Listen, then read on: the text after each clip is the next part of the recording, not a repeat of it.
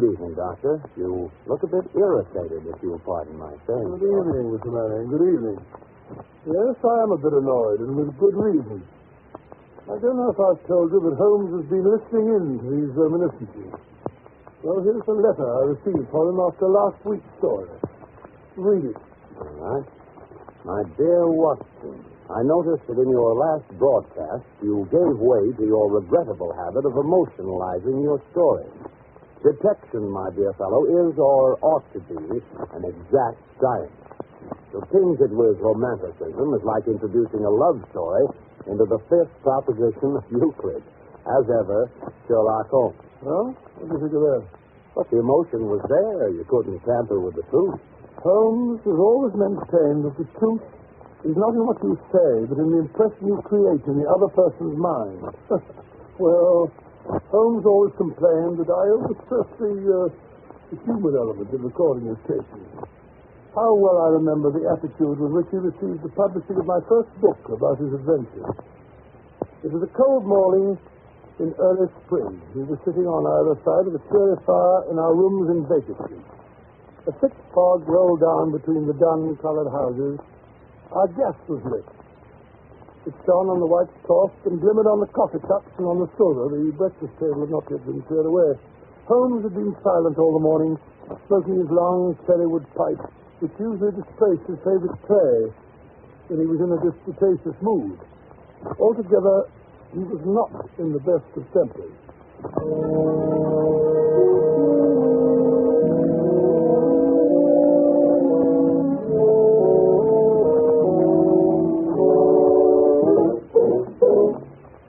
Matches. Where are the matches? Look at that confounded fog. What happens to all the matches in this house, I'd like to know. My dear Holmes, why not use the tongs and a live coal if you want to relight your pipe? Huh? Oh! I've burned myself. For heaven's sake, Holmes, stop struggling. Something's annoying you. Why not get it off your chest? It's that confounded book of yours. Hmm? Sensationalism, Watson. Rank sensationalism. You're always placing the emphasis on the crime. Crime is common, logic is rare. You should stress the logic. You have degraded what should have been a course of lectures into a series of tales. Now, really, Holmes, that's not logical. You're always complaining that crime is falling off. You say there are no first-class criminals left. Quite. And therefore, if you depend on the crime to hold your readers, you will soon be a back number. Criminals. Bah! They've lost all their enterprise and originality. My practice seems to be degenerating into an agency for recovering lost lead pencils and giving good advice to young ladies from boarding schools. Advice to the lovelorn, eh? Well, look at this. This note. It came by this morning's post. Here. The last straw, that's what it is. Read it. Let's have a look. Dear Mr. Holmes, I'm very anxious to consult you as to whether I should or I should not accept the situation which has been offered me as a governess. I never do. I shall call at 10:30 tomorrow if I do not inconvenience you. Yours faithfully, Violet Hunter. Where is she? So it's 11 now. Exactly. She's late.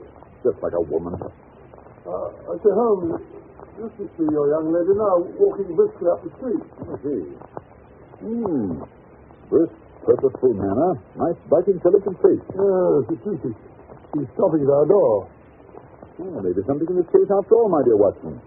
She's not the hysterical sort that makes a fuss over nothing. There she is. Come in. How do you do? This is Mr. Sherlock Holmes. Quite. And this is my colleague, Dr. Watson. Well, how do you do? How do you do? I trust you'll excuse my troubling you, Mr. Holmes, but I've had a very strange experience. And as I have no relations of any sort to advise me, I thought I'd best come to you. I shall be very happy to do anything that I can.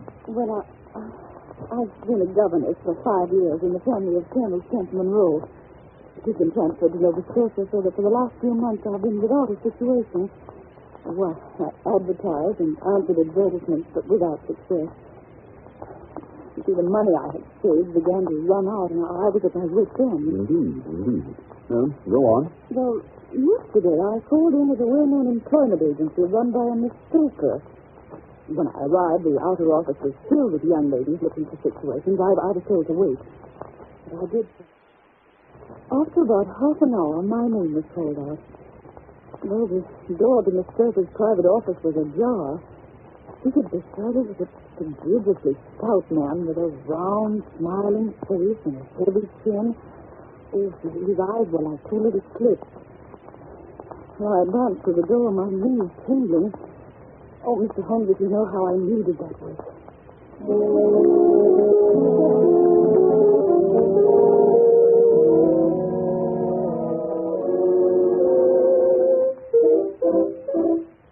Come in, my dear. Come in.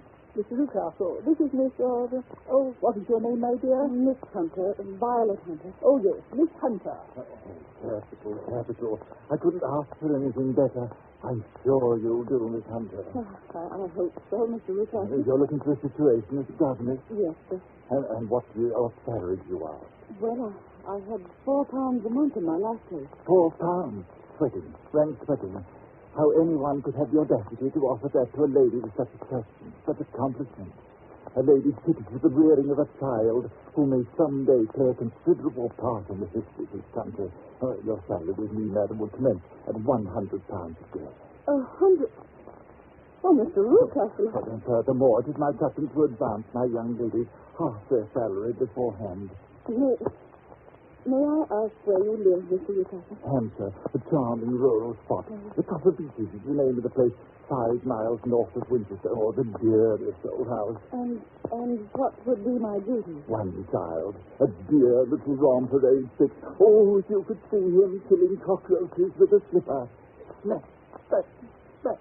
He's gone before you could wink. My sole duty, then, is to take care of this child. Well, I'm sure your good sense would suggest that you obey any little commands which my wife might give, provided, of course, that they were such as a lady might obey with propriety. You see no difficulty, eh? Oh, I should be happy to make myself useful. Oh, by the way, in dress, for example, we're faddy people. Faddy but kind-hearted. Now, if you were asked to wear a particular dress that we might give you, you wouldn't object to our little whim. No. Or to sit here or there, that wouldn't be offensive to you. Why, no. Or to cut your hair short before you come to it. My hair?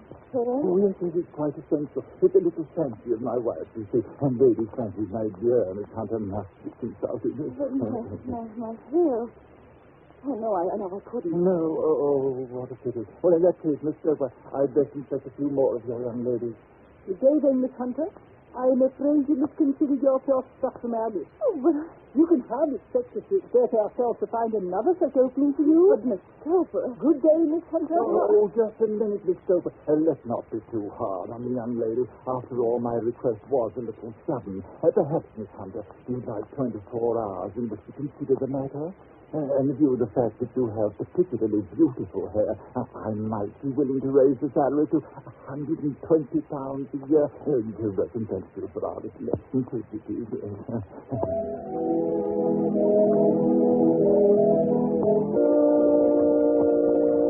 Unusual, most unusual, my dear Miss Hunter. What do you make of it, Watson? Well, perhaps Gandolfo's wife is a lunatic and he wishes to humor her in her fancies in order to prevent an outbreak. Possibly, Watson, possibly. In any case, it doesn't seem a nice household for a young lady. But the money, Mr. Holmes, the money, and I need it so. Well, yes, the pay is good. Too good. Why should they give you £120 when they can have their pick for 40? There must be some strong reason. But I have no choice. Then you've made up your mind to accept? Yes, I must. I thought if I told you the circumstances, you would understand afterwards if I wanted your help. And Mr. Holmes, I could feel so much stronger if I knew you were behind me. Certainly you may carry that feeling away with you. And if at any time you should find yourself in danger... Danger? Well, what danger could there be? My dear Miss Hunter, you could cease to be a danger if we could define it. But remember, at any time, day or night, just telegraph me and we'll come to your help. Oh, of course. Thank you, Mr. Holmes. Thank you.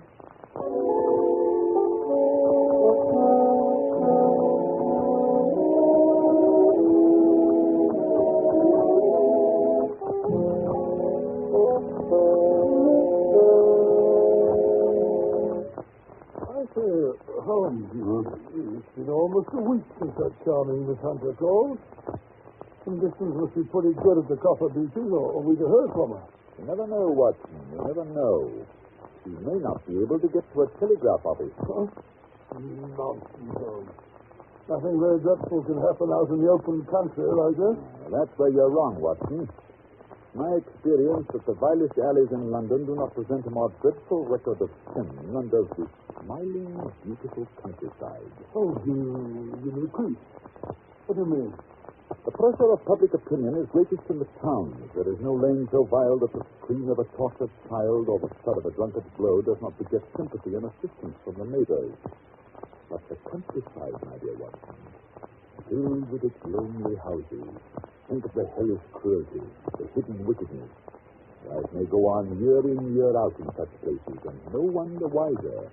Had our young friend gone to Winchester, I should not have had this fear for her safety. It's the 5 miles of country which makes the danger. See what it is, Watson. Oh, thank you. It's a telegram to you, Holmes. Oh, give it to me. It's from Miss Hunter. Oh, well, what's she say? Come at once. We'll meet you at the Black Swan Hotel, Winchester, at 3 this afternoon. And at my wit's end, don't fail me. What do you suppose has happened? Hurry, Watson. We've no time to lose. There's a train from Waterloo Station in half an hour. If we can only get to her in time.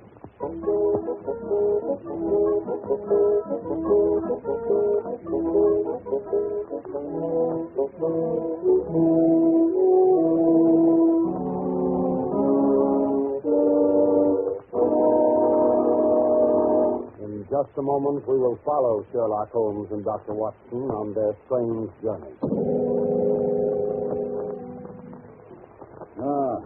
Yes, there's the Black Swan. Opposite the station. Yes, and if I'm not mistaken, that's Miss Hunter waiting for us on the doorstep. She looks a bit pale and shaky, Holmes? Yes. Poor girl is obviously frightened. Mr. Holmes, so kind of you to come. You too, Dr. Watson. Oh, no, it's all pleasure. I'll tell you how anxious I've been. There now, Miss Hunter. Perhaps if we go inside, they can give us a private sitting room. Yes, Mr. Holmes. I've ordered tea this way. Ah, yes, that's better. Nice, cozy fire. Close the door, will you, Watson? That's right. Now then, suppose we let the doctor do the pouring while you tell the story. First of all, how do you like the tea? 2 lumps of a little cream. Oh, righto. Thank you, Dr. Watson. Yes, and now? Well, first of all, I've had no actual ill treatment from Mr. and Mrs. Newcastle, but he's frightened me. However, I'd best begin at the beginning. Yes, that is generally a good place to start. Well, Mr. Holmes, Papa Beeches is a large, sinister-looking house, almost completely surrounded by woods. It depressed me from the moment of my arrival. I was met at the door by Mr. Newcastle and his wife. And is she... No, Mr. Holmes. She's not married. I see. She's a small, pale-faced woman, much younger than Mr. Newcastle. In fact, I gather that she's his second wife. You see, there was a daughter by the first marriage. A girl now over 20, but she's not living at the house. Mr. Newcastle said that she couldn't get along with her stepmother, so he sent her to America, to Philadelphia. And does Mrs. Newcastle strike you as a difficult woman to get along with? Oh, no, Mr. Holmes. She's shy and rather quiet. More than once I surprised her in tears. At first I thought it might be worry over the disposition of her child. What's the matter with his disposition? Well, he's badly spoiled. He has an ungovernable temper. He seems to take great delight in torturing birds and small animals. Pleasant little beast. And the rest of the household? Well, there's only one servant. Toller is his name. A rough, uncouth man with a perpetual smell of drink about him. Why the keeping, I don't know. Except perhaps because he's the only one who can manage Carlo. Carlo? Yes. Carlo's a huge, underfed mastiff who's kept chained in the stable during the day, but at night they let him out. It's a terrible beast. Even Mr. Newcastle is afraid of him. I'm sure he'd try any practice with a brick. I wonder why Mr. Newcastle desires such ferocious protection. Well, I don't know, unless Unless there's something on the top floor of the west wing that he wants to protect. The west wing, eh? Yes, the door that leads into it is opposite my room, and it's kept securely locked. Yes, it looks nasty to me, Holmes. Please, Watson, please. Don't interrupt. So, the second day after my arrival, immediately after breakfast, Mr. Ruthcarter asked me to put on a dress which had been laid out for me on my bed. What was it like? Well, it wasn't a new dress, Mr. Holmes, but the material was excellent and of a particularly brilliant shade, an electric blue. Oh, look at this, John. I put it on and went down to the living room. Mr. Ruthcarter had placed a chair for me by the front window. He asked me to sit there with my back to the window and to read to him from a French novel. Well, I read for an hour, and at the end of that time, he said I might go upstairs and change. Strange. This experience has been repeated every morning since then. Well, as time passed, I became more and more curious. Why were they so careful to keep my face turned away from the window? Naturally, I was consumed with the desire to see what was going on behind my back. So today I devised a means. I noticed at breakfast that Mr. Ruthcarter had had quite a few drinks. A happy thought seized me. My hand mirror had been broken, so I concealed a piece of it in my handkerchief and later in my book, feeling sure that Mr. Ruthcarter was too drunk to notice. Holding the book up, I was able to see everything behind me. And what did you see? Well, at first there was nothing. At the second glance, however, I saw a young man in a gray suit leaning against a railing which bordered our field. He was looking earnestly in my direction. Mr. Ruthcarter must have noticed my surprise, for he burst out angrily.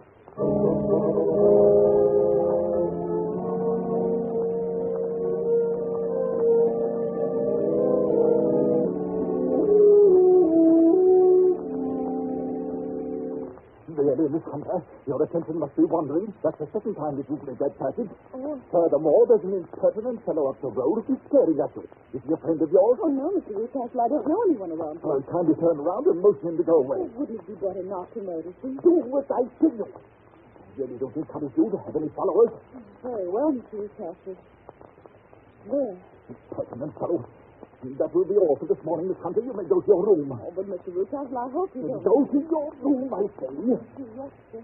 And after this, you needn't bother to wear that blue dress. Oh, dear, what a frightful household. If I could only get away from here, it's all so depressing. What? But he's left the key in the door to the west room. He must be there. I wonder what's inside. Oh, it wouldn't hurt to take just one look. Oh, how dark it is. Misty. Wait. There's 3 doors. For the middle one is barred at the end of an old iron bedstead. Wonder why? Oh, there must be a key in here. Where was that? Oh, must have been a bath. Someone's in here.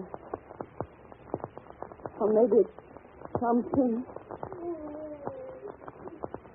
I can't stand it. Too eerie.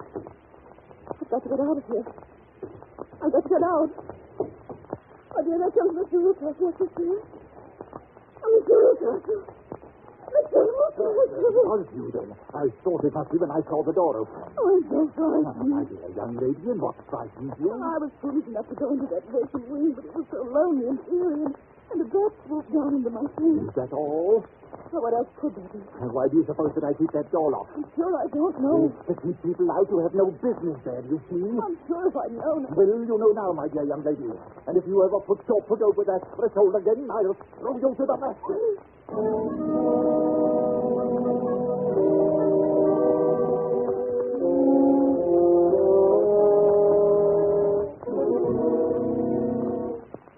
What a dreadful experience. Mr. Holmes, I feel sure there's someone locked in that room.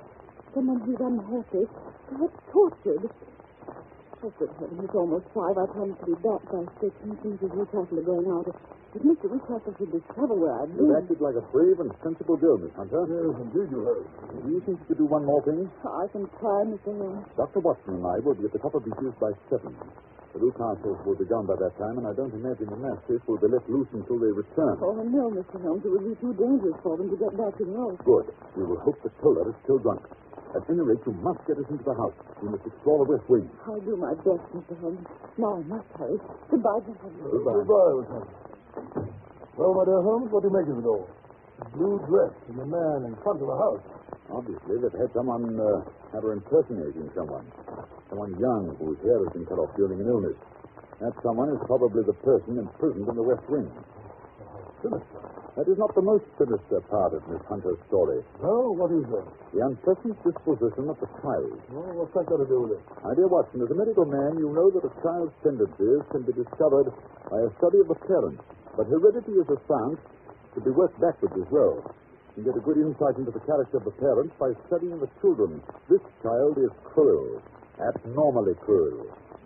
He probably inherited it from one of his parents. I only hope nothing serious happens before 7 o'clock tonight.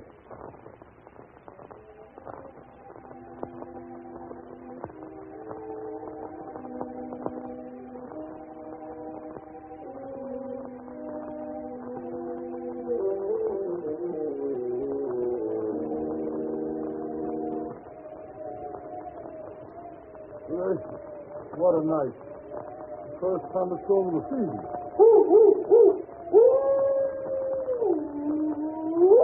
Listen to that dog. He's in an ugly temper. Listen to the house. With this group of copper beeches in front of it. Yes. Miss Hunter waiting for us in the doorway. The coast is secure. Come in. You must be close to the street. Oh, you're rather wet yourself. You need to be careful, you know. You'll be What? catching... What's that sounding? It's Toller. He was just going out to release the dog. I sent him to the wine cellar, then locked him in. Splendid. I managed to get Toller's fuses off me, too. He gets quite drunk.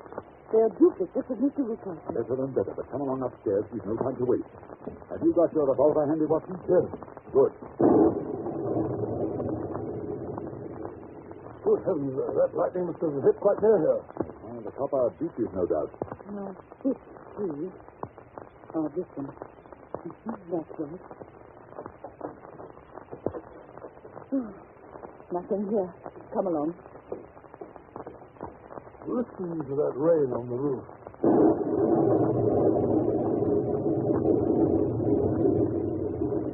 The middle door, you said. Hello in there. No answer. I don't like that. Watson, help me remove this bedstead, will you? That's right. It's tied at one side. Here, cut the rope. That's it. The door's locked. Oh, you must break it open then. Come on. 1, 2, 5. Hello. There's no one here. Villain Newcastle has made away with the prisoner. You may be right. He's probably been carried off. Yes, but how? Through the skylight. It's still open. Shut that table over here. What are you going to do? Stand on it, of course. Yes. 2 pairs of footprints, and there's a ladder resting against the eave. Oh, that's how he did it. But that's not possible. The ladder wasn't there when the Newcastles went away. Then he must have come back. He's a dangerous and clever man. Listen. Yes. I think I hear his steps on the stairs. Oh, Mr. Holmes, kill us all. I thought I'd find you here. You villain, what have you done with your daughter? I'm the one that's asked that. You see, Robert, I've caught you. You're in my power. I'll take you. Hello. Hello. He's trying to get the dog where we found the trail. Quick, Watson. We must close the front door.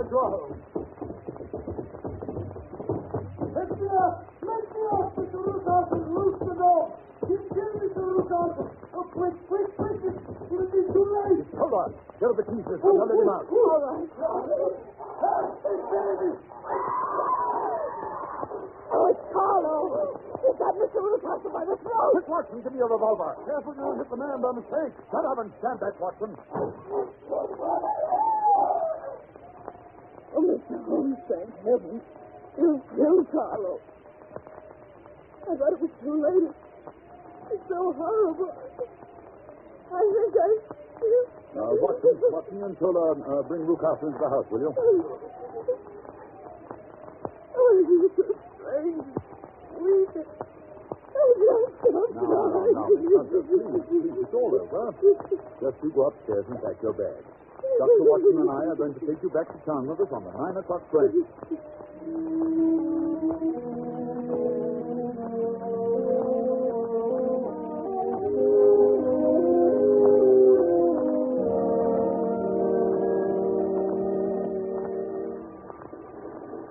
So you think, Watson, that Newcastle will live? I'm afraid so, Holmes. Oh, I'm so glad to get away from that dreadful place. I say, Holmes, just what did happen to the prisoner in the West Wing, and who was it?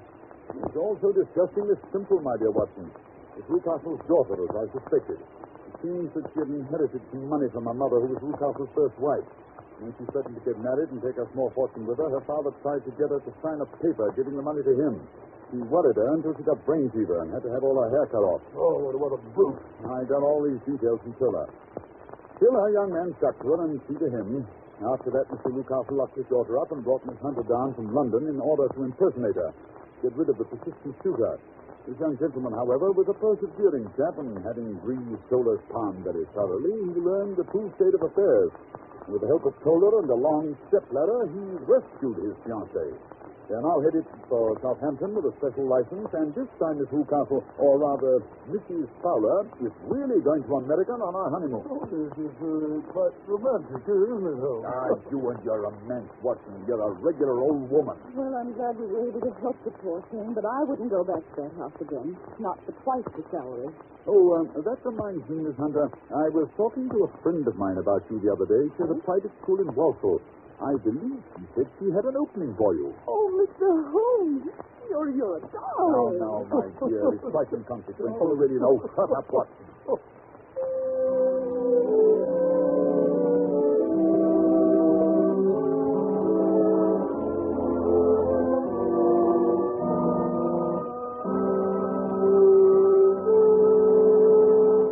Dr. Watson, you certainly had some exciting times when you were living with Sherlock Holmes. I certainly did, Mr. Manning. Those were the days. I mean, never a dull moment. Yes, when I think of the thrilling experiences that Holmes brought into my life. Petri Wine brings you Basil Rathbone and Nigel Bruce in the new adventures of Sherlock Holmes.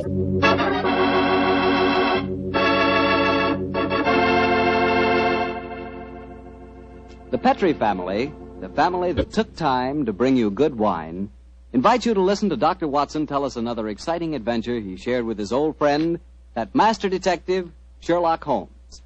And as for me, well, I'd like to tell you the easiest way I know to get the reputation of being the perfect host. Next time friends come over for dinner, before you sit down to the table, serve glasses of Petri California sherry. Petri sherry is the best beginning a good meal ever had. I say Petri sherry because Petri sherry is extraordinary sherry. You can tell by looking at it. Hold it to the light. Notice how clear it is. Notice its beautiful deep amber color. And you can tell Petri sherry is unusual from just a whiff of its fragrance. And, of course, in the last analysis, you can tell just how fine a wine Petri sherry is by tasting it. That's the best test of all. And that's where you'll get the most pleasant surprise because Petri sherry really tastes wonderful. A flavor right from the heart of the grape. So serve Petri sherry to your family and your friends, and serve it proudly, because the name Petri is the proudest name in the history of American wines.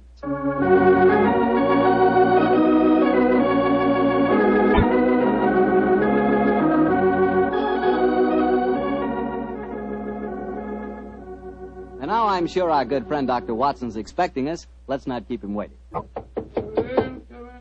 Come in. Good evening, Doctor. Good evening, Mr. Bartell. You'll forgive me if I don't get up, won't you, my boy? Of course, Doctor. What's the matter, a touch of rheumatism? No, I played 18 holes of golf today.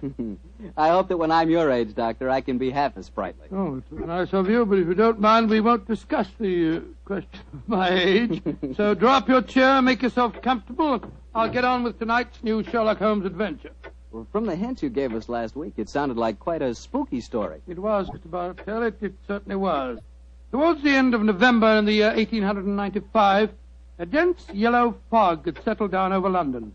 For 4 or 5 days, it was impossible from our rooms in Baker Street to see the outline of the houses opposite. A real London pea souper, huh, Doctor? Yes, my boy, and it became most depressing. The first day Holmes had spent in cross-indexing his huge book of criminal references.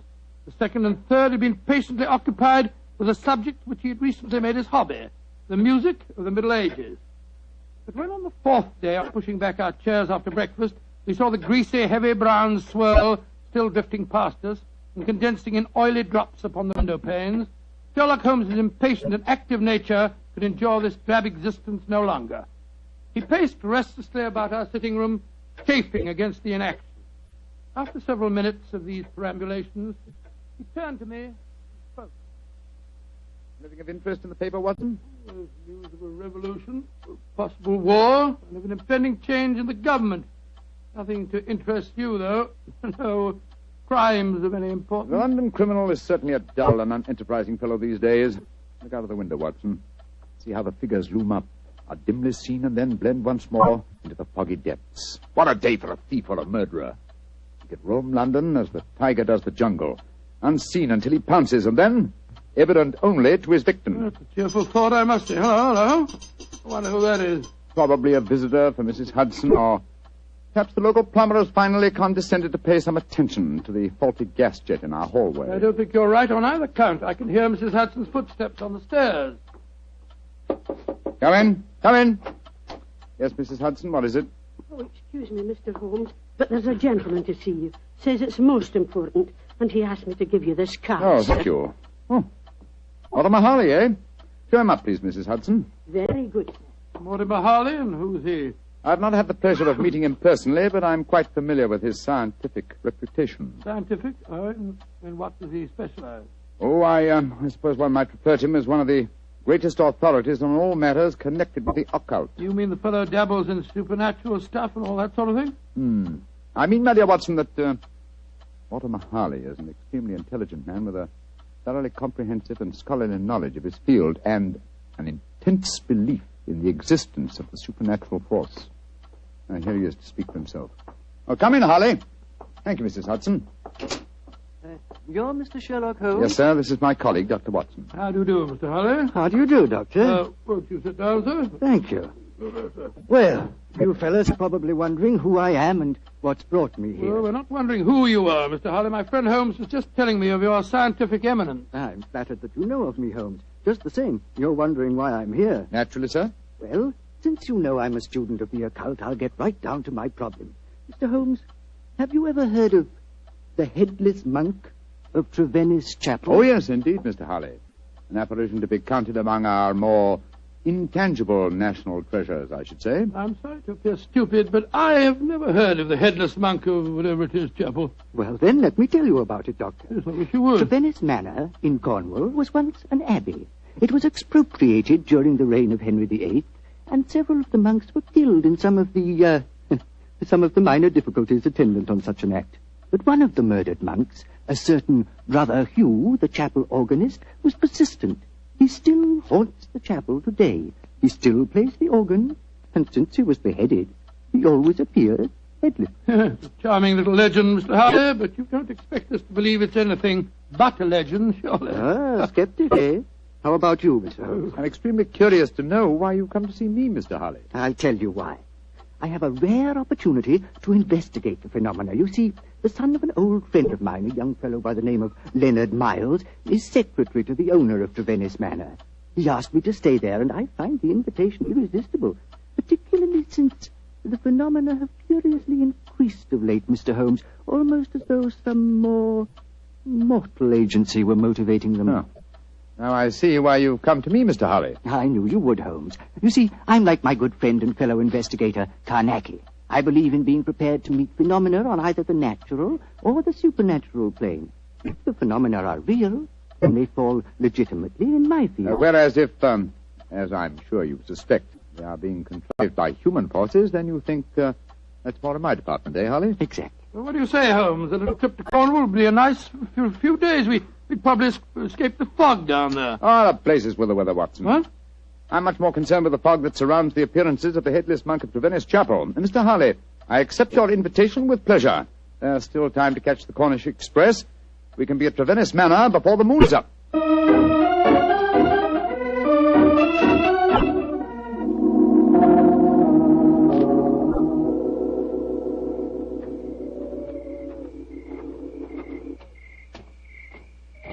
Hello? Who's this funny-looking fellow coming down the steps towards us? If I didn't hear the sound of his footsteps, I'd believe it was a psychic manifestation. He certainly looks as if he came from beyond the grave.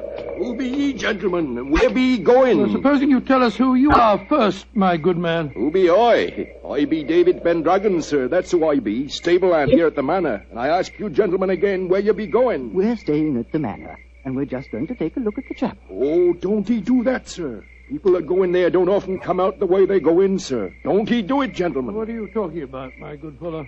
I be talking about the ghoulies and the ghosties and the organ music that comes out of the nowheres. You've heard it? Of course I heard it, sir. Just like I seen the poor monk walking around without his head on. Take us into the chapel, will you? And show us where you saw the figure. Aye, that I will not, sir. Not for all the gold in Porthcawl will I go back and chance seeing the poor lost soul wandering about without his head on. If you gentlemen know what's good for ye, you'll not go in there either. Mark my words. Don't he go in that chapel. Extraordinary chap. Seems really frightened of the place. Yes, but it's more than blind superstition that accounts for his reluctance. Let's go in, shall we? Well, I suppose it's all right.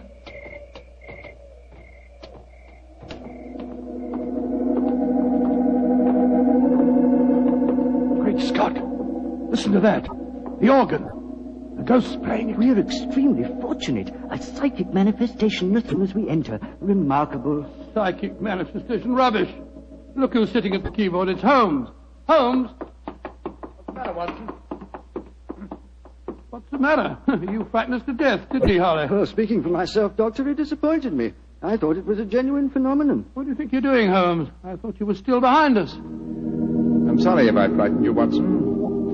I was curious about this organ. I slipped in by the side door ahead of you and tested the instrument. It's in astonishingly good condition for a disused chapel, don't you think, Harley? Yes, I do, Holmes. One might reasonably presume that someone tends it with great care. In fact, I would go further and say... What are you doing in here?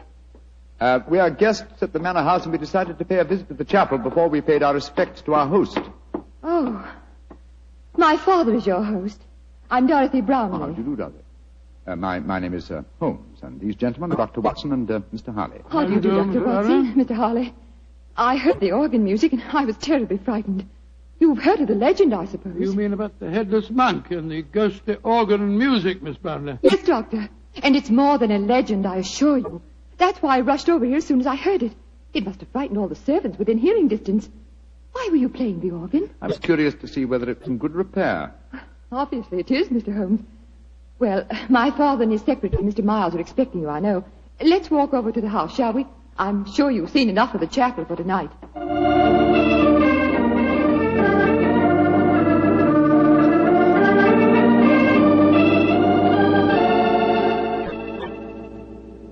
Father, this is Mr. Sherlock Holmes and Dr. Watson. How do you do? How do you do, sir? How do you do? This is my secretary, Leonard Miles. How do you do, Mr. How Miles? do you, Mr. Brown? Dr. Watson?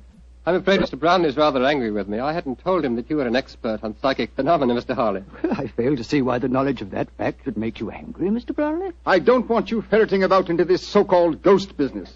There's been enough trouble in the neighborhood already. It's almost impossible to keep servants, and these Cornish people are incredibly superstitious. You haven't seen the ghost yourself, Mr. Brownlee? Oh, of course not. There isn't any ghost, I tell you. You heard the mysterious organ playing? No, I haven't. And I don't want to talk about it anymore. Yes, what is it? David Pendragon at the door. He's very anxious to see you, sir. Pendragon? Oh, very well. Tell him to come in. Yes. David? What does he want, I wonder? Pendragon, that's the fellow we met outside the chapel, isn't it? Yes, quite a colourful character. Oh, he's a superstitious old fool, if you ask me. But he is a good groom. Yes, Pendragon, what is it? Begging your pardon, sir, but there be trouble at the chapel again tonight. I says to myself, David, 'tis your duty to go to the master, I says. Never mind. What's the trouble? As the moon was hanging low tonight, sir, I hears the organ a-playing. But that was Mr. Holmes, my good man. Aye, that's what he thinks, maybe. But what I says to myself is, what made him play the organ? Then this very night, I saw the Headless monk. With my own eyes, I saw that poor soul with his head off, wandering in the moonlight. I saw that, sir, with my own eyes, I did. Oh, get out of here, you blithering old fool. And I'm warning you, if I hear any more nonsense about this ghost, you'll lose your job, you understand? Now come along, be off with you. Aye, sir, begging your pardon, sir. Come on, I'll give you chaps a drink. Mr. Brownlee seems absolutely rabid on the subject of the ghost, eh? Yes. Suspiciously so. What about he's trying to hide? Whatever it is, I don't think he'll be successful. In your profession, Holmes, you know that murder will out. It's true in my profession also. Try to suppress them as you may, gentlemen. Ghosts will out.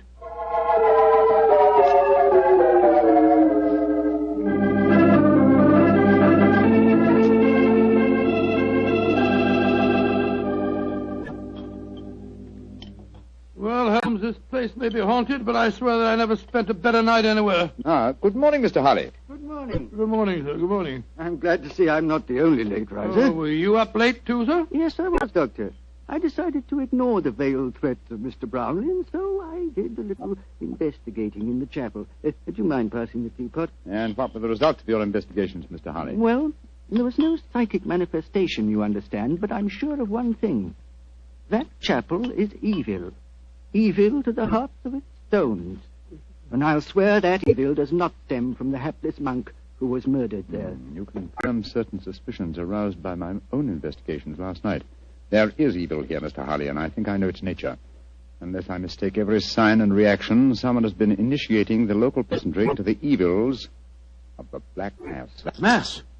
Good Lord, what a shocking thought. My own sensations last night confirm your theory, Holmes. There is a coven here, I swear it, hiding its own obscene practices under cover of the haunting. Well, that sounds quite feasible. After all, the people are so superstitious that they'd keep as far away as possible from the chapel when they heard the organ playing. This problem falls into both our fields, Holly. The practice of black magic is a criminal offense. Perhaps it's just as well the old laws against witchcraft are still in force. I imagine, Mr. Harley, that you have your own methods of combating such forces as we're up against. Oh, yes, Holmes. Though mine are not connected with the legal aspect of the case. May I ask what you plan to do, sir? Well, I have several rather elaborate preparations to make, Doctor. It'll take me most of the day, I'm afraid. However, I shall explain them to you all after dinner tonight.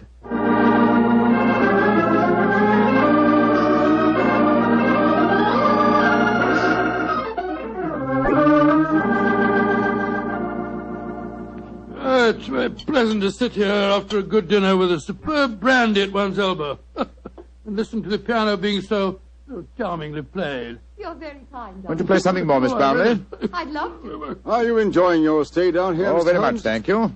Both Mr. Holly and I have found the local folklore extremely interesting. I say, you fellows haven't been investigating the haunted chapel business again, have you? Now, look here. If you have, I shall be very angry.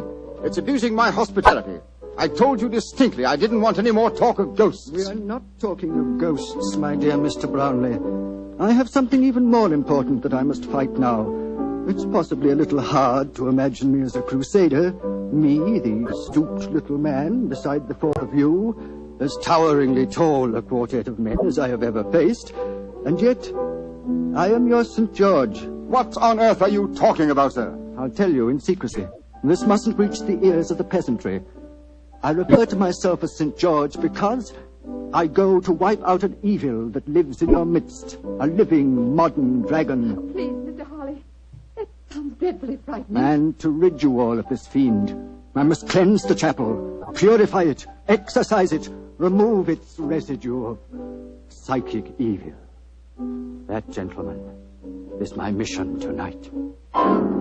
Dorothy! She's fainted. Get some smelling salts, quickly. I'm afraid you were a little too graphic, Mr. Holly. I'm sorry if I frightened the young lady, but I'm sure that after tonight she will have no further grounds for fear in Viennese Manor.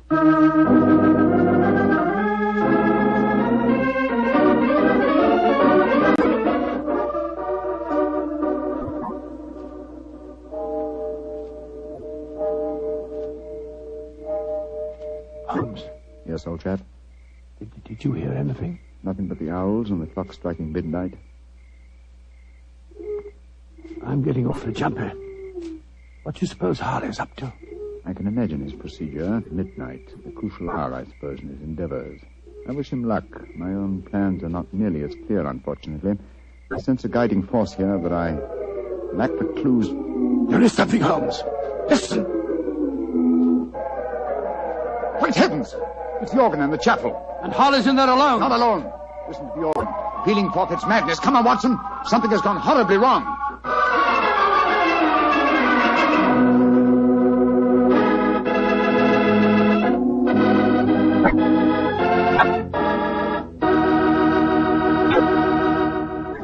hear the rest of Dr. Watson's story in just a second. You know, a moment ago, I told you how much I thought you'd like Petri California Sherry, but I didn't tell you that Petri Sherry is the all-round, all-American wine. You can not only serve Petri Sherry before dinner, it's good after dinner, too. And, of course, later in the evening, when you're listening to the radio with some friends, a glass of Petri Sherry is just the thing. And say, Petri makes two kinds of sherry, the regular and Petri Pale Dry. To make sure you get the one that you like best, do what I do. Don't buy one, buy two. But remember, always buy Petri. Dr. Watson, that was a heck of a place to break off your story. Then let us continue it as speedily as possible, my boy. As soon as we heard that devilish organ music, Holmes and I rushed out of the house and raced in the moonlight down the path leading to the ruined chapel. By the time we reached the entrance, the organ music had ceased, and the tall, gangling figure of David Pendragon was standing in our path. You gentlemen be wanting at this time of night. What are you doing here? I be here because the gentleman gave me 5 shillings to stand outside here and see that no one disturbed him. That's why I be here. And nobody did come or go. He still be there, he be. But when you heard that organ music, why the devil didn't you go in? Organ music? I heard no organ music, come on, sir. Watson.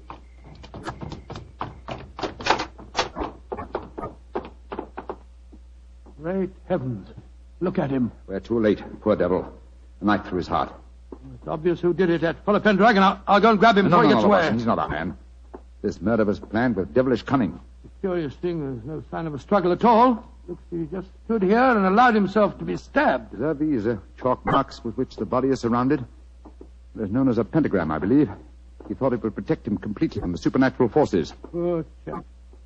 For once his researches went too far. Yes, because they touched not on the supernatural, but upon natural evil. And remember, Watson, that only 3 people besides ourselves and David Pendragon knew of this vigil. Yes, Brownlee, his daughter, and young Miles, the secretary. Exactly. Go back to the house, will you? And bring them here. Perhaps we can lay a ghost by trapping a murderer.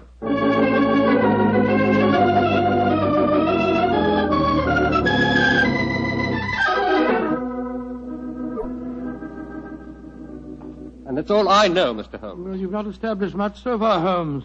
The 3 of them all swear they were asleep and that they didn't hear the organ. Yes, then you can't prove otherwise, I think I Holmes. can prove that one of you was not only awake, but also murdered Mortimer Harley. But why should any of us want the poor man dead, In Mr. your Holmes? case, young lady, I confess that I find it hard to conceive a motive. Implying that Mr. Brownlee and I might have one. Well, Mr. Miles, you must admit that you're responsible for Mr. Harley coming here. And you, Mr. Brownlee, must admit that you did everything in your power to prevent the dead man from carrying out his investigations. Why?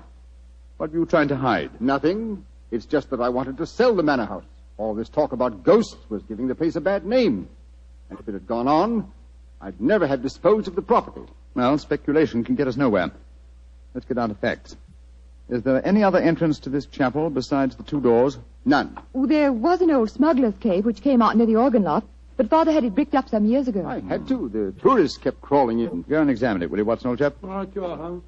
If you don't mind my saying so, Mr. Holmes, it seems obvious who did this murder. You told us David Pendragon admitted that no one went in or out as he stood guard.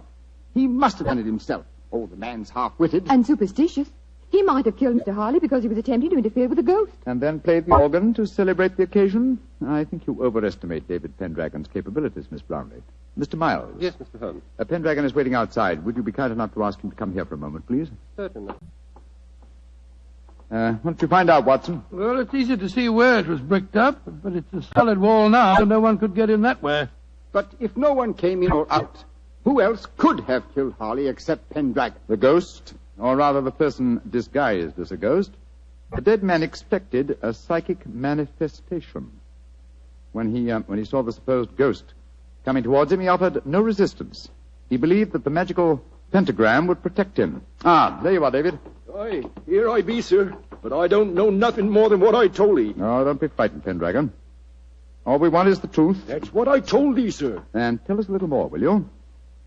When you said no one had entered the chapel tonight, you meant that no mortal man had entered, didn't you? That I did, sir. But how could I say I'd seen the ghost when Mr. Brownlee here had told me I'd lose my job if I spoke of the ghost again? Oh, now we're getting somewhere.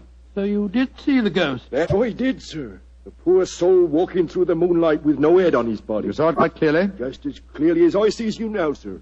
How tall was he? He was... Would you mind standing against the wall, sir? Yes, of course. He was as tall as... Well, His shoulders come to just where your shoulders come now, sir. A tall man, then, so we narrow it down to either you, Mr. Brownlee, or you, Mr. Miles. But this is utterly ridiculous. Of course it is. On the contrary, gentlemen, the case is solved. Which one of them was it, Holmes? Neither. Remember that the ghost is headless. That means that the impostor must have built up fake shoulders covering the head. On either of these men, it would have brought their shoulders to the level of my head. Great Scott, it was... Bravo, Mr. Holmes. I didn't think you'd catch me. Dorothy! No, I don't believe Miss Brownlee, I must warn you that... Get back. Don't any of you come near me. As you see, I have a revolver. Dorothy, for heaven's sake! Don't speak to me of heaven! You thought I was a sweet little girl, didn't you, Father? You didn't know your dear, demure daughter could murder a man, did you? Why did you kill Mortimer Harley? Because he was a meddler. For months I've been practicing black magic here. For months I've been building up the legend of the headless monk and the organ music. It made me so wonderfully alone, so gloriously free to practice the rites. And then he came here. I let him live that first night because I thought he was a fool. But on the second, when he said he was going to exorcise this chap, to purify it, as he said, he signed his death warrant. If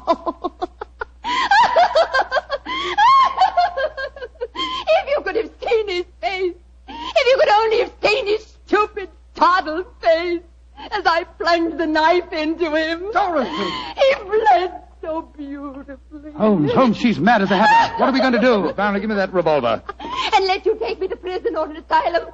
No, you'll never catch me. She's backing up the stairs leading to the organ loft. Dorothy, come back! Don't try and follow me. Look out! The railing's behind you. And turn my head. Oh, no, Mr. Holmes,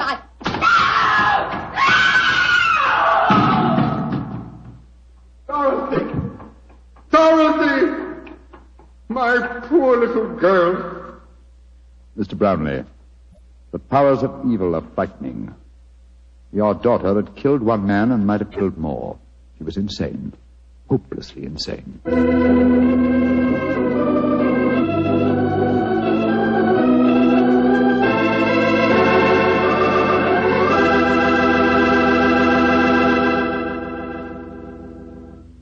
Well, Doctor, that was quite an exciting story. You know, I wish I could play the organ and write music for it. There's nothing like music to really express a thought. Yes, I can just imagine the kind of music that you'd write. Probably catchy little ditties such as, "Petri family took the time to bring you such good wine. So when you eat and when you drink, remember Petri wine." Oh, no, Doctor. Is that the way I affect you? Although on the level, you could probably write beautiful music to describe the way the grapes look on the vine in the sunlight. But what music could tell you about the Petri family and how long they've been making fine wine? You know, the Petri family has been making wine for generations, handing on down from father to son, the knowledge necessary to transform luscious, sun-ripened California grapes into delicious, fragrant wine. And when you see that name Petri on a bottle of wine, remember, you're not looking at a mere trademark. That name Petri is the personal assurance of the Petri family that every drop of wine in that bottle meets their unusually high standards. Petri wine is always good wine. It's got to be, because Petri took time to bring you good wine.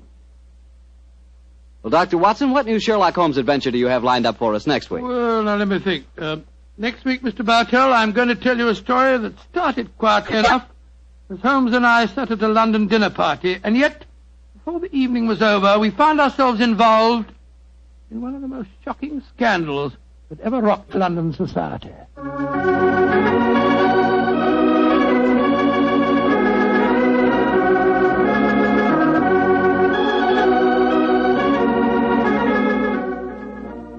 Tonight's Sherlock Holmes adventure was written by Dennis Green and Anthony Boucher and was suggested by an incident in Sir Arthur Conan Doyle's story, The Adventure of the Devil's Foot. Music is by Dean Fossler. Mr. Rathbone appears through the courtesy of Metro-Goldwyn-Mayer, and Mr. Bruce through the courtesy of Universal Pictures, where they are now starring in the Sherlock Holmes series.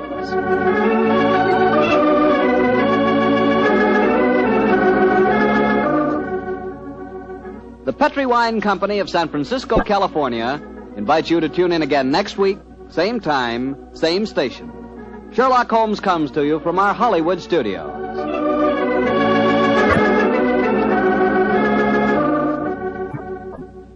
This is Harry Bartell saying good night for the Petrie family.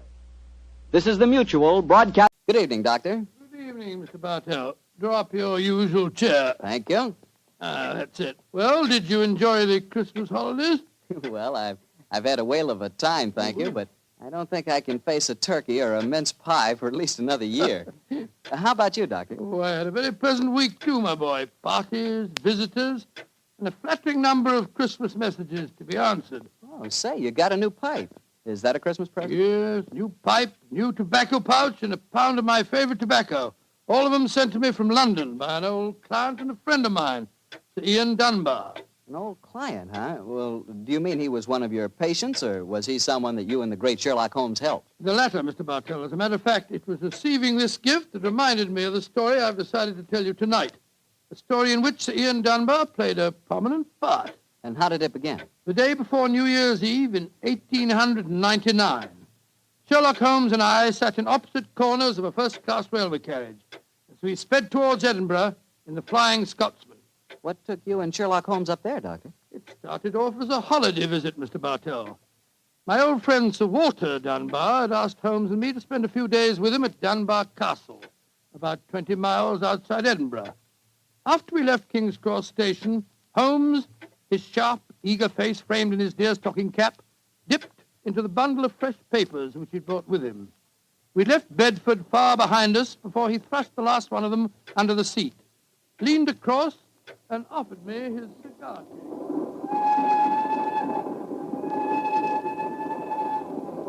Care for a cigar, Watson? No, thanks, awful. I'll stick to my pipe. Flying Scotsman's living up to its name. We're going splendidly.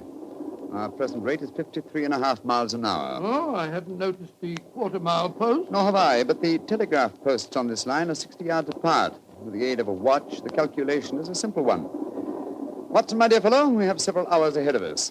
Tell me more about Sir Walter Dunbar. I have a feeling that he is in some kind of trouble, but you haven't wanted to talk about it. Well, it's not exactly trouble, Holmes, but there's a strange problem that confronts the Dunbars. A problem that'll be settled at midnight tomorrow. Oh, indeed.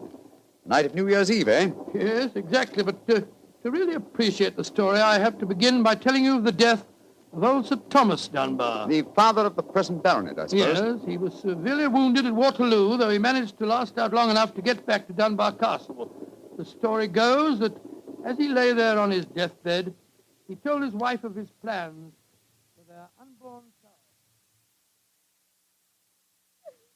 child. Dinna grieve, lass.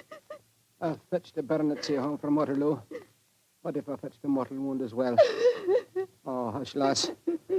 I'm not afraid to die. All that niggles me is that I shall ne'er see the child you bear. The Sir Wattle Scott no coming yet. Can he visit the deathbed of his old friend? Who's there? Is that you, Sandy Murdoch? Aye, Thomas. It's me. Aye. I'm leaving an unborn son behind me when I die. Now, I don't trust women or children or banks for that matter. Put the best part of my wealth and gold in the big iron box you'll find under the bed. The money's there. Aye, and something else for a rainy day. You're to keep that box in trust for me, Sandy. You can turn it over to my boy on the New Year's Eve before his 21st birthday. And he'll be a man and wise enough to know how to use it. You understand, Sandy? Aye, Thomas. But supposing your bairn's a girl. A girl? I tell you, it'll be a boy. And we'll name him Walter after my good friend, Sir Walter Scott.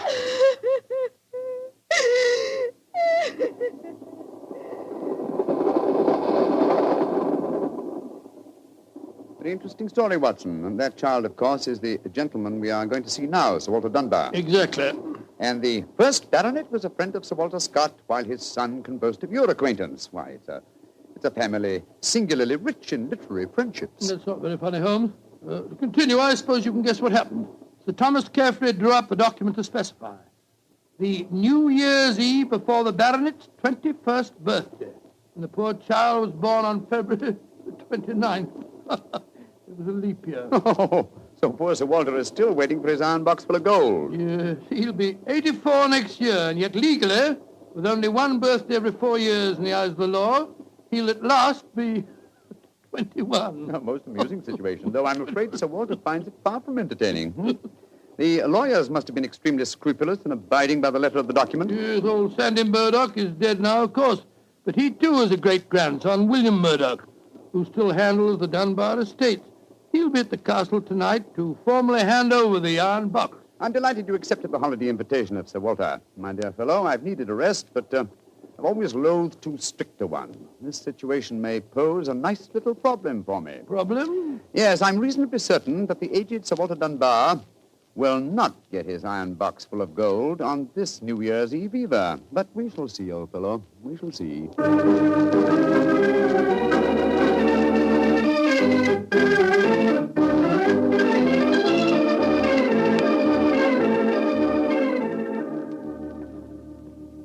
Dr. Watson, I'm glad to see you and Mr. Holmes here at the castle. Thank you, my boy. Holmes, this is Ian Dunbar, Sir Walter's grandson. How do you do, Mr. Dunbar? I'm very proud to meet you, Mr. Holmes. I've heard a lot about you.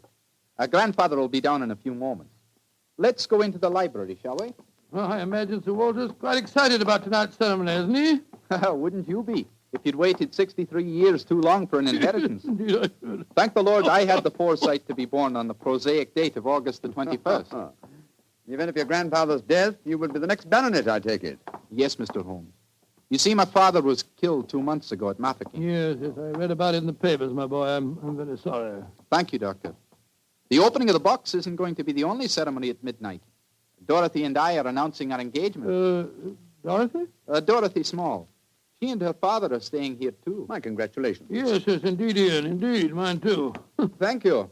It's been quite a battle with her father, though. He's a businessman and isn't impressed with titles when they aren't accompanied by a suitable income. But when we told him about the inheritance, he relented and gave his consent. Here's Dorothy now. Dorothy, darling, I want you to meet 2 friends of mine, Mr. Sherlock Holmes and Dr. Watson. How do you do? How do you do, Miss Small? How are you, my dear? From what this young man's been telling us, I gather that congratulations are in order. Thank you. I finally persuaded Father that Ian would make a worthy son-in-law. For a while, I was afraid we'd have to elope to Gretna Green, live in a cottage on bread and cheese and law, but brave the parental wrath, just as they do in the storybooks. Oh, Sir Walter, there you are. Watson, my dear boy, how are you? And this must be your friend Sherlock Holmes. How do you do, Sir Walter? Very well for a young nipper who'll be 21 at midnight. Gentlemen, may I introduce Mr. Herbert Small? How do you do, sir? I believe that we have to congratulate you on the engagement of your daughter. That was supposed to remain a secret until midnight. The Dunbar box was finally opened. Didn't be grouchy, Herbert. The children are in love, and I'm going to settle money on Ian, and it's New Year's Eve. Let's enter into the spirit of the occasion. Bring out the glasses, Ian. I've had some bottles of my special pride put out. It's the finest port in Scotland, the cream of Dunbar. Aye. My father laid the first bottle down the year before I was born. And a drink of the brew will surely warm the cockles of your heart. Well, my mouth's watering already, Sir Walter. When is this lawyer fellow, young Murdoch, getting here? Oh, any moment, Herbert. As soon as he arrives, we'll have dinner, and then we'll be ready for the evening ceremonies. He's bringing the famous iron box with him, Sir Walter? If he doesn't, they won't get any dinner, Holmes. Ian, pass the glasses around, my boy. There you are, Murdoch. Good evening, Sir Walter. Oh, you've got the box with you, I see.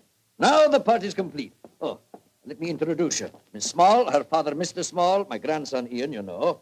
Mr. Sherlock Holmes, Dr. Watson. How do you do, sir? I'm sorry I'm late, Sir Walter. My train was delayed. Oh, that's all right, Murdoch. You're here, and you brought the box. That's all that matters. Ian, give our young lawyer a drink. Here, I'll help you pour it. I must say that this is rather exciting, Holmes. The famous iron box with its inheritance of gold. Yes, and from the size of the box, at a rough guess, I should estimate its cubic content in gold at around 5,000 pounds. Not a vast sum, perhaps, to a businessman like Mr. Small, but a windfall to an impecunious Scottish baronet. Yes, I suppose it is. A strong young man, Mr. Murdoch. How do you mean strong, Holmes? A box that size, full of golden sovereigns, would weigh a considerable amount. And yet the lawyer carried it single-handed. Now that we're all assembled, I'm going to propose a toast. Though it's still some hours off yet, let's drink to the new year. It means a lot to some of us.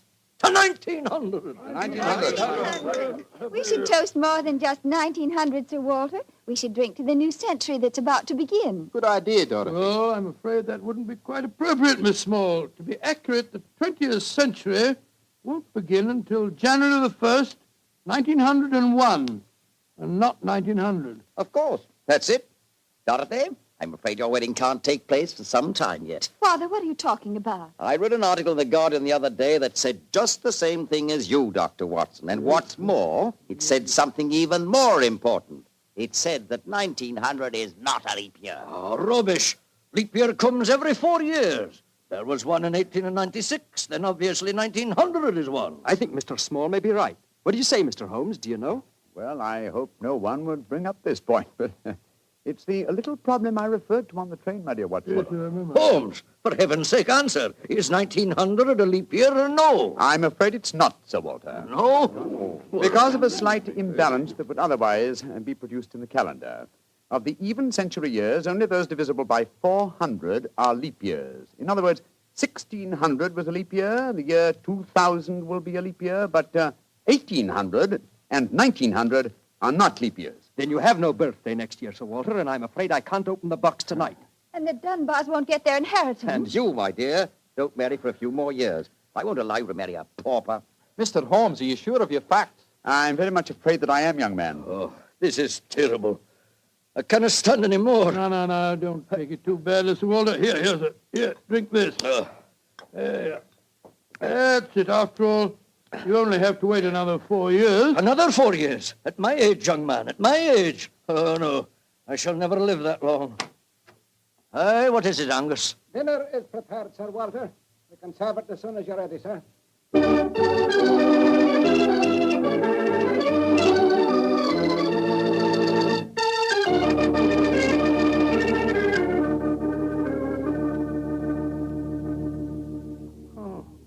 What a miserable meal, Holmes. The Walter's gone to his room, the young lovers are nearly in tears, and Small and the lawyer Murdoch seem to be positively gloating. Yes, a most depressing atmosphere in which to welcome the new year. But let us, at least, make the best of it. I think I'll go and have a talk with Sir Walter. And you, my dear chap, why not try and cheer up the young folks? Some of your experiences in India may make them take their minds off their trouble. Yes, quite an idea. I'll join you in the library. Call me if you want me, Holmes. Ah, there you are, my dears. Hello, Dr. Watson. All alone in front of the fire, eh? I'm afraid we're not in very good spirits, sir. Oh, nevertheless, I'll sit down here and join you, if you don't mind. Misery loves company, you know. You're very kind, Doctor. I was just trying to persuade Ian to elope with me. But he's being most ungallant. He won't even consider it. How can I, darling? I've got under 200 pounds a year in my own right. How could we live on that? I was counting on the money the grandfather was going to give us to get me started. Now, Miss Small, a little earlier you talked of Gretna Green and bread and cheese and love in a cottage. Yes, there's a lot to be said for it, you know. Well, to be said for it, yes, Doctor. But have you ever tried it? Not literally, my boy, but I may tell you that when Mary, my wife, and I were first married, I had very little money. In fact, my income was just about the sum that you mentioned. And we were very happy. Ah, but you have a profession, Doctor. Look at me. I've been trained for nothing except to be Laird of Dunbar Castle. I can't support a wife on tradition. But you're young, Ian. You can get some kind of position. I'm sure you can. Yes, of course. As a matter of fact, I think that... Holmes, what is it? What's wrong? There's devil's work afoot, Watson. Come with me, old fellow. And you, Mr. Dunbar. Mr. Holmes, what's happened? It's Sir Walter. I went to his room. It was in darkness, but in the moonlight I saw two figures struggling by the open casement. One of them was Sir Walter. As I entered, he disappeared from sight. His attacker had pushed him out of the window into the moat. How dreadful. The other man got away in the darkness. We must get lanterns and go out to the moat at once. Though I'm very much afraid, Mr. Dunbar, that your grandfather is beyond our help.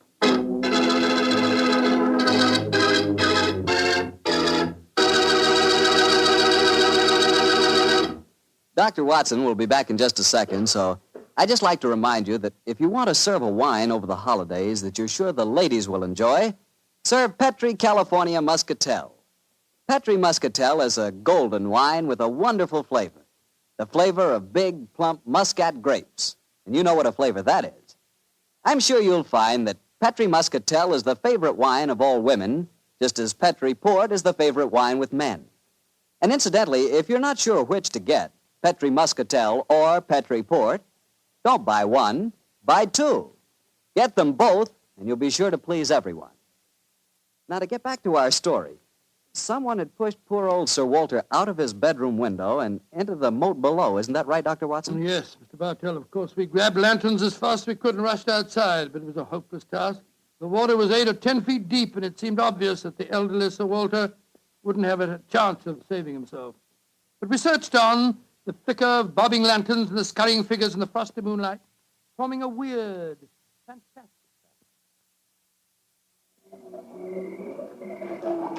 Angus, bring a lantern over here. Aye, sir.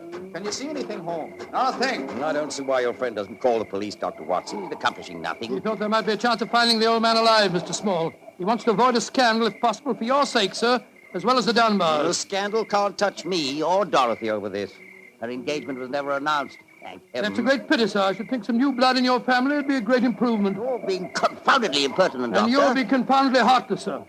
Well, Holmes, have you given up hope? I'm afraid we'll never find him without dragnets and grappling hooks. Have to call the police. What time is it? Sir Ian, you know the time? What did you call me, Mr. Holmes? Sir Ian. By Jove, yes. It does seem a bit premature, Holmes, but of course you're right. If your poor grandfather's dead, Mr. Dunbar, you're the baronet now. And the time, Sir Ian? It's 11:45, Mr. Holmes. A quarter of an hour to the new year. Sir Ian, doesn't that fact suggest something to you? Yes, it does. So I'm the new baronet, am I? Very well, then. There'll be no more talk of the police for 15 minutes. I want all of you to come back to the castle with me. As the last chime of midnight rings out, I shall have a statement to make. A statement that I want you all to hear.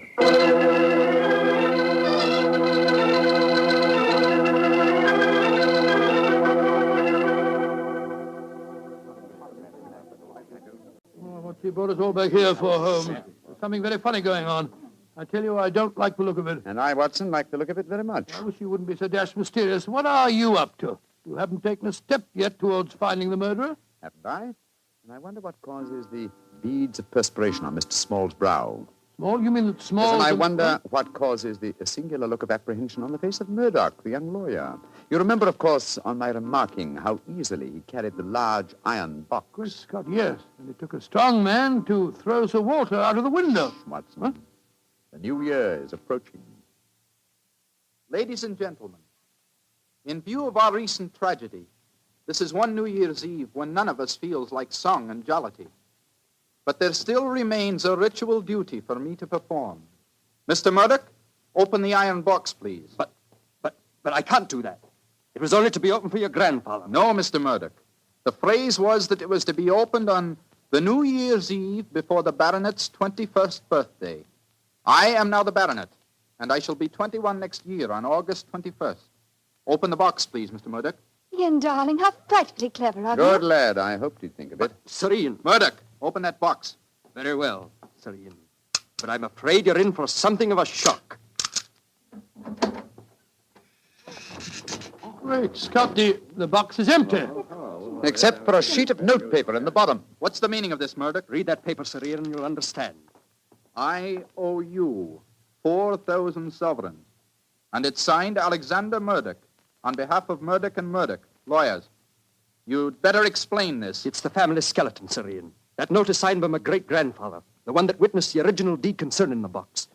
As soon as Sir Walter was born on that February the 29th, my great-grandfather realized the money wouldn't have to be produced for 84 years. And so he stole it. He borrowed it.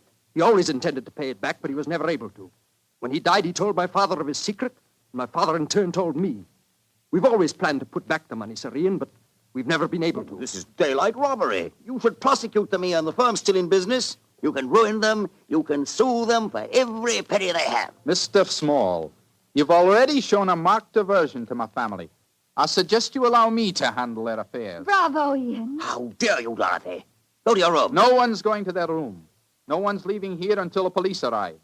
I'm convinced that one of you murdered my grandfather tonight. And if you ask me, it's obvious who that someone is. Who, Dr. Watson? You, Mr. Murdoch. You came here planning to kill poor old Sir Walter because you never intended to open that box. You thought that your secret would die with him. That's a lie. I was going to tell him everything and then ask for time to pay the money. I didn't kill him. Of course he didn't. There's your murderer. You yourself, Ian. Father, what are you saying? I'm saying that Ian's the murderer. He saw that the box wasn't going to be open for another 4 years. He realized out the money couldn't marry Dorothy, so he killed his grandfather and then order the box opened. You're trying to cover yourself. You pushed Grandfather out of that window tonight. You thought that if he died, the box would never be opened. So Dorothy couldn't marry me. You young whippersnapper. Gentlemen, please. Upon my soul, Holmes, you seem remarkably calm. Do I, my dear Watson? I must say I'm absolutely fascinated by listening to three people accusing each other of murder, and each of them producing perfectly sound motives. It's a remarkable example of the dangers of reasoning from motive alone. We should profit by experience, Watson. Mr. Holmes, how can you be so calm? There's a murderer in this I room. suppose this game of charades is getting a little out of hand, Miss Small. Let's conclude it. You'd better come out now. That tapestry, it's moving. A happy new year to you all. Grandfather. Sir Walter, oh, am I seeing a ghost? Oh, Sir Walter, you're all right. Well, what kind of a game have you been playing? It's a bunny game that Holmes and I invented. You might call it forcing the issue. I was determined to have the box open before the next 4 years were out, whilst I was still alive to look inside it. But the trickery of your family, Murdoch, has made me a very unhappy man. Sir Walter, I shall pay back the money in a few years. I swear I will. It'll be too late to do me any good, but I'll take care that Ian gets it. I've half a mind to prosecute you. Grandfather, the money isn't important now that you're all right. You were counting on it just the same, my boy, so that you could marry Dorothy. I know that. She'll never marry a pauper. I won't allow it. When I'm 21, you can't stop me, Father, and I am going to marry Ian. Be quiet. Sir Walter, it's a very unsavory business. I think that you owe us an explanation of your behavior tonight. You tell him, Holmes. I fancy a wee drop of cream of Dunbar. Watching you all search for my body in the moat has made me thirsty. The explanation is a very simple one, ladies and gentlemen. When you arrived here tonight, Mr. Murdoch, I knew from the way you handled the box that it could not contain the sum of gold it was supposed to. And so you suspected fraud and devised a plan to force the opening of the box. Yes, and Sir Walter was an eager conspirator. Of course I was. Ian is 21 next August. Supposing I had died after he came of age, and before my next birthday, 4 years hence, the box would never have been opened. And so we invented the fake murder story. By the way, Ian, I must congratulate you for grasping the possibilities of the situation so speedily. If you hadn't demanded the opening of the box, the Murdoch secret might still be a secret. Well, it was a clever plan, Holmes. It's too bad that it had to have such a miserable ending. I'm not sure that we have finished with the matter. Mr. Murdoch. Yes, Mr. Holmes? You say that your family took £4,000 from that box? Yes, Mr. Holmes. Curious. I would have sworn from its size that it would hold closer to 5,000. And in your account of the legend, Watson, you told me that Sir Thomas Dunbar stated of his deathbed that he had put something else in the box. Something for a rainy day, is that it? Mm-hmm.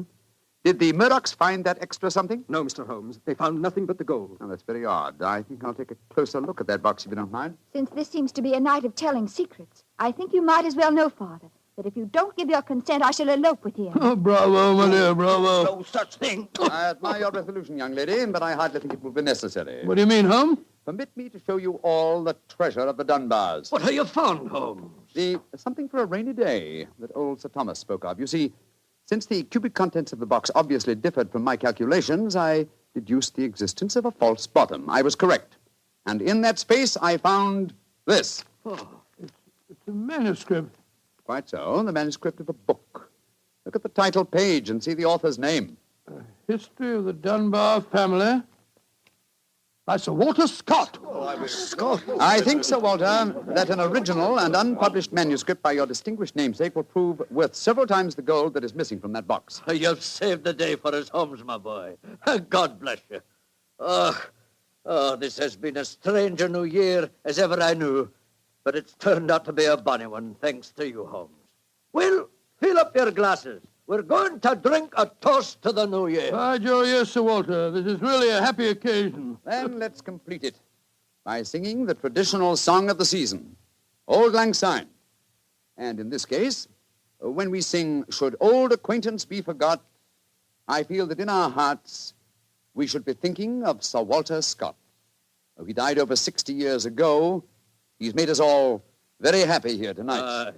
Should old acquaintance be forgot and never brought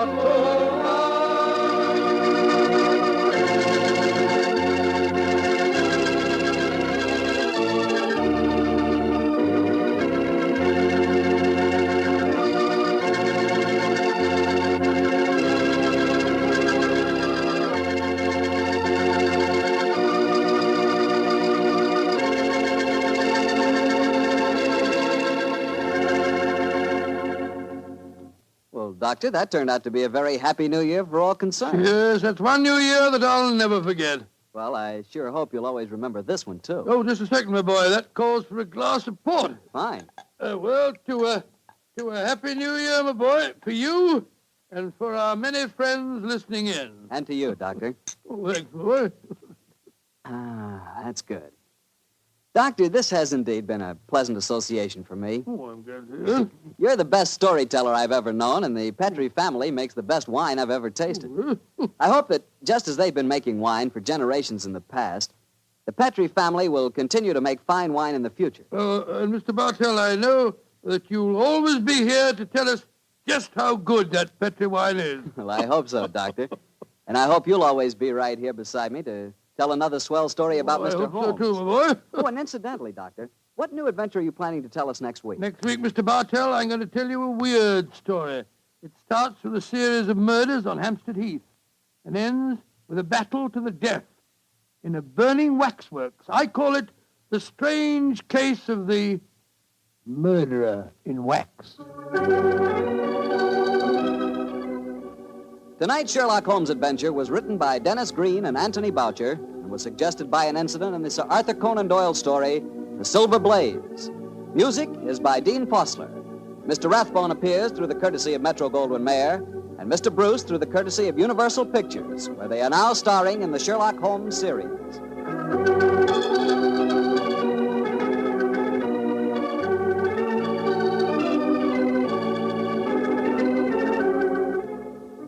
The Petrie Wine Company of San Francisco, California, invites you to tune in again next week, same time, same station. Sherlock Holmes comes to you from our Hollywood studios.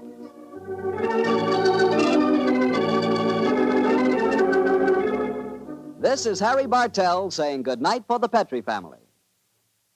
For a solid hour of exciting mystery dramas, listen every Monday on most of these same stations at 8 o'clock to Michael Shayne, followed immediately by Sherlock Holmes. This is the Mutual Broadcasting System. I would like to thank Phyllis White for taking the time to tell us about her husband, Anthony Boucher, and also about Dennis Green, and those wonderful times, not so long ago, when Holmes and Watson were played by Rathbone and Bruce.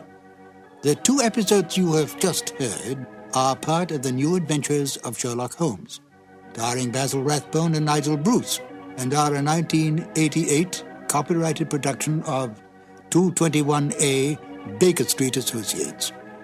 The Sherlock Holmes stories and the characters of Sherlock Holmes and Dr. John H. Watson were created by Sir Arthur Conan Doyle and are used with the kind permission of Dame Jean Conan Doyle. This is Ben Wright. Won't you join me again sometime soon for 2 more new adventures of Sherlock Holmes? Thank you for listening.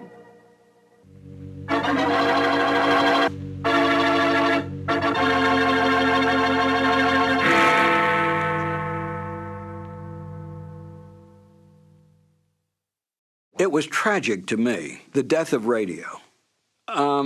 Radio was sold down the river. It needn't have disappeared. It didn't disappear in England. It didn't disappear in France. And it needn't have disappeared in the United States. They took the networks primarily, took the proceeds of radio advertising, built up their television networks, and then dumped radio as though it had simply ceased to exist. Radio could have and should have survived. And the fact that there's as much interest in it as there is now, I think is proof of that. I did a show once on Armed Forces Radio service with John Anderson. We did a 13-week series on Lewis and Clark. It was an excellently produced and directed show, very well written, historically accurate. And I played those records for my children and other children at times, and they're fascinated. The idea that they create the scenery, they create the action. They think this is great, and we don't even have to sit down and watch television. Petrie Wine brings you Basil Rathbone and Nigel Bruce in the new adventures of Sherlock Holmes.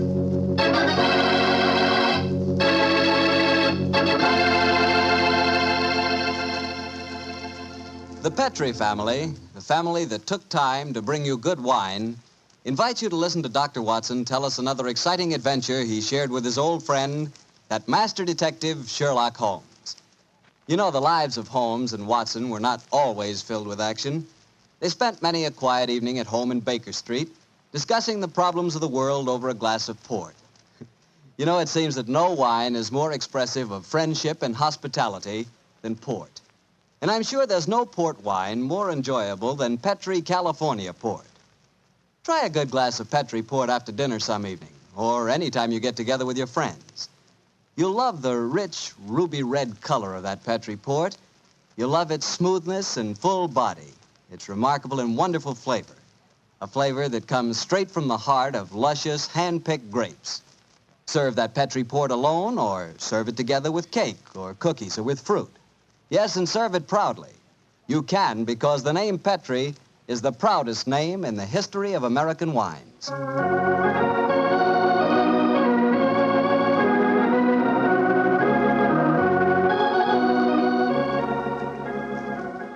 And now I'm sure our old friend Dr. Watson's expecting us. Let's tap on his study door. Come in. Good evening, Doctor. Good evening, Mr. Bartell. Come over here by the fire. I was just having a cup of coffee. Would you care to join me? Thanks, that'd be nice. It'll prevent you falling asleep during my story tonight. There's no chance of that, Doctor. From the hints you gave us last week, it sounded like quite a story. It began in a circus in Paris, you told us? Yes, my boy, the circus. A colorful world of sawdust and spangles. A world, Mr. Bartell, that I may tell you confidentially, always held an irresistible fascination for me when I was a youngster. Me too, Doctor. In fact, when I was 8 years old, I fell desperately in love with a lady bareback rider, a stunning creature who wore pink silk tights with gold sequins on them. Unfortunately, my mother caught me writing her proposal of marriage, and I'm afraid that, well, that's another story, and one that you probably wouldn't find very interesting. I'm sure I would, Doctor, but I think it would be safer to stick to your Sherlock Holmes story. Yes, you're probably right, my boy. Well, it was a winter in the 1890s, and Holmes and I were in Paris. On our second day there, Holmes suggested we attend that night's performance of the Cirque Royale. Needless to remark, I was delighted, Mr. Bartell. And shortly after 9 o'clock that night, I found myself seated beside Holmes in a box near the ringside. It was an incredibly vivid scene, even for that city of color and light. The gay costumes of the women and the gaudy trappings of the ringmasters and clowns looked like a giant kaleidoscope under the blazing glare of the arc lamps. As we sat there, a brass band nearby blared forth some popular music of the day, and yet he didn't appear to be enjoying himself. And so I leaned across and touched his arm.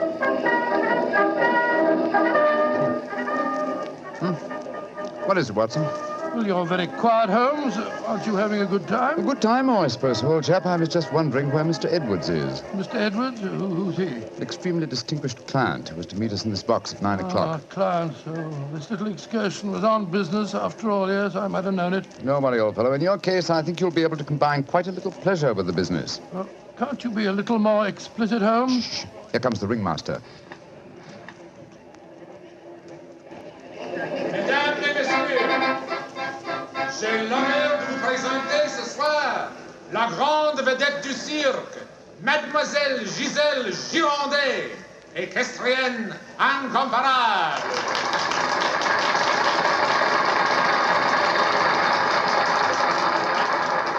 Gisèle Girondet, yes, I've heard of her. She's a bareback rider, isn't she, Holmes? Honest in France, old fellow. She also has quite a reputation as a femme fatale. 3 duels have been fought over her. A young English officer in the Grenadier Guards committed suicide last year because of her. And a famous French banker is at present languishing in prison because her extravagances drove him to appropriate funds that did not belong to him. Yes, Watson, she's an extremely colorful personality. You know, Holmes, the funny thing, when I was 8 years old, I fell violently in love with a lady bareback rider. She wore pink silk tights with golden sequins on them, but unfortunately... Here she is, old fellow. Here she is.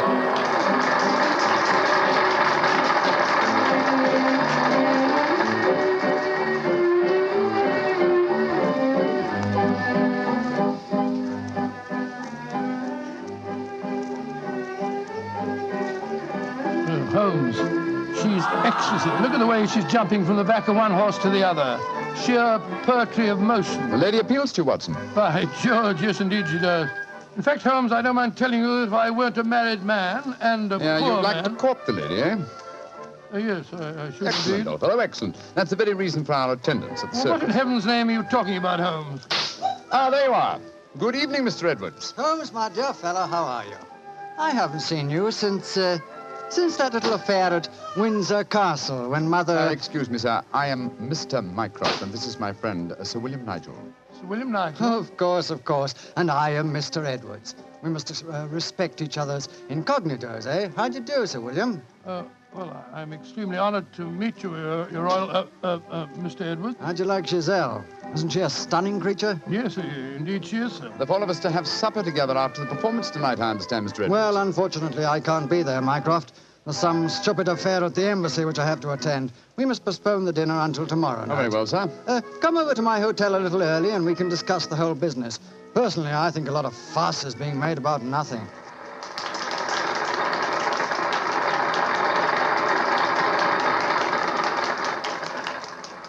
Now, if you'll excuse me, gentlemen, I must go back and see Gazelle for a moment and tell her that I can't keep our appointment for tonight. I'll see you tomorrow, Mycroft. Good night, Sir William. Good night. Good night, sir. Et maintenant, pour votre plaisir, les frères Salini, les jongleurs internationaux. Holmes, what's all this mystery? That wasn't Mr. Edwards, it was the Prince of... Shh, Watson, please. Discretion, old fellow. Mr. Edwards, as you know, is extremely democratic. Too much so, possibly, when one considers his position and responsibilities. He's become quite seriously involved with Mademoiselle Giselle, the lady bareback rider who has just left the ring. Oh, so that's it. The Foreign Office, quite naturally, I suppose, is deeply concerned over the matter, and I've been entrusted with the delicate mission of protecting Mr. Edwards. Does Giselle Gironde know that his true identity, do you suppose? That's the first thing that we have to find out. It's possible that she is simply captivated by having a rich Englishman at her feet. If, on the other hand, she knows who Mr. Edwards is, then we may be in for a great deal of trouble. Yes, but how are you going to find that out?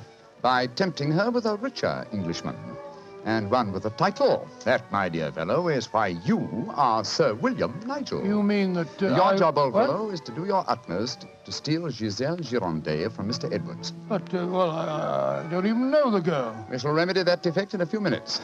As soon as the performance is over, my dear chap, I shall take you to her dressing room and arrange an introduction.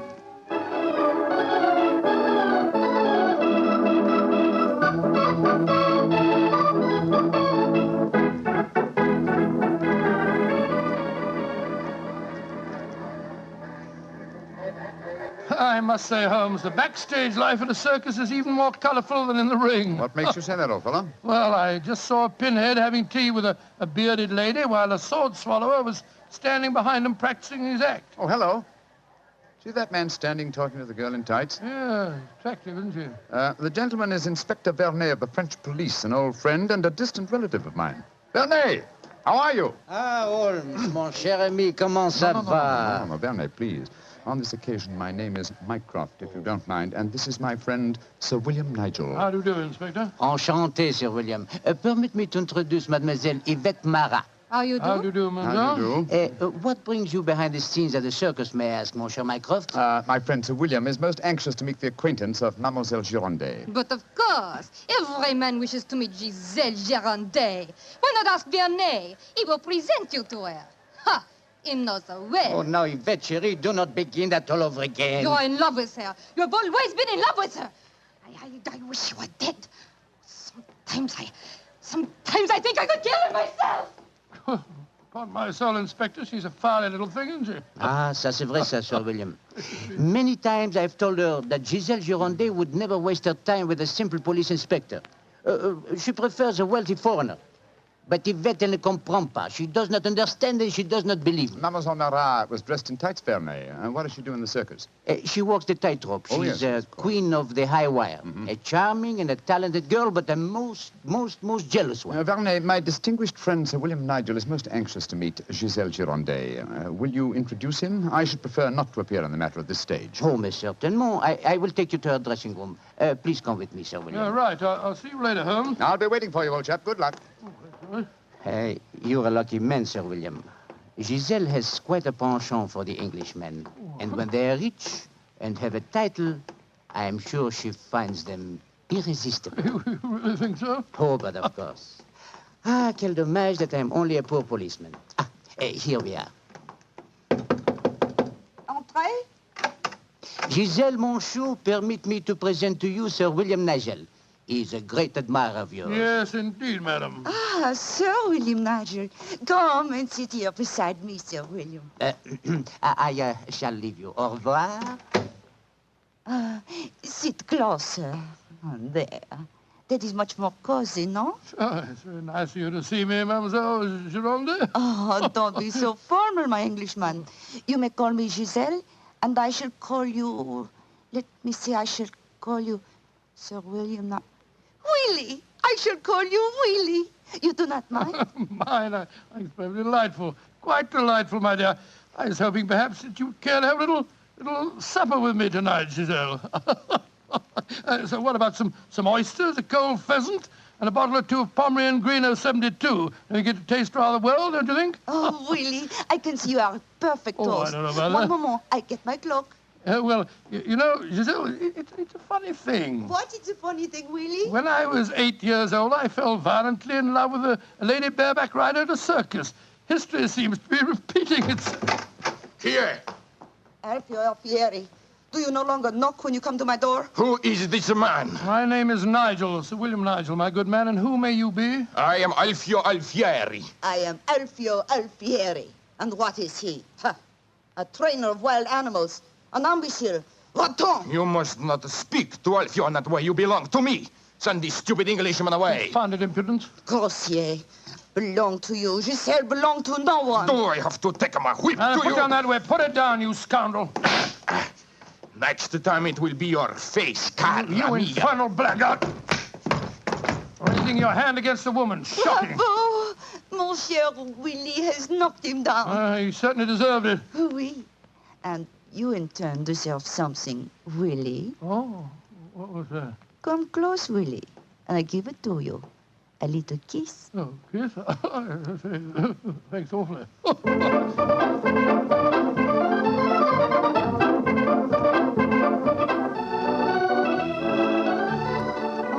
Willie, you are so strong, so resolute, so brave. Oh, it was nothing, my dear Giselle, nothing at all. Here, more champagne, gosh, more champagne. Oh, Willie!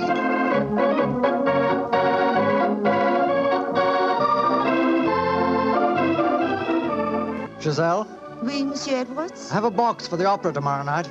I was hoping that Oh, perhaps... I'm sorry, Monsieur, but my time is occupied. I am showing the delights of moment to mon cher Willie.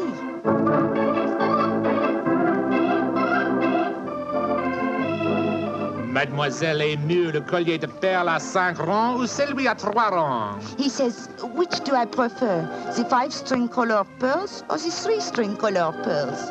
What does my Willie think? So that you can't hang too many pearls on a pretty neck like yours. I'll take the 5-string collar, my good fellow.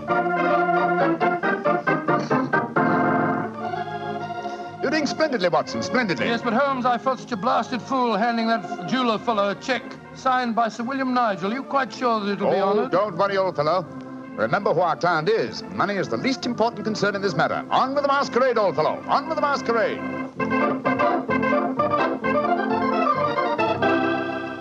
More champagne, garçon.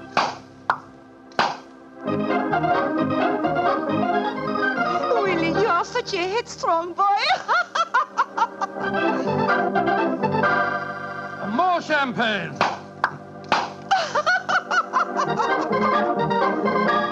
Citadel, you dear little thing.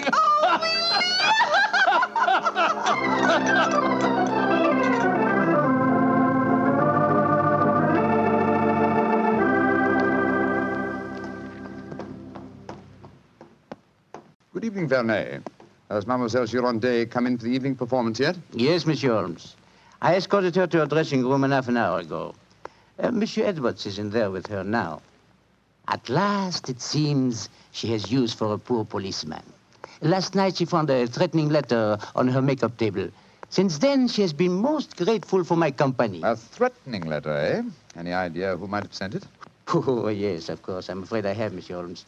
I told her to pay no attention. By the perfume of the notepaper, I recognize the sender. a jealous tightrope walker called Yvette Marat. Oh. Poor Yvette. She would make a very inferior criminal, I'm afraid. Still, Giselle asked me to stay outside her dressing room till the performance starts. You wish to see her? Yes. Oh, good evening, Mr. Edwards. Evening, Mycroft. Evening, Inspector Werner. Comment ça va, Monsieur Edwards? Look here, Mycroft. I think this little game's gone far enough.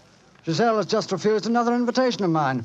Now, I know who Sir William Nigel is, and I swear I'll tell her. Don't you think, sir, that the lady is hardly worth bothering about? Surely this whole incident with Sir William proves that she's a scheming little adventuress. A fictitious title and an apparently bottomless purse have shown her up in her true colors.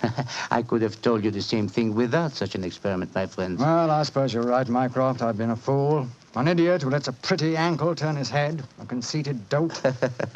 Let us just say, monsieur, that you have been a man. Good evening, sir. Good evening. Good evening. Just going back to see Giselle for a moment, I brought us these flowers for her. I'll be back in a jiffy. Just a minute, Watson. I hate to dampen your ardor, old chap, but the masquerade is ended. Ended? What do you mean it's It is no ended? longer necessary for you to impersonate Sir William Nigel or to pay court to Giselle. Oh, really? Oh, really? Really? Well, that's a great relief, sir. Great relief. I've hated the whole business. Oh, yes, I'm sure you have. We appreciate the sacrifices that you've made, don't we, Sir Edward? Yes, indeed. Well, I must go back and see her once more, though. We had a rendezvous for tonight, and I must cancel it. A gentlemanly thing to do, you know. I won't be a minute. Never have I seen a man more downcast. Obviously, with him, my dear Holmes, business was a pleasure. Alfieri, where are you going? That Englishman. I just saw him go into Giselle's room. To whom are you referring? That man that called himself Sir William Nigel. Oh, yes. 2 days ago, he struck me. I have to settle with him. No man may strike Alfieri. Do not cause any more trouble, Alfieri. From what I've been told, you thoroughly deserved what happened to you. Here he come now. You, English, you. Alfieri challenge you to a duel. Holmes! What's old chap? What is it? You're as white as a ghost. It's Giselle. What's wrong with her? She's dead. She's lying there in her dressing room. Strangled. Strangled? And only half an hour ago I spoke with her myself. Since then I've been standing in this corridor, guarding her door at her own request. Only 2 men have entered Giselle's dressing room since then. You, Monsieur Edwards, and you, Sir William Nigel. What are you suggesting, Viennese? I am suggesting nothing. I am stating that these 2 gentlemen are under arrest for suspicion of murder.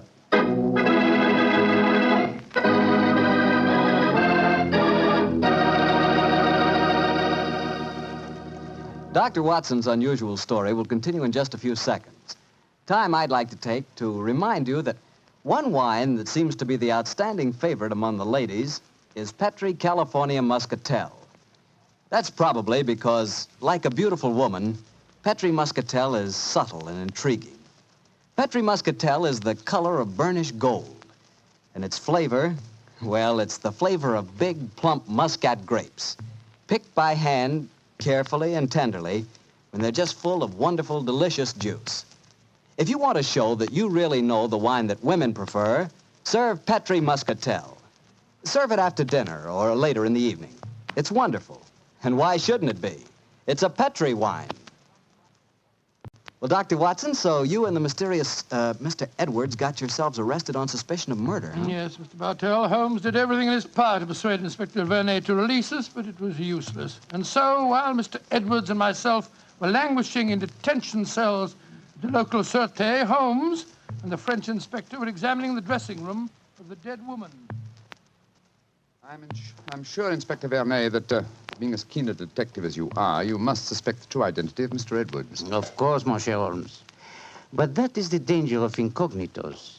If he chooses to assume the identity of plain Monsieur Edwards, then he must run the risks of plain Monsieur And Edwards. you're convinced that either he or my friend strangled Mademoiselle Girondet? It is obvious. Then I'll have to prove to you that they didn't. Let me examine the body again, will you? If she had been strangled by either of my friends, why would her body be lying here under the window? It's as far away from the door by which they left this room as possible. That proves nothing. No, but it's odd. Giselle was a strong girl. There might easily have been a struggle. Perhaps she tried to get away through the window. And yet there are no marks of violence on her throat. Just this piece of very fine cord that did its deadly work so cleanly. Cut with a knife. Please do not remove the cord, Monsieur Holmes. The body has not yet been photographed. Dear me, Vernet, you're making it very hard for me, aren't you? You notice, of course, that the window is open. Yes, but we have examined the snow outside. There were no footprints within 3 yards of the window. The murderer must have entered by the door that I was watching. Yes, it would be hard, even for a professional acrobat, to jump in. An acrobat? Vernet, your young friend, Mademoiselle Yvette Marat, is a tightrope walker. Yvette, but... Yes, she certainly had a motive. She'd even sent a threatening letter. I heard her express hatred and jealousy for this dead woman. It's conceivable that she could enter a room by a window without leaving footprints in the snow. Where was she at the time of the murder? I do not know. I was waiting for her in the corridor. Then I suggest that we investigate her alibi at once. And after that, Inspector, I must pay a visit to the Sûreté. I don't want my friends to think that I've deserted them.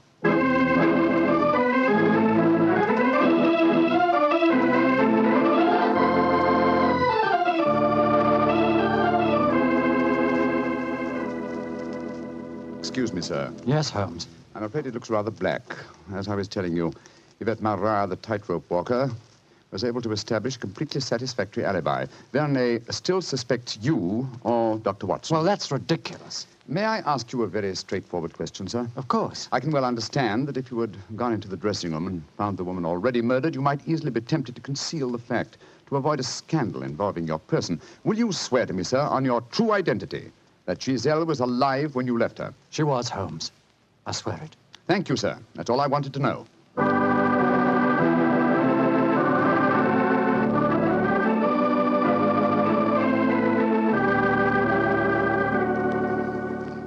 Holmes, I'm glad to see you. You know, I've been thinking. All this depends on Vernet's evidence. But supposing he was the murderer? He told us that Gazelle had turned him down, you know. I'd thought of that, but Mr. Edwards swears that Gazelle was alive when he left the room. And yet that means that Mr. Edwards... Oh, no, it's unthinkable. Holmes, you're not suggesting... Holmes, if I thought that that were possible, I'd confess to the murder myself. My life wouldn't matter if it had saved a scandal like that. Great Scott, it'd shatter the empire. Dear old Watson, you shall not sacrifice yourself. You're as valuable a British institution as the Lion himself. No, my dear fellow. We shall never sacrifice you, not while my mind is still capable of... My mind? That's it. Thank you, Watson. You've given me the answer. Holmes, what are you burbling Be about patient, now? old fellow. In half an hour, you'll be out of this cell, and the real murderer will be in it.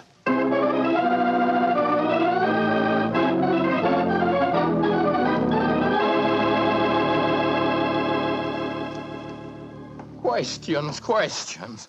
Why must Alfieri answer so many questions? Because he will not yet tell the truth. You murdered Giselle Girondet. How many times I have to tell you I did not kill her? Why should I want to harm her? Because you were jealous. Because she humiliated and tormented you. But I was not in her dressing room. I've already proved that fact. Am I a magician that I can kill somebody without entering a room? Alfieri, I know how you killed Giselle Girondet without its necessitating your entering this room. And you're a smart man. Please to tell me. I don't need to tell you. With the aid of Vernet, I'll show you. Open the window, Alfieri. What game is this? Very well, then. I'll open the window myself.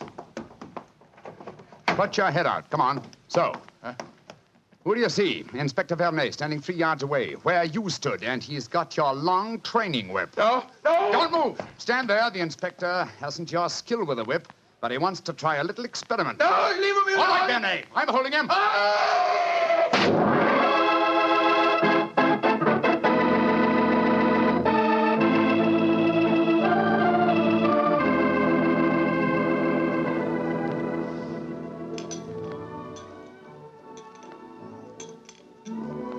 Well, Mr. Edwards, I mean, well, sir, this is a pleasant change from a prison cell, isn't it? It certainly is. Holmes, I can't tell you how grateful I am. I still don't quite understand how you did it. Watson, in rather a roundabout way, was responsible for giving me the clue. Oh, how was that, Holmes? Well, on more than one occasion, old chap, I've had cause to deplore your rather florid style of writing. Tonight, I was very thankful for it. When I began to speak of the capabilities of my mind, suddenly I remembered a phrase of yours in which you referred to its whip-like rapidity and accuracy. That, of course, made me think of Alfieri, the animal trainer. Exactly how did he kill the poor girl? Well, sir, he stood outside the window, far enough away to leave no incriminating footprints. Called to Giselle, probably persuaded her to lean out, then snapped the whip around her neck, pulling it tight and strangling her. And then I suppose he cut the cord and let the body fall back into the room. Precisely, old fellow. We found a whipstock among his tackle, a whipstock from which the lash had been cut. The stub of lash left matched the cord around the dead girl's throat. Amazing business. And I don't mind telling you, fellas, I'm very thankful to be through with it. Yes, so am I, sir. In fact, I wouldn't be at all surprised if this whole incident cures me of my love of circuses. Oh, I didn't know you had a predilection in that direction, Watson. Oh, yes, sir. Yes, if you don't mind my saying so. When he was 8 years old, he fell in love with a lady bareback rider. Didn't you, Watson? Indeed. What happened? Well, sir, I don't remember her name, but she wore pink silk tights with golden sequins on them. And I wrote her a rather hot-headed letter. Unfortunately, my mother...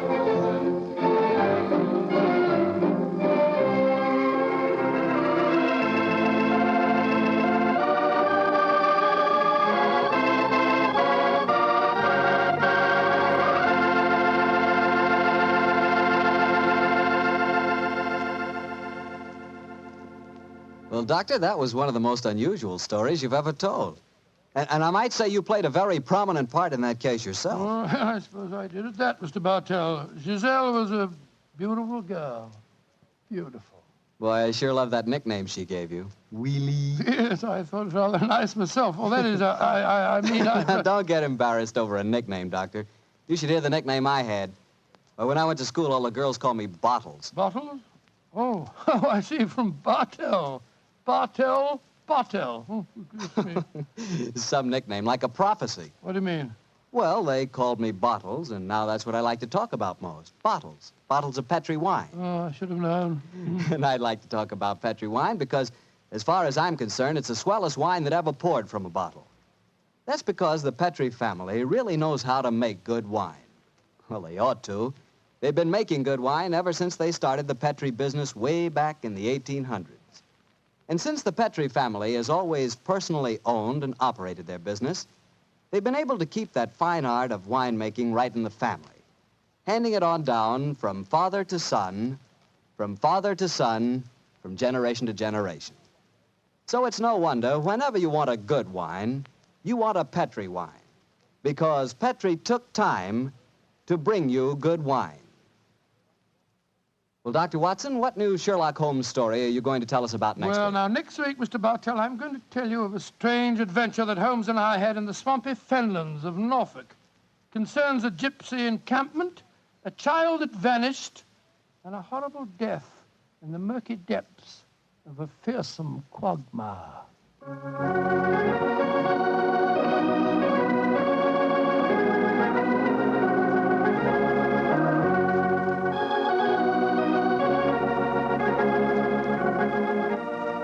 Tonight's Sherlock Holmes adventure was written by Dennis Green and Anthony Boucher and was suggested by an incident in the Sir Arthur Conan Doyle story, The Adventure of the Three Students. Music is by Dean Fostler. Mr. Rathbone appears through the courtesy of Metro-Goldwyn-Mayer, and Mr. Bruce through the courtesy of Universal Pictures, where they are now starring in the Sherlock Holmes series.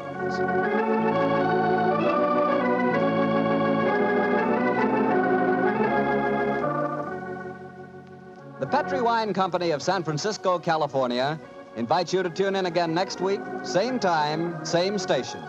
Sherlock Holmes comes to you from our Hollywood studios.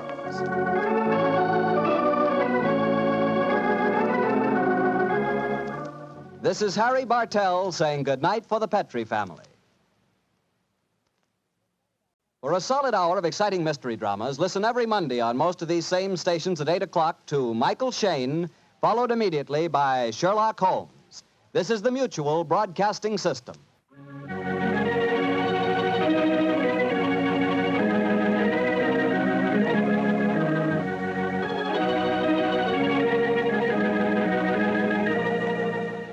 The two episodes you've just heard, The Telltale Pigeon Feathers and The Indiscretion of Mr. Edwards, are part of the new adventures of Sherlock Holmes starring Basil Rathbone and Nigel Bruce, and are a 1989 copyrighted production of 221A Baker Street Associates.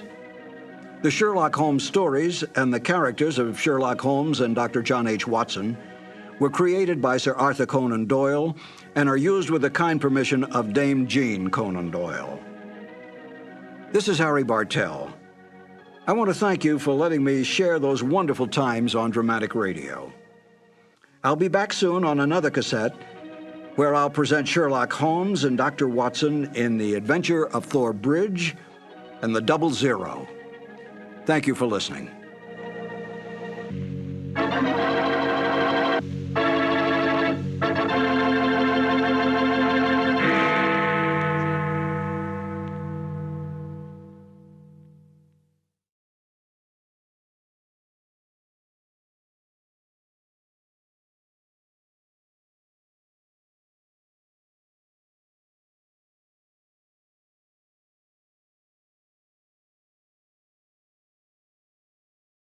This episode from the life of Sherlock Holmes will be transmitted to our men and women overseas by shortwave and through the worldwide facilities of the Armed Forces Radio Service. Petri Wine brings you Basil Rathbone and Nigel Bruce in the new adventures of Sherlock Holmes.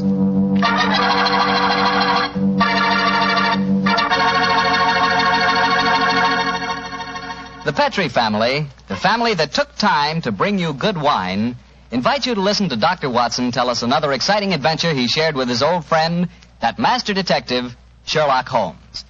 Tonight, instead of joining the doctor at his home, we're all meeting here at Camp Roberts in California, where the doctor's going to tell his story before a large audience of GIs, and as usual, I'm going to tell my story right now. It's about Petri California Sherry. And I want you to know that Petri Sherry is the best beginning a good meal ever had. Before you sit down to dinner some evening soon, just pour yourself a glass of Petri Sherry. Look at that rich, dark amber color.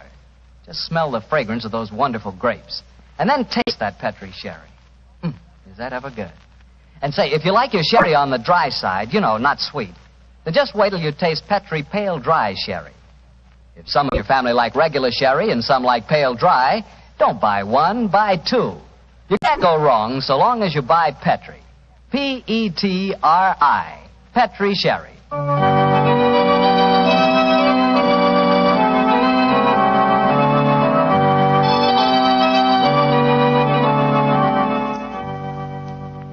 And now let's join Dr. Watson and get on with our story. Good evening, Mr. Bartell. Well, Doctor, your study seems a little bigger than usual this week. Yes, my boy. I felt that as tonight's new Sherlock Holmes adventure was rather an exciting one, the men here at Camp Roberts might like me to tell it to them in person. I'm sure they will, Doctor. Which particular story have you selected? One that I call The Strange Case of the Murder in Wax. It concerns one of the most sinister mass murderers who ever threatened the peace of London. It was in the summer of 1900, and the city had been rocked by a series of ghastly murders on Hampstead Heath. Hampstead Heath? Yes, Hampstead Heath. That's a large, rambling park in the suburbs of London, Mr. Bartell, and noted as a rendezvous for young lovers. It was here that the elusive murderer, knife in hand, was wont to roam at night time, searching for his prey. All of his victims were young girls, and despite the frantic efforts of the police, each murder seemed to be as baffling as the one that preceded it. Finally, of course, as usual, Scotland Yard came to Sherlock Holmes for help. It seems almost like yesterday, Mr. Bartell, that Inspector Lestrade stood in our Baker Street rooms, imploring Holmes to handle the case. You've got to help us.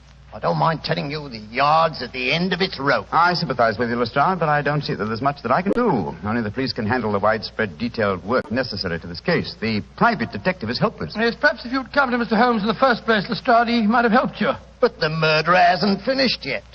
There'll be more killings if we don't catch him, you mark my words. Mr. Holmes, please help us, won't you? Before I commit myself, Lestrade, give me the exact chronology of events, will you? All my information on the murders has been derived from the London newspapers, notoriously inaccurate in matters of fact. I can give you all the particulars, sir. I've been on the case right from the beginning. All the murders have taken place on Hampstead Heath at night time, and all the victims have been young women. Who was the first one? A girl by the name of Oakley, Bessie Oakley.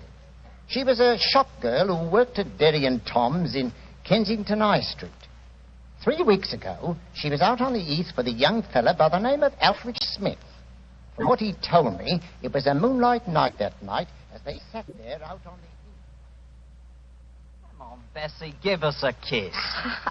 Oh, go on, Fred. Don't be so soppy. I ain't soppy. Come on, Bess. Hello. Who's this coming towards us? Bloomin' prowler. Here, you, what you want? Can't you say something? Look how Bessie's got a knife. No, you don't. Devil, you hit my Fred. Keep away from me. Keep away from me, you.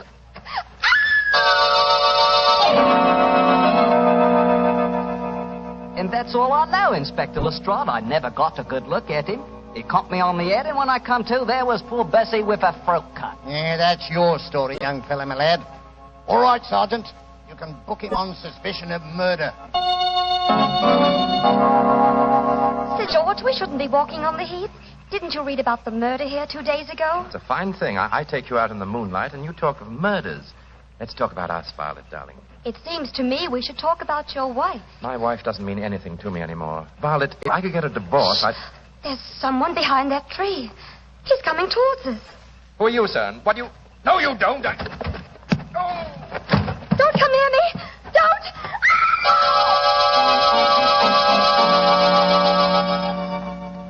Inspector Lestrade, she's dead, poor girl, I know, but a scandal can't bring her back. If there's any way to keep my name out of the papers, Yeah, I'm afraid you'll have to take your chances, Sir George. Oh, and Sergeant... Yes, Inspector? You can turn that boy loose, Weevil, for questioning. The man who did this is obviously the same killer.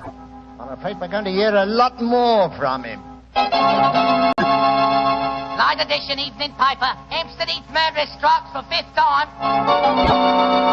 9 girls murdered on Hampstead Heath. Light edition evening paper here. Now, look here, miss. You can't go walking by yourself on the heath. It ain't safe. Oh, thank you, Constable, but I'm not frightened. I want to be by myself, and I want to think. Well, I can't stop you by law, I suppose, but you shouldn't do it. Yeah. I don't know how to handle these modern young things, and that's a fact. Inspector Lestrade, he must have killed her the moment she got out of my sight. I searched the old ruddy heath, but I couldn't find the murderer. But I did startle him. He left his knife in the body. Good, Jackson. The body's not been identified yet, eh? No, Inspector. We'll print her photograph in all the papers. We've got to find out who she is.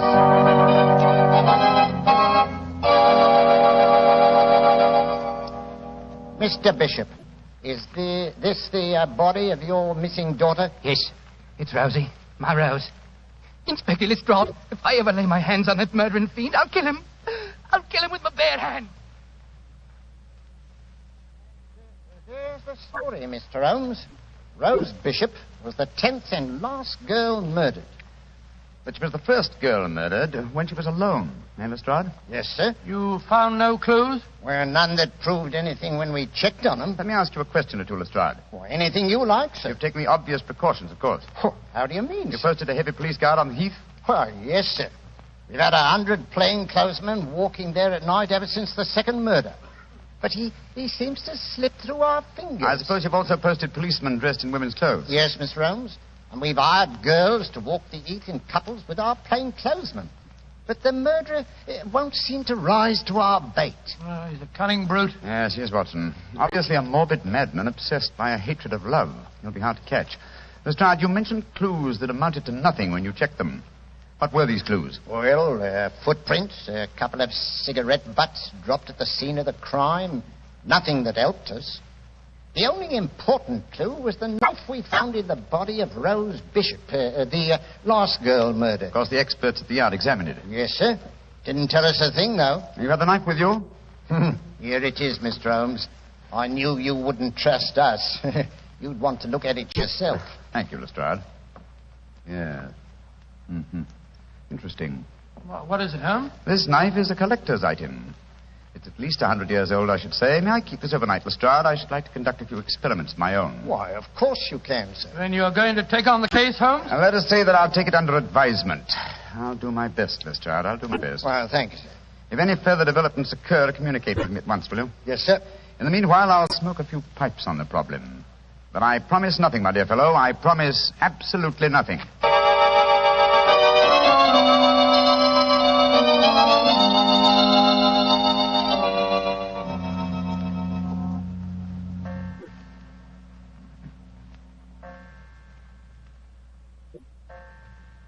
3 o'clock in the morning, Holmes.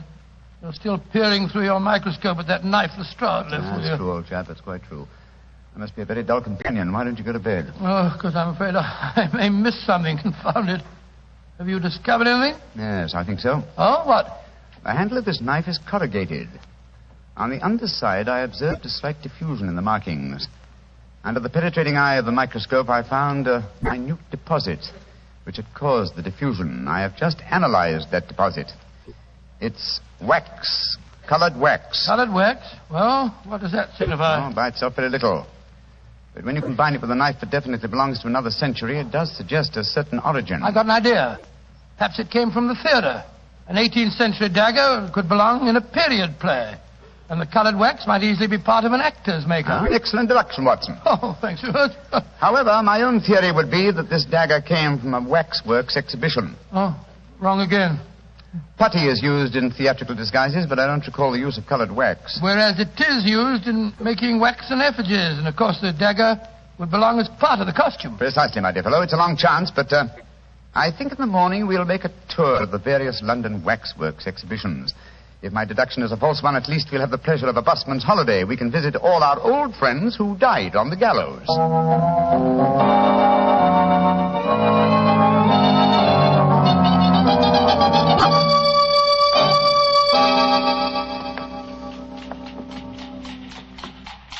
Any tired, old chap? I must say I'm a little weary. This is the fourth waxworks exhibition that we've been to. The fourth and the last. We fail to find any clues here at Levesque's Museum. We can return to Baker Street. Oh, thank heaven this is our last port of call. I'm so dizzy from looking at waxworks that they begin to look like human beings to me. Did you notice that I asked directions from the wax policeman at the entrance door just now? Yes. Well, I'm sure many people have been deceived in the same way. Uh-huh. Here we are. Oh, Monsieur Levesque doesn't believe in understatement, does he? Look at that sign there. Oh, gracious me. The Chamber of Horrors. Come in and see the pageant of murder. All the great killers of history reenacting their famous crimes. Well, let's go in, Watson. We should feel thoroughly at home. Creepy in here, isn't it? I've heard that Monsieur Levesque will pay £100 to anyone who will spend all night alone in the Chamber of Horrors. Yes, I've heard of that challenge, too. Are you thinking of accepting the bet? Great Scott, now I wouldn't spend a night here for $1,000. A very comprehensive collection of killers, aren't they? Let's see. Williams, Wainwright. Marchioness de Brinvilliers. By George, yes. She was an attractive woman, wasn't she? As trim a pair of ankles as ever I've seen. Yes, but you wouldn't have liked her cooking, Watson. She used the most lethal condiments of almost any woman in history. Hello. What is it? Look over there. I was wondering when we'd come to one of your cases. Dr. Grimsby Rylott and the murder at Stoke Moran. Or the case of the Speckled Band. By Jove, Holmes. The tableau's extraordinarily realistic, isn't it? Yes. What other old friends of mine are represented here? I'd rather like to renew acquaintance with Ricoletti of the Clubfoot and his abominable wife. Ricoletti? I don't remember him, Holmes. Oh, one of my earlier cases, old fellow. I must tell you that story sometime. I wish you would. I've off... Holmes, look, that veiled figure over there. Read the placard in front of it. The Hampstead Heath Murderer. Well, how very interesting. The face is covered with a black veil. Is this pure showmanship, I wonder, or does Monsieur Levesque know more than Scotland Yard and I? Good day to you, gentlemen. Great Scott, you startled me, sir. Are you admiring my collection of murderers? Monsieur Levesque? Yes, sir. And haven't I the distinction of addressing Mr. Sherlock Holmes? That is my name, and this is my friend, Dr. Watson. How do you do? How do you do, Doctor? I'm greatly honored to meet you both. What do you think of my Chamber of Horrors? Oh, it's very impressive. We're particularly interested in this veiled figure of the Hampstead Heath murderer. Yes, indeed we are, sir. Is there a face beneath that veil? I'll let you in on a trade secret, gentlemen. There are no recognizable features behind that veil. This is purely for publicity purposes. The public always expects to see the latest horrors here. And I thought I'd titillate their morbid palates by having a mysterious figure representing the killer. Of course, if he is captured, I shall add his effigy to my collection. You think he will be captured, then? One can only speculate. He's a clever man, Mr. Holmes. By the way, Monsieur Levesque, does your offer of £100 to anyone who will spend a night in the Chamber of Horrors still hold good? Oh, yes. Are you thinking of accepting the bet, Mr. Holmes? No, but Dr. Watson would like to. I don't recommend the experience, Doctor. It's an ordeal that calls for nerves of steel. However, I shall be glad to arrange for it. I haven't the slightest intention of... Backing down now? Of course you haven't, old fellow. What time shall my friend return, sir? About 11:30 tonight. I'll be waiting for him at the main entrance. Splendid. Come on, Watson. Oh, Holmes, I told Good day, Monsieur Levesque. Good day, gentlemen. I shall be waiting for you tonight, Doctor. Holmes, what the blazes do you think you're doing? I haven't the slightest intention of keeping that appointment tonight. Well, of course you haven't. I shall keep it. Disguised as you. You keep it? For heaven's sake, tell me what you're up to, Holmes. You didn't even mention that missing dagger to Levesque. No, because he knows something about the murderer. I'm convinced of it. Well, why'd you say that? As we were standing there talking to him, a breath of air from the open window blew back a corner of the veil. I'll swear that there are clearly defined features beneath it. And so you're going back there tonight to find out? That's right, old fellow. The superstitious used to believe they could use a waxen image to kill a man. Tonight, Watson, we shall prove that a waxen image can be used to trap a killer.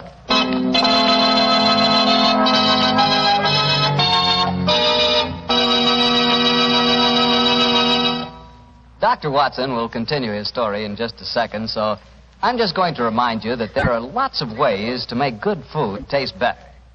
But the easiest way is to serve that food with a good wine, a Petri wine. If you like a white wine with chicken or with fish, you'll love that wonderful Petri California Sauterne. If you like a red wine, then rich, hearty Petri California Burgundy is your wine. But if you don't know which you prefer, why not try them both? Petri Burgundy and Petri Sauterne. Red and white. Don't buy one, buy two. But always buy Petri. Well, Doctor, so Sherlock Holmes decided to disguise himself as you and spend a night in the Chamber of Horrors, Yes, huh? that's right, Mr. Bartell. After dinner that night, he began to apply the makeup. It's uncanny to sit there in Baker Street and watch Holmes slowly turning into a very convincing replica of myself. As he did so, we discussed last-minute arrangements. I'm promptly at 11:30, Watson. If I'm not back here by 2 o'clock, you better come out to Well, me. should let me come and wait outside, old fellow, just in case there's any trouble. No. You'd attract attention. By the way, do you recall the name of the last girl murdered on the Heath? Yes, Bishop. Rose Bishop, wasn't it? Exactly. The only girl who was murdered when she was unescorted. The body was identified by her Well, father. what of it, Holmes? Levesque is a French name, and yet the gentleman had a decidedly English accent. I should say that he adopted a foreign name as being more suited to his profession. I don't see what you're driving at. What's the connection between Levesque, the owner of the waxworks, and the father of Rose Bishop, the murdered girl? Levesque is the French word for bishop. Great Scott. You think that he knows who the murderer is and... I know only one thing, Watson. I may see what is beneath that black veil. There. Now, how's my disguise? Wonderful. You look exactly like me, but how you manage about the voice? Well, I don't think that'll be too difficult, old man. After all, Levesque knows very well. Oh, I can't understand half what you're saying. In your own case, old chap, that's a handicap that I've suffered from for years. Rubbish. I'm perfectly intelligible. Now, let me see, the bullseye lantern. Yes. Watson, I think I'll borrow your revolver, too. I probably won't need it, but for once I think it might be safer for me to go armed. Here, Holmes. Now, do be careful. I will, old chap. Don't worry. Goodbye. And if I'm not back by 2 o'clock, you better come to the waxworks and see what's happened to me.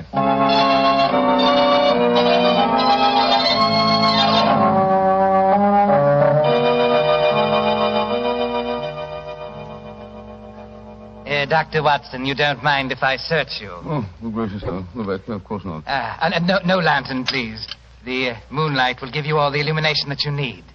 Oh, dear me. A revolver in your pocket. I'm afraid I can't allow that. Oh, no. Once before, a young man who unwisely accepted my bet left bullet holes in some of my finest waxworks before he finally went raving mad. Gracious me, raving mad, did he? Wish Holmes were here. Don't be frightened, Dr. Watson. Many of the waxwork murderers here are all friends of yours. They'll be good company. I shall come and release you at 8 in the morning. Yes, but no. How about if Well, I I've sealed all the windows with string and wax. I shall seal the door behind me as I leave. Well, it's very unkind of you. Midnight. The bet is on, Doctor. You still wish to go through with it? Well, I suppose so. Very well, then. I shall leave you now. Good night, Dr. Watson. Good night. Pleasant dreams. Pleasant dreams.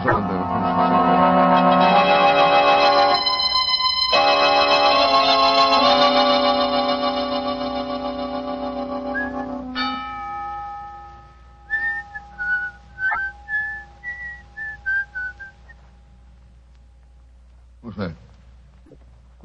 Who's there? I would have sworn I heard something shuffling about in the shadows.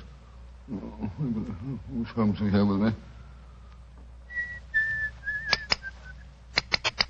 Some at the window. Quick, Scott, it's Watson. Now before his time.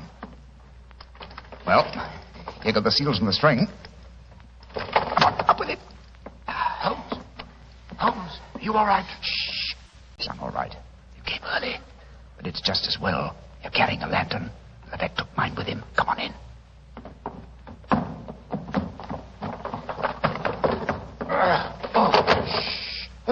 There we are. Quiet, a little quiet. I'm glad to see you, Watson. But what made you decide to come here so early? After you left the start, came to Baker Street.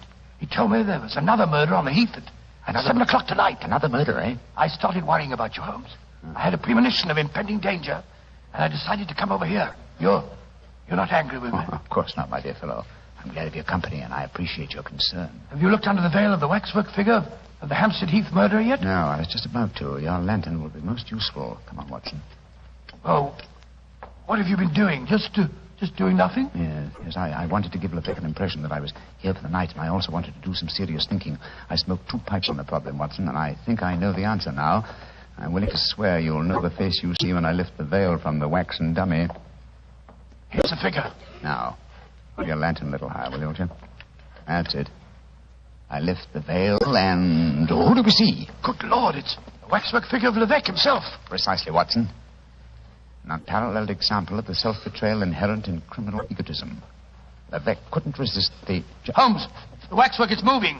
It's alive. Yes, gentlemen. Which is more than either of you will be in a few minutes. You re-entered this room by a secret door, I suppose? Yes, Mr. Holmes. And since you've displayed such a flattering interest in the Hampstead Heath murderer, I decided to remove the wax figure and appear in person. Look out, Holmes. He's got a revolver. Oh, no, Doctor. This isn't a revolver in my pocket. What would the Hampstead Heath murderer want with a revolver? This is a knife. I feel so much more at home with a knife. There are 2 of us, Vic. Remember that. And both unarmed. Which one of you meddlers wants to die first? Look out, Holmes! Watson, both together. The lantern smashed. Yes, and the moon's fading. What a pity. Holmes, where are you? Over here by the effigy of Macbeth. How very thoughtful of you to provide him with a dagger, Levesque. A wooden one, my dear Holmes. You can't escape me. I can feel my way in the dark here. I know every inch of this room. You're doomed, both of you.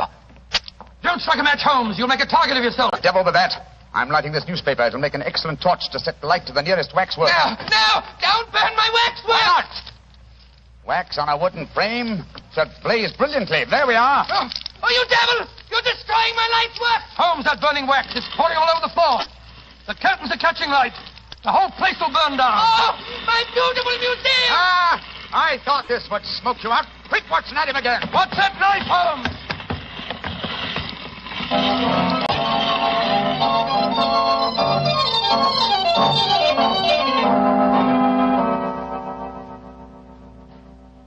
Well, Mr. Holmes, you've done it again.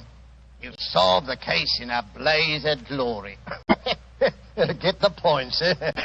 A blaze of glory. Yes, Lestrade, I get the point. Thank you very much. Pass that marmalade, will you, Watson? Holmes, is that the morning paper you brought with you, Lestrade? Yes, Doctor. Want me to read you the headlines? Yes, please do. Yeah. Hampstead Heath murderer captured in fire that destroys waxwork exhibition. You know, Mr. Holmes, you and the doctor were lucky you weren't burned to death. Never mind the chance you ran of having your throat cut by that maniac. It was fortunate that the police and firemen were on the scene as quickly as they were. Levesque had the strength of 10 men. Yes, the strength of a madman. He'll never stand trial, of course. No, Doctor. He'll end up in an asylum where he belongs. Mr. Holmes, what made you suspect Levesque? You first gave me the clue yourself, Lestrade. You told me that all the murdered girls were accompanied by men when they were attacked. All of them save one, Rose Bishop. Therefore, if the murderer was venting a hatred of love, he had to be someone very close to Rose Bishop to know that she was a suitable victim. That point alone, which I was shockingly slow in observing, should have told us to focus our attention on the father, Mr. Bishop, alias Levesque. Well, your theory was certainly right, Mr. Holmes. You should have heard his ravings after the arrest. He swore his daughter had been ruined, and so he'd killed her, too. Holmes, the waxwork figure of the killer, the one with the veil over its face, the features underneath were those of the of Levesque himself, weren't they? I'm certain of it, old fellow. You see, he had two great prides. The first, his natural pride as a fine craftsman in wax. The second, his perverted pride as a prominent and successful murderer. These two prides combined suggested to his crazed mind that he make a waxwork figure of himself and range it with the other great killers of history. Yes, but he was cunning enough to protect himself by placing a veil over the face. Precisely, my dear fellow. And when he saw us yesterday and we accepted the wager, he undoubtedly became suspicious and removed the wax figure last night and made his personal appearance as the murderer with every intention of killing us both. Yes, we were very lucky, old chap. Yeah, if you ask me, Mr. Holmes, you've been very smart. No, I quite agree, Lestrade. I think you solved the case brilliantly, Holmes. No. I've been very sluggish. I solved by circumstance and melodrama what should have been a purely intellectual problem. I'm not pleased with myself. Lestrade, I hope that my name has not been used in that newspaper report. No, it hasn't, sir. Excellent. I want no credit in this case. Well, do you mean to say that you're going to let Scotland Yard get the praise for catching him, Holmes? Why not? Well, that's very generous of you, Mr. Holmes. It'll make things a lot easier for me. Yes, it certainly will. Holmes, I can't see why you reproach yourself. Because, my dear Watson, like the Hampstead Heath murderer, I, too, have my pride as a craftsman. This case had a clearly defined pattern, and I was unable to recognize it. If you should have occasion to chronicle this story, Watson, and I should prefer that you didn't, I would like you to entitle it The Education of an Idiot. Oh, come now, Holmes. The education of an idiot? That's absurd. I know. But if you do tell this story, it'll probably end up as The Strange Case of the Murderer in Wax.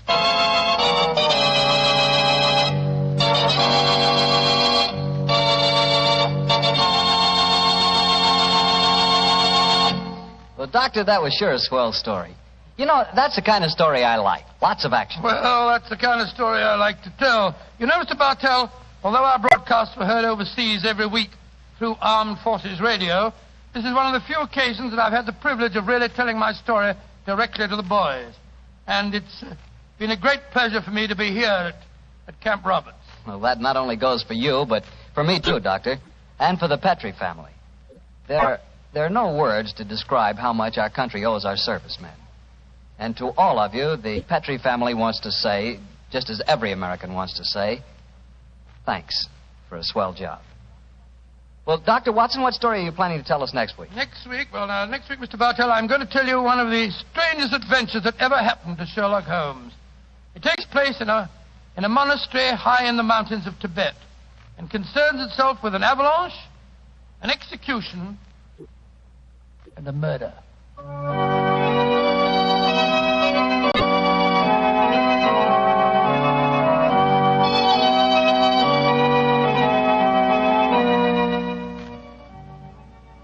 Tonight's Sherlock Holmes adventure was written by Dennis Green and Anthony Boucher and was suggested by an incident in Sir Arthur Conan Doyle's story, The Adventure of the Second Stain.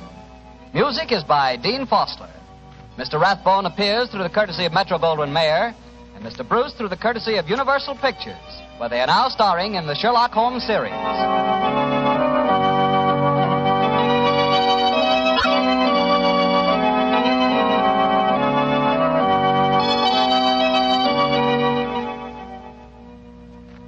The Petrie Wine Company of San Francisco, California, invites you to tune in again next week, same time, same station.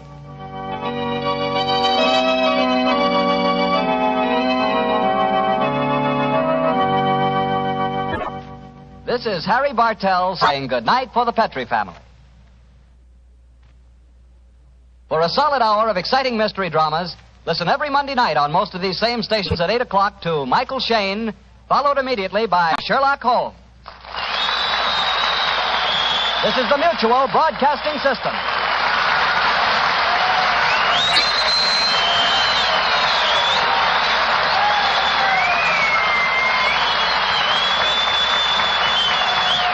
Sherlock Holmes and Dr. Watson. Murder, mystery, and intrigue at the turn of the century. Welcome to the new adventures of Sherlock Holmes. My name is Ben Wright.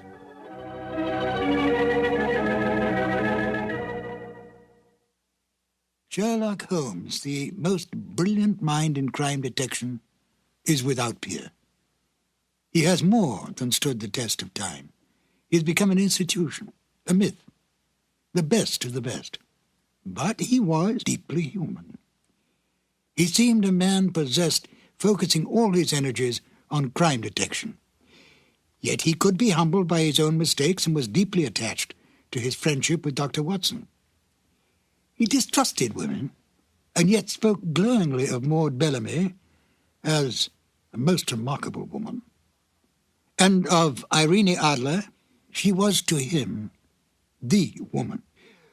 A man of almost manic depressive nature, he could be brilliant beyond belief, and yet turn quickly to cocaine when his depression reached deeply into his inner being.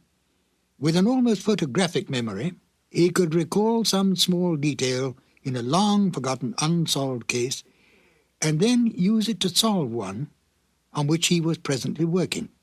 Although he lived and worked in the bustling city of London, Holmes loved nature.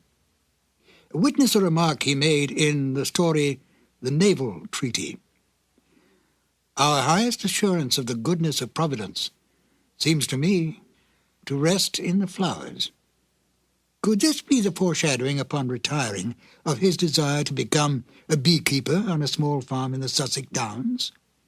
Although Holmes did not cultivate friendships, with the major exception of Watson, he did have some friends. At least Dennis Green and Anthony Boucher, the writers of The Out-of-Date Murder, would like us to think so. They enjoyed embellishing the original Holmes stories and adding information to the canon that Sir Arthur Conan Doyle never touched upon. Listen carefully to the end of this exciting adventure, where the story reveals the exact kind of payment Holmes accepts for solving this case. It's a delightful addition to the canon, totally imagined by Dennis Green and Anthony Boucher.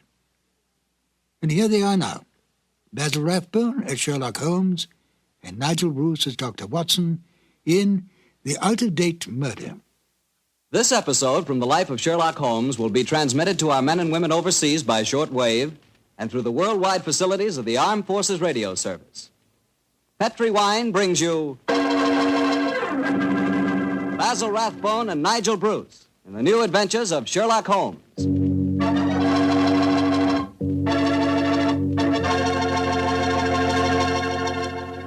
The Petri family, the family that took time to bring you good wine, invite you to listen to Dr. Watson tell us another exciting story about his old friend, that master detective, Sherlock Holmes. And we'd also like to tell you something you really ought to know. The fact that the one sure way to make good food taste better is to try that good food together with a glass of good Petri wine. Did you ever try Petri wine with dinner? No kidding, that's one bandwagon you sure want to hop on. Take, for instance, a deep red, hearty Petri California Burgundy. Wait till you taste that Petri Burgundy with, let's say, a delicious old-fashioned beef stew. Or maybe try a glass with spaghetti. I'm telling you, when you add the luscious flavor of that Petri Burgundy to the flavor of your favorite foods, you're really living. You're finding out for the first time what good eating really means, on the level. So better keep a bottle of that Petri Burgundy right on the dining room table. And never forget, the best friend a good meal ever had is a glass of Petri wine.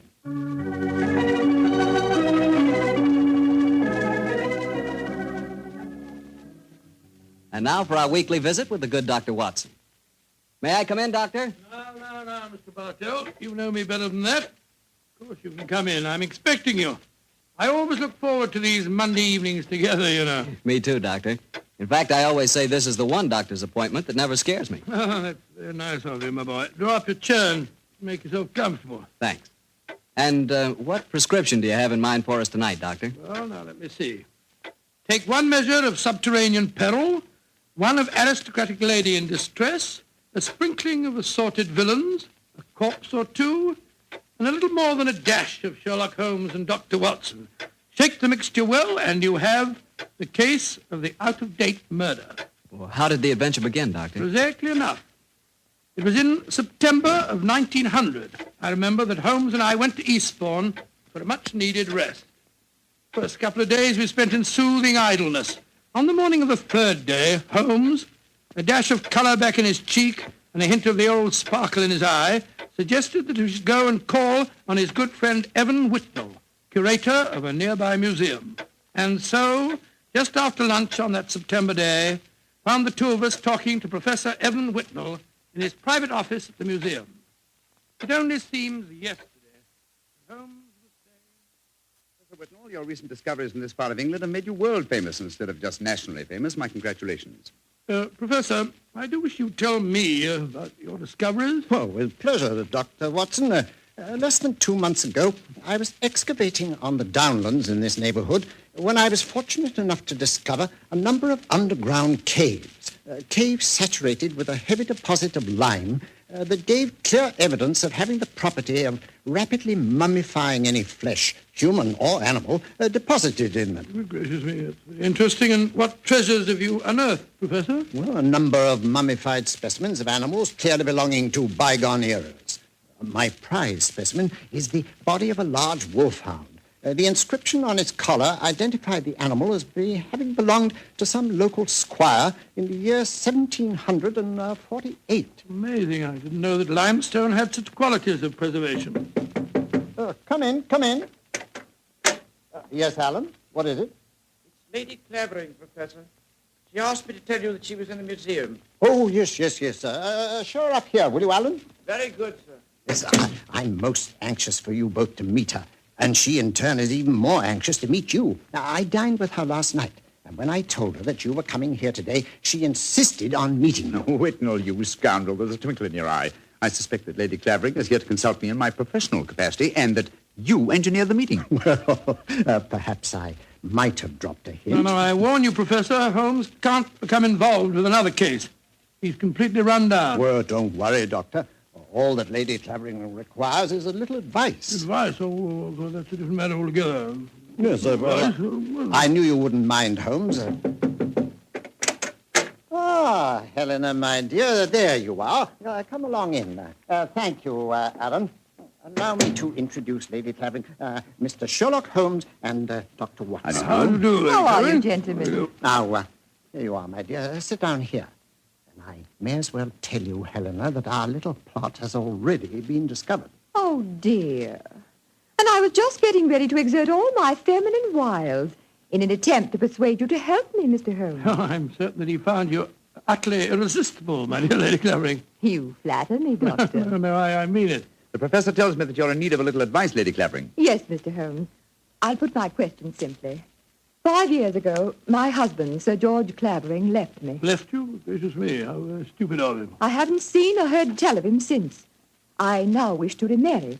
But, of course, I couldn't do that without having my husband declared legally dead. My dear Lady Clavering, I can't help feeling that a lawyer is the proper man to consult, not a detective. Perhaps you're suggesting that there was foul play in connection with your husband's disappearance. Oh, no, Dr. Watson. The Claverings are a strange family, self-willed and headstrong. George and I were not happy together. I think he disappeared deliberately. You reported his disappearance to the police, of course. Oh, yes, Mr. Holmes. But they've never been able to trace him. This kind of thing has happened in the family before, Holmes. Tell them about Sir Nigel, Helena. Well, he was one of my husband's ancestors. He walked out one day in 1777 and was never seen again. Extraordinary family, always disappearing. George knew of the legend, and he often threatened to do the same thing himself. But your problem, Lady Clavering, is not that of your husband's fate, but rather of your own freedom. Yes, Mr. Holmes. Well, I'm afraid my advice can be of little consolation to you. The law has specified a number of years that must elapse before anyone disappearing can be declared legally dead. I would suggest that you possess your soul in patience until that period has elapsed. Oh, dear. And I was hoping you'd be able to think of some terribly clever way of getting round the law, Mr. Holmes. Lady Clavering, sometimes perhaps my methods may be unorthodox, but I assure you that getting around the law, as you put it, is a procedure I do not indulge in. Oh, dear me, now I've offended you, Mr. Holmes, and it's the last thing on earth I meant to do, I assure you. My friend's a little touchy about matters concerning his professional honor, you know, Lady Clavering. Oh, nonsense, my dear Watson. I'm not touchy and I'm not offended. And now, may I suggest we all examine the professor's latest treasures, and after that, perhaps he'll take us for a stroll on the downs. I'm most anxious to examine those lime pits of his.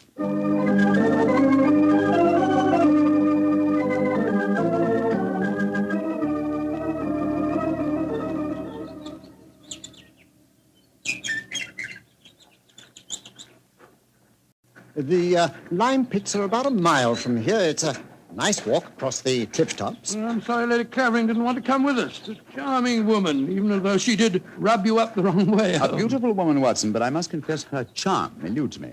Her lack of concern about her husband's fate seemed completely unnatural. Yeah, not if you'd known her husband, Sir George Clavering. He was a tyrant and a bully, both in his home life and in the village. Hello? Who's this coming towards us? It's Timmy. Daft Timmy, they call him in these parts. He isn't quite right in the head, poor fellow, but he's perfectly harmless. Has two passions in life, birds and bonfires. Hello, Timmy. I've got something beautiful to show you. Oh, it's so beautiful. Well, what is it, Timmy? Look, it's in my cap. See? Oh, isn't it lovely? It's a robin's egg. I found it when I was bird nesting. Did you ever see such a blue egg? It's a beauty, Timmy. Where did you find it, my boy? Down by the lime pits. Oh, I'm going to build a lovely fire on the downs tonight. I'll let you come and watch it if you give me a shilling. Now, you be careful, Timmy, or you'll be in trouble again. Timmy doesn't get in trouble anymore now. Not since he had Sir George carried away. Sir George Clavering used to whip Timmy when he found him on the land. Timmy, tell me, how did you have Sir George, as you put it, carried away? I told my birds about him. I told them how he used to beat poor Timmy, and they said they'd carry him off and drop him over the cliffs.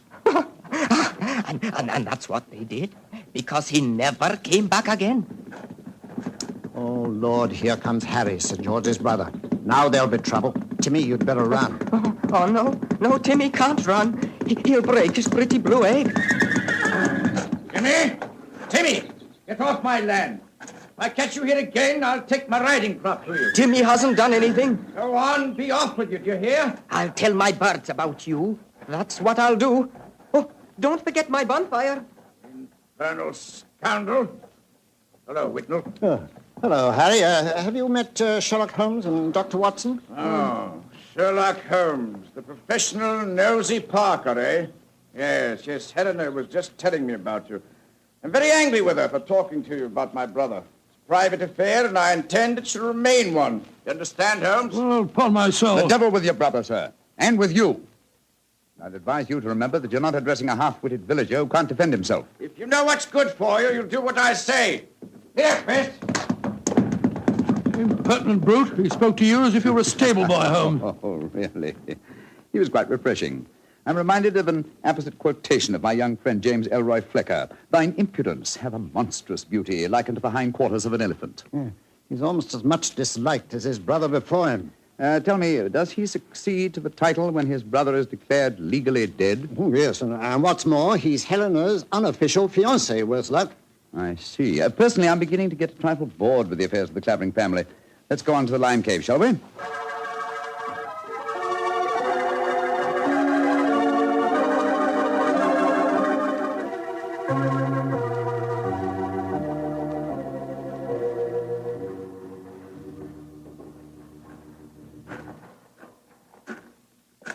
These caves are amazing. We must be 50 feet below the level of the ground, aren't we, Whitnell? Well, more than that, I should say. Rock formation is most unusual, a series of caves connected by a veritable honeycomb of tunneling. Yes. I think I'll light the lantern now. It's getting darker in here, and I haven't explored this particular cave before. Yes, I've had a wall cave in on me a couple of times, so you'd better watch where you're walking. There. Now we can see better. Let's go deeper, shall we? But do watch your step.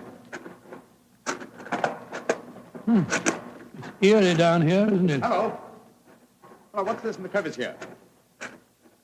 Looks like a mummified bird of some kind. It is a beautiful specimen. Judging by its markings, a black streak here and bars of white in the tail, I'd say it was a peregrine. That's exactly what it is, a falcon. Dating back a couple of 100 years, I should say. And in a perfect state of preservation. Oh, this is a treasure. Come on, let's explore deeper. There's another cave over here. If you'll hold the lantern up a little, I'll... Oh, I say.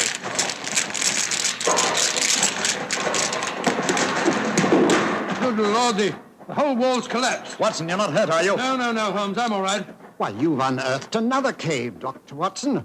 Let's go in. I think we can just manage to crawl through. Great Scott, I don't believe my eyes. Magnificent. Whitnell, this is a treasure indeed. A perfectly preserved body dressed in 18th century costume, powdered wig and all. Yes, and there's no mistaking who it is. Look at that typical beak profile. It's a Clavering, and it isn't hard to identify which one. By George, you mean the one that Lady Helena told us about this afternoon? Exactly. Without doubt, this is the body of Sir Nigel Clavering, who disappeared in 1777.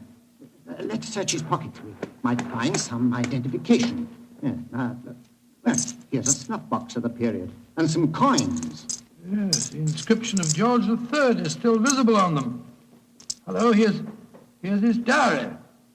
This is unbelievable. What are you up to, Holmes? I was examining the body, Watson. This man was murdered.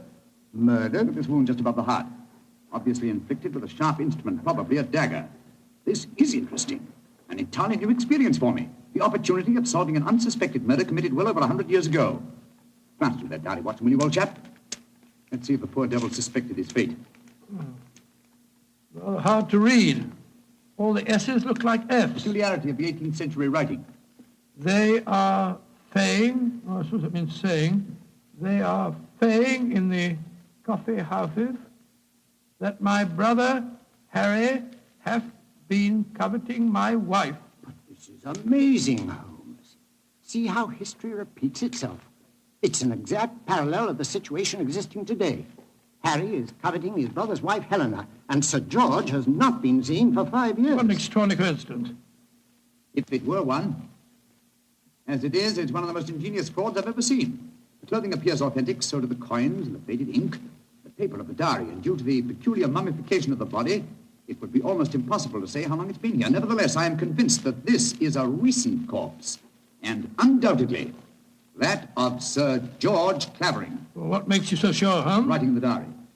18th century used an S that looked like an F, it is true, but never at the end of a word. You will recall, Watson, that you were reading H-A-F, have, for H-A-S, has. That's perfectly true, I was. Well, that would be incorrect in genuine 18th century writing. No, obviously, this is an extremely clever attempt to disguise the comparatively recent murder of Sir George Clavering. It's incredible, Holmes. And yet I believe you're right. I'm sure of it. Well, what are you going to do about it? You and I, old chap, will mount guard over the body. You, my dear Whitnell, if you don't mind, will be good enough to go and fetch the police.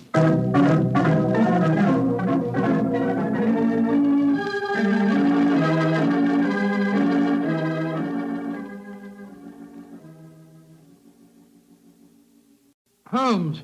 Yes, old chap? What do you suppose is keeping the police? Whitnell must have gone over an hour, and the lantern with him. Here we are, crouching in the dark in a smelly cave, 50 feet under the cliffs, with a mummified corpse. Very true, Watson, but I don't. Uh-huh. Here comes the lantern. It must be Whitnell and the police. Whitnell! That you, Whitnell?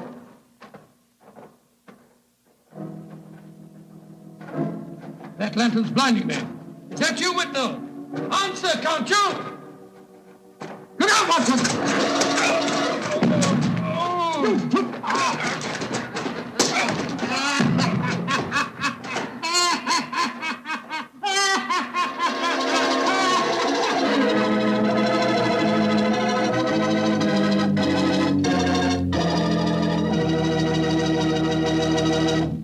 Dr. Watson's story will continue in just a second. And I'm going to take that second to ask you what you think of when I say good food. When you say good food to me, I can see myself really going down on a piece of fried chicken, but really fried, you know, crisp and sort of a light brown. And when I see that chicken, I sure want to see some Petri California Sauterne. Because, believe me, Petri Sauterne is a white wine that's the wine for chicken. That Petri Sauterne has a delicate kind of flavor. Delicate like its pale gold color. But what a flavor, and what a wine. If you want a swell white wine, you certainly want Petri Sauterne. Try it and see.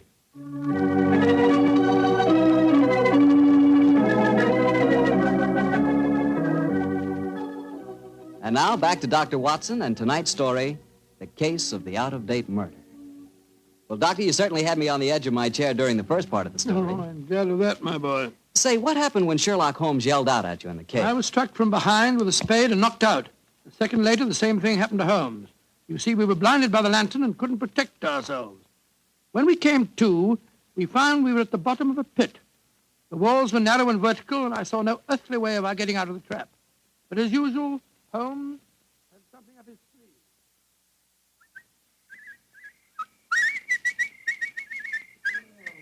Oh, my head's throbbing. Never mind that for the moment, old chap. Get the coat off in your shirt. Oh, Come on, off with it, old boy. Come on, off with it. I've already removed mine and tied them together. Oh, what for? Oh, dear me, that blow on your head must have been unusually severe. I'm trying to make a kind of rope, Watson, a rope to get us out of here. Oh, what's the good of a rope unless there's someone on the ledge above us to haul us out? Perhaps you'll think you're performing the Indian rope trick. My dear Watson, this is no time for your rather heavy-handed humor. Why do you keep whistling like that? You've been doing it for the past 20 minutes. I'm whistling for help. Well, why not shout? Whistle carries further. Oh, dear. Who's going to hear that? Daft Timmy, I hope. Remember, he was having a bonfire on the cliff tops tonight. My whistle is that of a nightingale, a song unheard in Sussex at this time of the year. If he does answer it, I'm sure it'll bring him down here. Oh, dear. Well, I hope you're right. Seems to me that Whitnell and the police will never find us here. We shall mummify, just as the filthy murderer intended us to. Courage, Watson, I'm sure... It's worked! It's Timmy! Cutting a burning log. We're down here, Timmy! Nightingale, pretty birdie, what are you doing down there? Timmy! I've tied these clothes together to make a rope. I'm going to throw them up. You ready? Catch. Good. He's caught it. Now, Timmy, lower it to us. Oh, I shouldn't do this. They'll whip me. No. Nobody will whip you, Timmy. And we both want to give you a shilling to come up and see your bonfire. Oh, that's different. 2 shiny shillings. I'll lower the rope. Here it comes. That's it. All right, now then. You first. All right, Timmy, pull away. Here I go.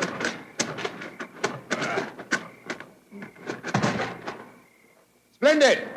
I'm up, Holmes. Now I'll lower it for you. All right. I've got it. Look out now. Here I come.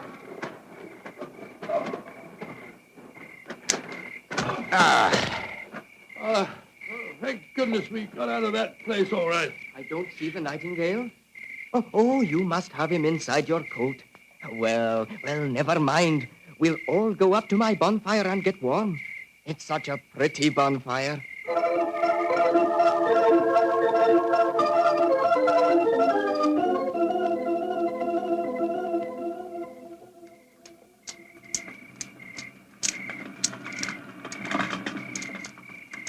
Did you ever see a finer bonfire? Never, Timmy. It's lovely. It's the most comforting sight I've seen for the last couple of hours. Oh, just one thing's bad, though.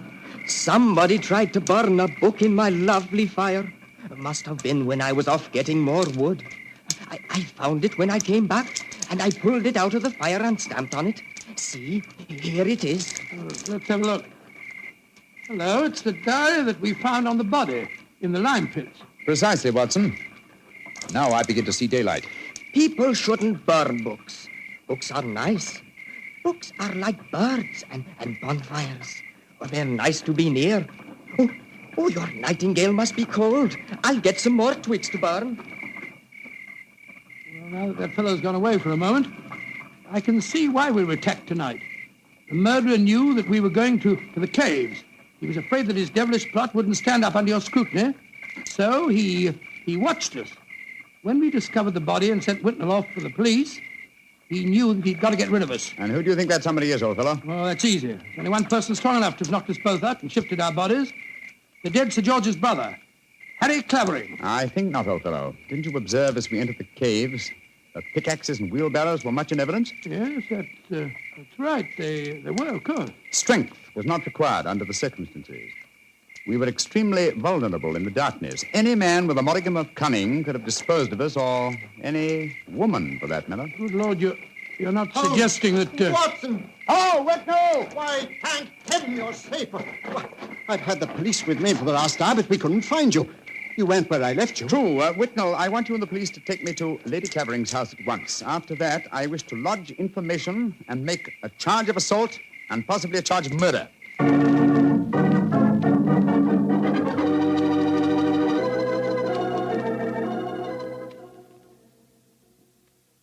And that, Lady Clavering, is the story of how we found your husband's body. Horrible, Mr. Holmes. Horrible. But who in thunder could have planned such a devilish plot? Why did the murderer attack you and Watson? There, my dear Whitnell, you have the key to the murderer's identity. The man who so cunningly conceived and executed the murder of Sir George could never have bungled the job of disposing of Watson and myself unless he had meant to bungle it. You mean he didn't mean to kill us? Exactly. He merely wished us out of the way while the incriminating evidence was removed. You mean the diary? Of course I do. You will recall we found it partially burnt in Timmy's bonfire. Then it was Timmy who... No, my dear fellow. Surely it's obvious one person and only one. Knew that the diary was the key to the murderer's identity. The man who was present when we discovered it and detected the fraud. Great Scott, Professor Whitnell. Whitnell, you murdered my brother. Evan. Evan, you. Oh, no. I did it because I love you, Helena. All these years there's been nothing in my life that meant anything but you. How could you? I thought that if George were out of the way, I could make you care for me. And when I realized that you loved Harry, I was mad with jealousy. And so I planned to conceal George's body forever. It was a clever plan. You said so yourself, Holmes. If it hadn't been for you, it would have worked. Yes, it was diabolically clever, Whitnell, but I'm afraid that no amount of cleverness now can prevent you from paying for your crime. Sir George, I suggest that you instruct the police to come in. Our work is done.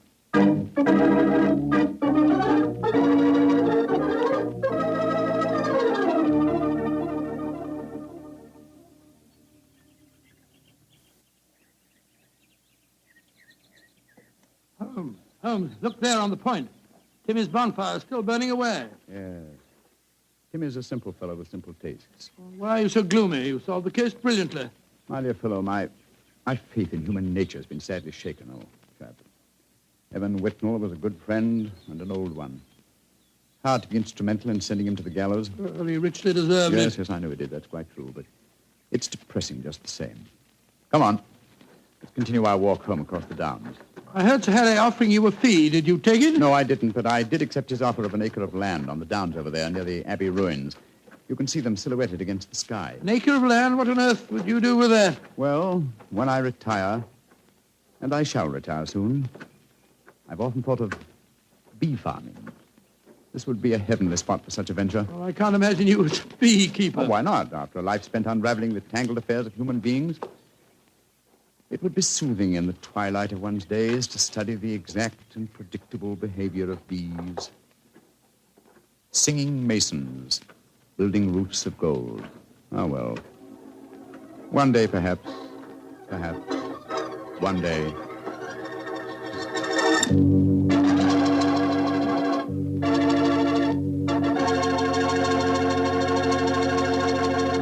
Well, Doctor, that was a swell story. You know, I'm sure glad we get together like this once a week. Oh, thank you very much. Next week, why not come over a little earlier for dinner? Oh, no, I wouldn't think of having you go through all that trouble. Oh, well, of course, if you feel that way. Well, say, aren't you going to coax me? Well, to tell you the truth, I knew I wouldn't have to coax you. Mr. Bartell, I was just going to show you the 2 thick steaks that I've got frozen in my refrigerator. Oh, no. Oh, yes. I'll also put aside a bottle of Petri Burgundy. Well, in which case, I'll bring along a very hearty appetite. If you pick the steak, I know it's good, and when it's Petri wine, you know that's got to be good, too. Because the Petri family has been making fine wine for generations. They've owned and operated the Petri business ever since its inception, way back in the 1800s. During all that time, they've sure learned plenty about the fine art of turning luscious grapes into clear, fragrant, delicious wine. And they've been able to take this experience and hand it on down from father to son, from father to son. That's why, when you want a wine for any occasion, you can't go wrong with a Petri wine. Because Petri took time to bring you good wine. Now, Dr. Watson, what story do you have lined up for us next week? Well, now, let me see. Next week, Mr. Bartell, I'm going to tell you an adventure that occurred to Holmes and me in the shadowy depths of the Limehouse district in London. It's a strange tale of death and terror. I call the story The Eyes of Mr. Layton. Well, Doctor, we'll be sure not to miss it. And meanwhile, don't you forget you promised to contribute to the National War Fund. National War Fund? Of course, Mr. Bartell. It's a must. The money you give to your war fund not only helps the men and women in our armed forces, and it not only helps our allies, but that money goes to work right in your own community, helping make possible many relief and welfare agencies in your own hometown. So let's all be generous in victory. Give to your community war fund. Tonight's Sherlock Holmes adventure is written by Dennis Green and Anthony Boucher and is based on an incident in the Sir Arthur Conan Doyle story, The Adventure of Wisteria Lodge. Mr. Rathbone appears through the courtesy of Metro-Goldwyn-Mayer, and Mr. Bruce through the courtesy of Universal Pictures, where they are now starring in the Sherlock Holmes series. The Petri Wine Company of San Francisco, California, invites you to tune in again next week, same time, same station. Oh, the Petri family took the time to bring you such good wine. So when you eat and when you cook, remember Petri wine. To make good food taste better, remember... Petri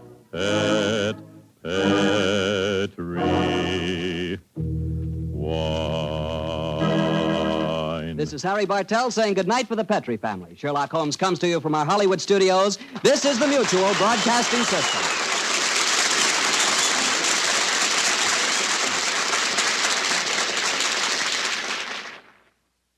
Sir Arthur Conan Doyle never revealed how Holmes came to own his bee farm on the Sussex Downs. This wonderful touch at the end of the case adds a little extra to the original stories and seemed to please the Sherlock Holmes aficionados when it was broadcast. But I'm Ben Wright. In a moment, I will present you with another new adventure of Sherlock Holmes.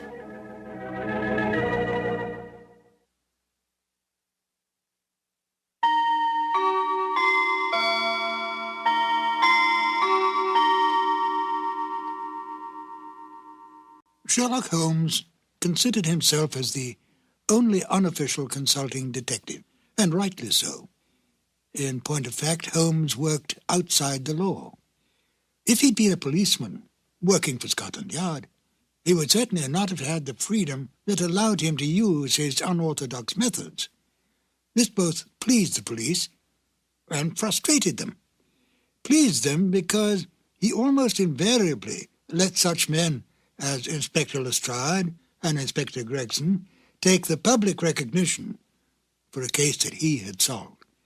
Frustrated them because he could literally work on a case using his own specialized abilities while they had to stay within prescribed limits. Yet Holmes did respect the law, for he was in fact an amateur and felt it best to have a healthy relationship with the professional police. This encouraged such men as Lestrade and Gregson to bring various unsolved crimes to him for his solution. His freedom outside the restraints of the law allowed him to assume many roles in disguise and to work with Watson as his accomplice.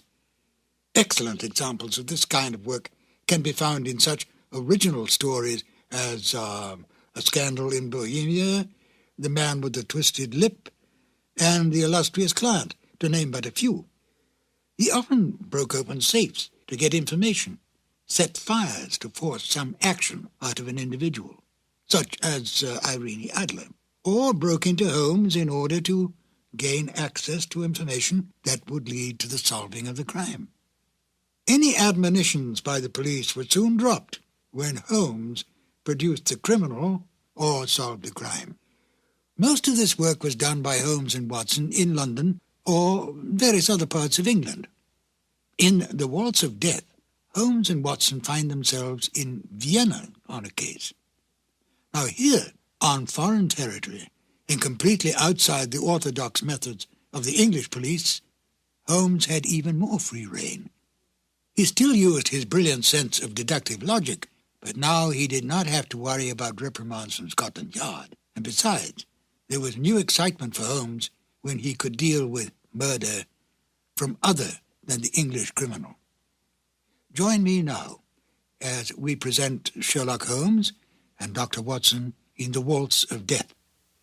Petri Wine brings you Basil Rathbone and Nigel Bruce in the new adventures of Sherlock Holmes.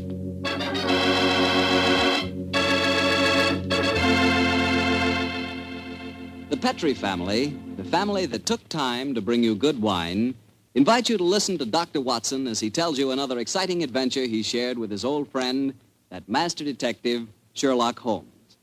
And as for me, well, I'm going to tell you about a swell idea. The idea of serving Petri California sherry before dinner.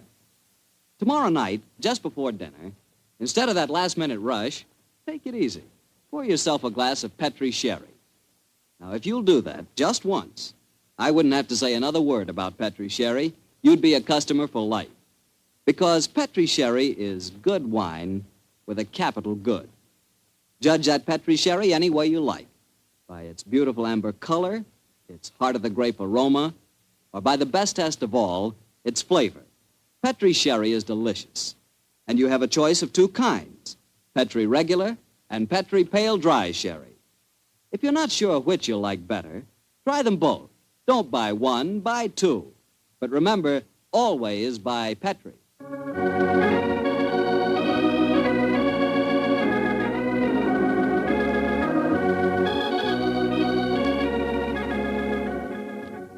And now I'm sure our good friend Dr. Watson's expecting us. Let's go in and join. Good evening, Dr. Watson. Good evening, Mr. Bartell. All set for tonight's story? Yes, my boy, I'm all set, as you put it. It began in Vienna in 1889. The old Vienna of bright lights, lovely ladies, and lilting music. What were you and the great Sherlock Holmes doing there, Doctor? Mr. Bartell, what were we doing there? Yes, sir. Were you just taking a trip? Oh, in those early days of our association, we didn't have either the time or the money for trips. No, we were in Vienna at the express command of the Emperor Franz Joseph. It was in October, I remember, that we arrived in the city, and for several days we were forced to cool our heels awaiting the imperial pleasure. It was on one of those idle evenings that the good services of our friend, the Chief of Police, Count Frano, secured us an invitation to a resplendent ball that was being held at the palace of Princess Stephanie von Kram.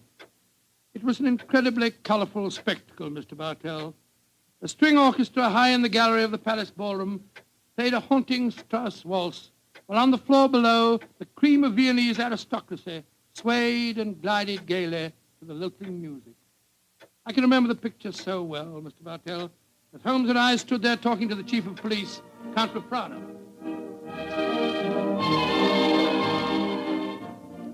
A colorful scene, is it not, gentlemen?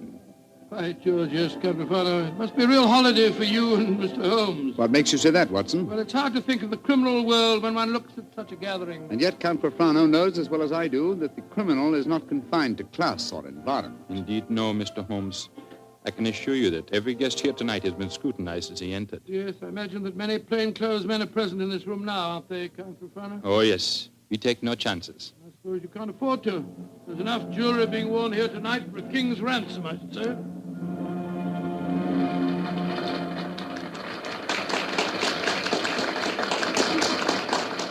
The waltz is finished. Now I can present you to our hostess, Princess von Kram. Stephanie, my pigeon. My pigeon must know the princess pretty well. Yes, I'm glad to see that in Vienna the profession of criminal detection carries no social stigma. Allow me to present you Mr. Sherlock Holmes, Dr. Watson, the Princess Stephanie von Kram. I'm very honored to meet you, Your Highness. I'm most happy to meet you, gentlemen. Permit me to introduce my protege, Janos Horvat, the Hungarian composer. Thank you, sir. This ball tonight, Mr. Holmes, will mark a rare occasion. A signal honor is to be conferred on Herr Horvath and myself before tonight is through. The next waltz is a new composition of his. Tonight will be its debut. Indeed, how very interesting. It is a great honor the princess has conferred on me. A new composition could not possibly be presented under more auspicious circumstances. Count Frano, you spoke of an honor in connection with yourself. May I tell them our secret, Stephanie? No, I will tell them myself, Anatole. After your waltz has been played, Janusz, and Anatole and I shall be the first to have the privilege of dancing to it, my father is to make a public announcement. He is to announce my engagement to Count Anatole Refon. Oh, indeed, my congratulations to you both. Very lucky fellow. Am I not the luckiest of men? Is she not exquisite? I, the gay man of Vienna, the cavalier who swore that no one woman would ever capture him. I confess it, gentlemen, I'm in love. Oh, but I pity you. Even the great waltzes of old Vienna could hardly be worthy of this moment. Oh, Anatole, you are a born flatterer. Oh, come, the waltz is about to begin. I shall see you gentlemen later. Auf Wiedersehen. Auf Wiedersehen. The orchestra is tuning up, Herr Horvath. I imagine this is a great moment for you. A very frightening one, I assure you, my friend. In a few minutes, I shall know whether my new work is to be crowned with success or failure. Count Refrano is leading the princess to the center of the floor. The conductor is raising his bottle. This is your moment, Herr Horvath. Good luck. Pray for me, gentlemen. Pray for me. There they go, the princess and Count Refrano. They're starting the waltz.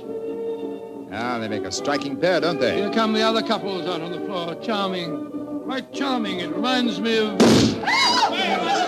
Great Scott, that was a revolver shot. It's the princess. She's been shot. Come on, Watson. Out of the way, please. Out of the way. Count Refrano, what happened? Stephanie, Dr. Watson, see what you can do for her. Count Refrano, there's nothing I can do, I'm afraid. She was shot through the brain. She died instantly. Stephanie is dead. Stop that devilish music! Lock all the doors! There's a murderer to be found!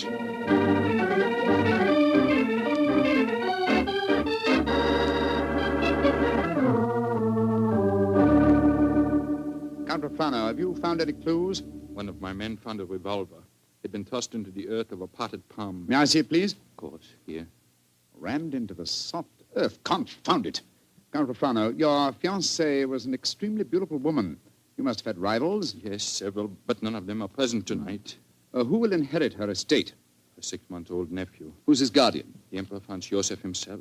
No, Mr. Holmes, I know of no obvious motive for someone wishing poor Stephanie dead. Well, perhaps it was a political crime. She was a wealthy aristocrat and a very prominent one. Yes, it's very possible.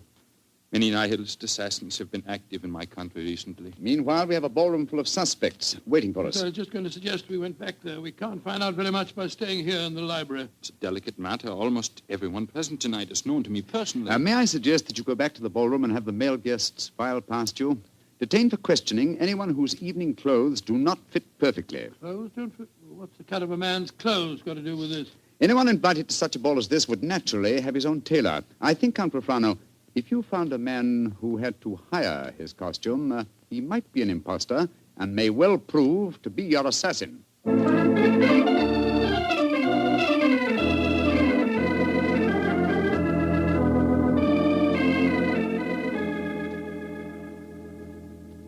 Mr. Holmes, your plan has not been effective so far. You find one Englishman who is unusually badly dressed, and what do we discover? He's an English milord whose luggage was lost on the train. Yes, and the second suspect proved to be a perfectly respectable Viennese doctor whose nasty little child had taken the last-minute snip at his tailcoat with a pair of scissors. And the third was poor Horvath, the composer, who cannot yet afford a good dress suit, eh? Well, Count Refrano, why not have the next suspect shown in? Yes, of course. Schober, bring in the next man. Ja, Herr Count. Kommen Sie herein, bitte. Bitte, what a frightful-looking fellow. Your name, please. My name is Gruning. What do you wish with me? Gruning? Your name was not on the list of invitations. One moment, please. Let me see your right hand, Herr Gruning. You have no right to touch me. Where did you get these fresh earth stains? Your right thumb is pitted and the nail is full of dirt. What does that poor policeman... Not a short while ago, you tried to hide your revolver by ramming it into an earth-filled flower pot. Give me that revolver, please, Count Refrano. It will be easy to compare the samples of earth. It will not be necessary. Well, you admit that you murdered the princess tonight, then? Certainly, I admit it. Why did you kill her? She was an aristocrat. She was an oppressor of the poor. I'm glad I killed her.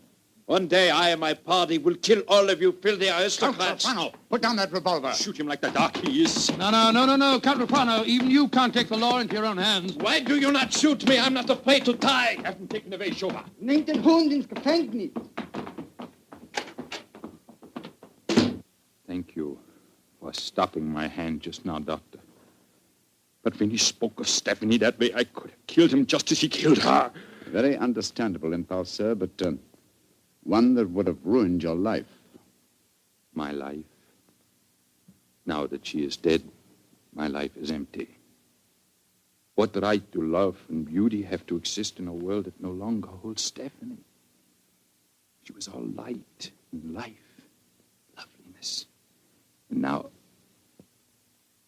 But I am hardly displaying my Viennese blood, am I? The murder is caught, thanks to you, Mr. Holmes, and my life, such as it is, must go on. Somehow. That's how the story began, Mr. Bartell. Began? It sounds like the end of a story to me, Doctor. Far from it, my boy. The next day, Holmes and I had our interview with His Imperial Majesty and learned the nature of the services expected of us, services that required our leaving the city. And that's why, my boy, we were gone from Vienna for some weeks.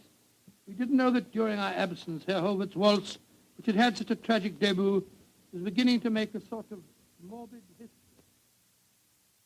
Yes, Herr Baron, the Horvath waltz. We have had many requests for it. Gladly, we will play it, Herr Baron.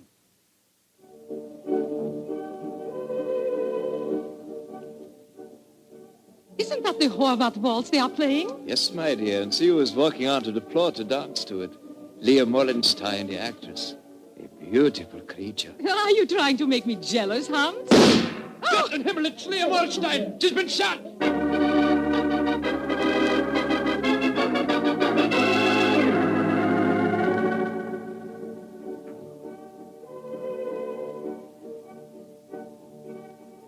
A new ballet, and to the music of the Horvath waltz. Magnificent.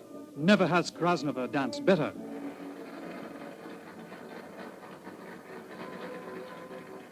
Have you ever seen such exquisite pirouettes?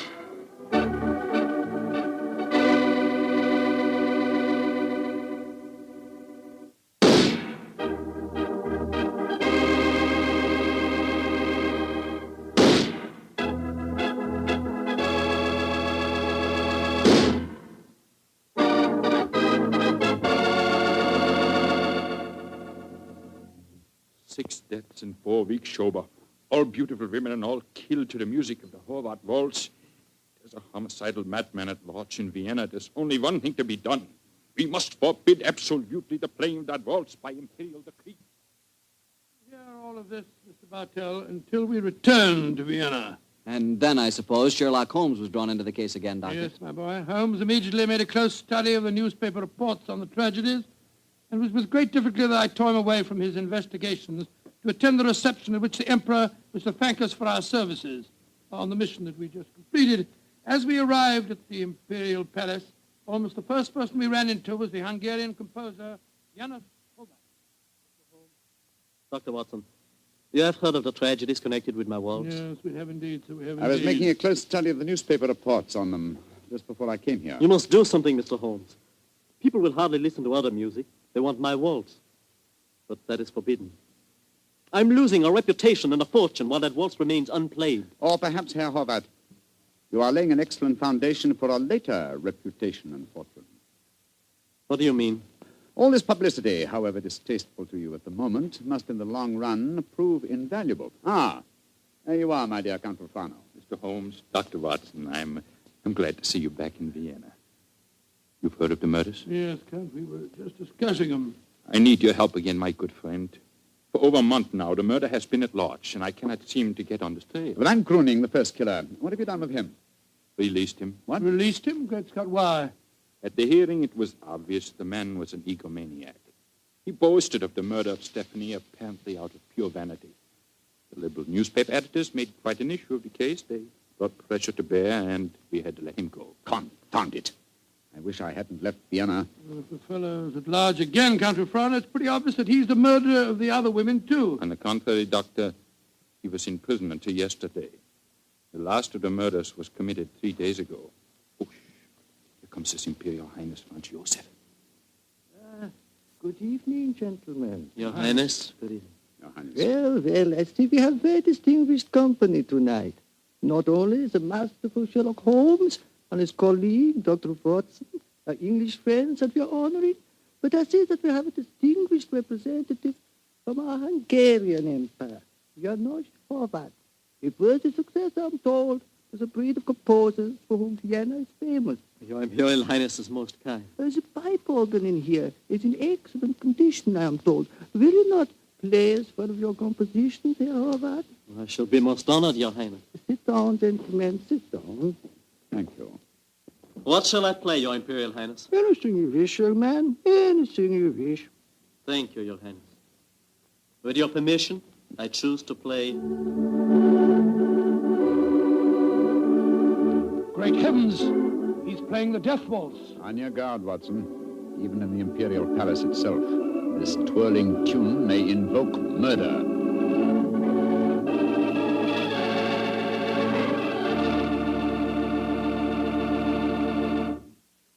hear the rest of Dr. Watson's story in just a second, which just gives me time to remind you that if any one wine could be called the perfect wine for almost any occasion, that one wine would be Petri California Sherry. Petri Sherry is not only a fine before-dinner wine, but it's wonderful after dinner, too. And, of course, when you're entertaining or when guests drop in, whether in the afternoon or evening, there's nothing better than a glass of Petri Sherry. And it's comforting to know that you can serve Petri Sherry proudly, because the name Petri is the proudest name in the history of American wines. Dr. Watson, you certainly left me hanging on a cliff that time.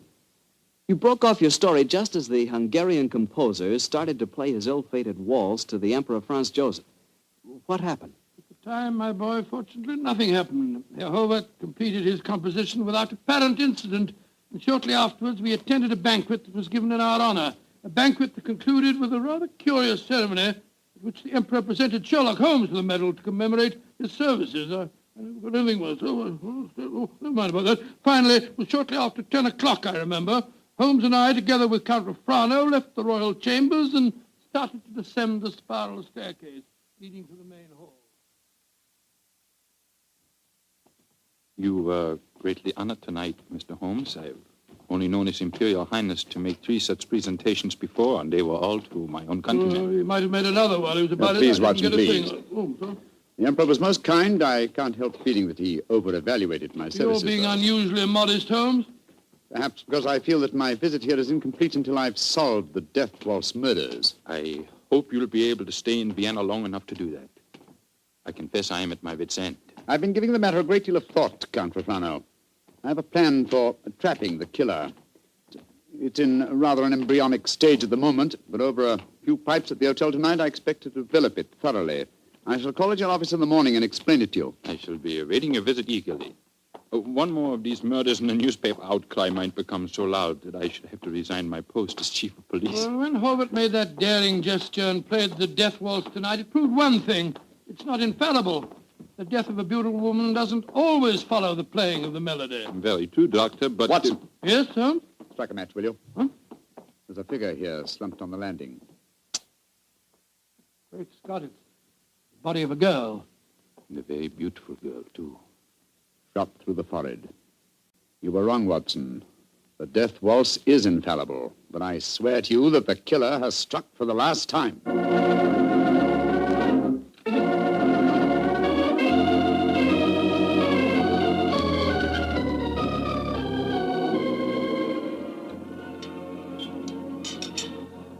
Ah, there you are, my dear Count Refrano. Yes, I followed the instructions you gave me this morning, Mr. Holmes.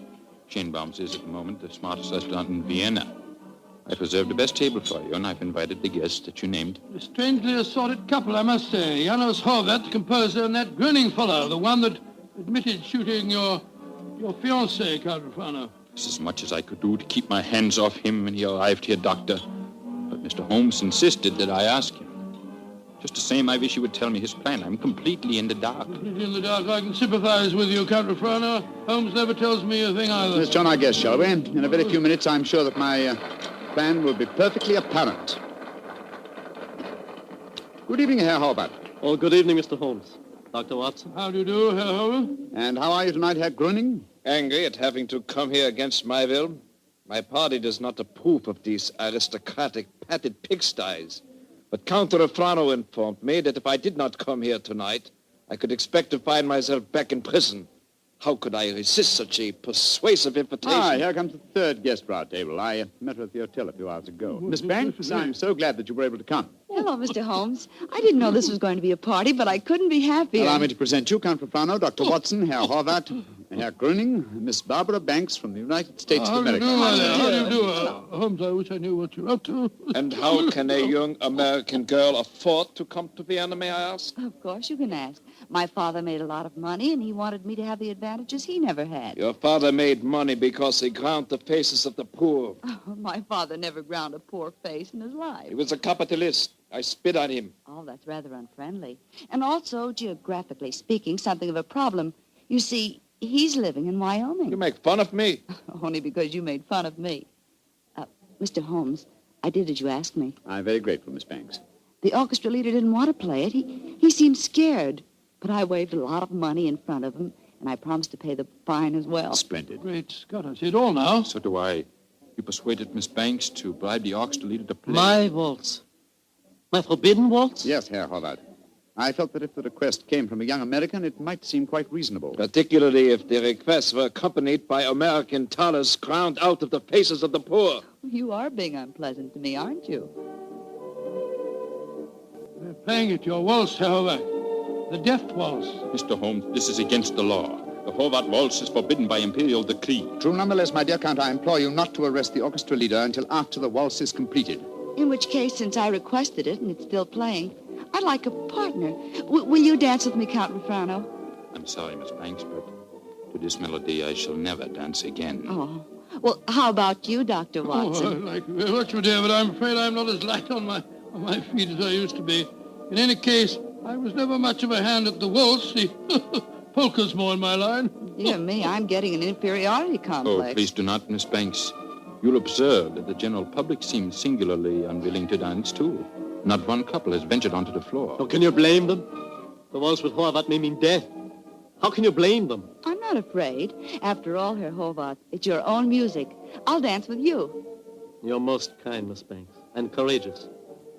But to be a partner of the only woman on the floor would mean ruin, an admission of failure. My third refusal. I'm a wallflower. No, my dear Miss Banks, the aristocrats, they're afraid. But I, plain, simple Gröning, I will dance with you, Miss Millions. Oh, bless you, Herr Gröning. And I assure you my father does not grind the faces of the poor. He does grind the faces of the poor, this I know. Stop her, it's suicide. I think not, Herr Horvath. I think so. And I'll not stay here to watch it. Where the devil's he off to? Do not worry, Doctor. I shall keep an eye on him. Yes, and we'll keep an eye on both of them. Come on, Watson. Horvath is leaving the room. Whereas Count Refrano has deserted his trail and has slipped behind one of those pillars. Good Lord, he's drawing a revolver. Exactly, Watson. He's our man. Put down that revolver, Count Refrano. Put it down, I say! He's turning it on himself. Count Refrano!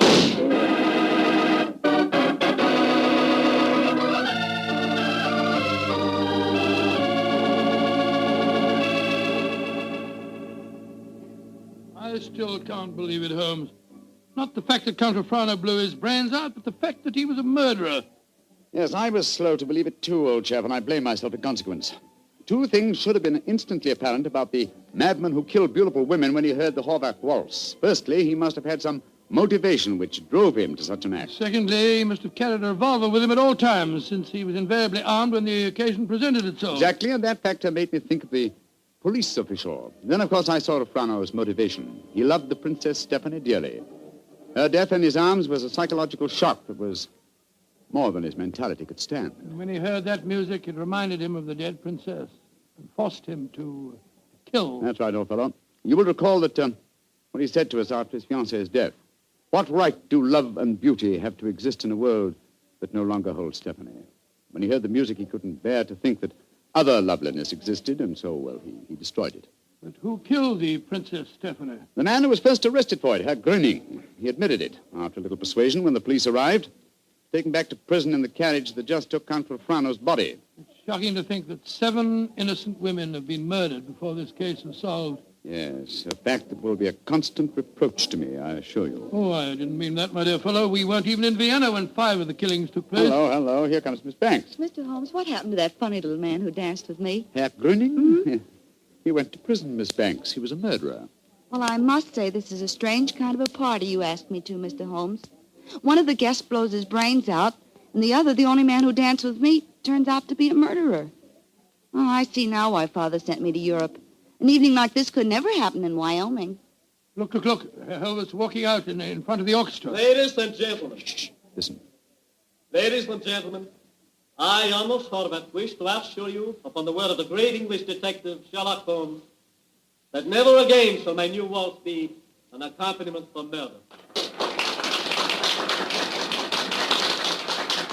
Henceforth, its melody will be for life and love and laughter. I have ordered a bottle of the finest Tokay sent to each of your tables. Raise your glasses and pledge me as I now conduct my waltz. Free at last from the kiss of death.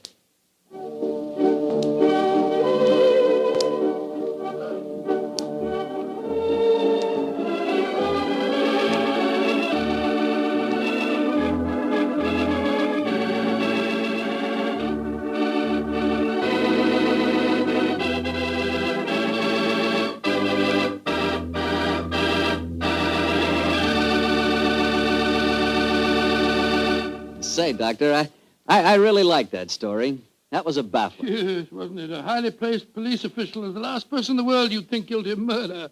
I must confess I wasn't of so much help to Holmes in solving that case. Oh, don't let that worry you, Doctor. After all, Holmes almost missed solving it himself. Oh, thank you, my boy. Very nice of you. Thank you very much. But it certainly was one of the most interesting cases that I was ever connected with. I know what you mean. You know, I came across quite an interesting case myself the other day. Oh, you don't say where? Right in my own house. Oh, that's interesting. What kind of case? Sherry. Oh, good gracious me, sherry. That's right, a case of Petri, California sherry.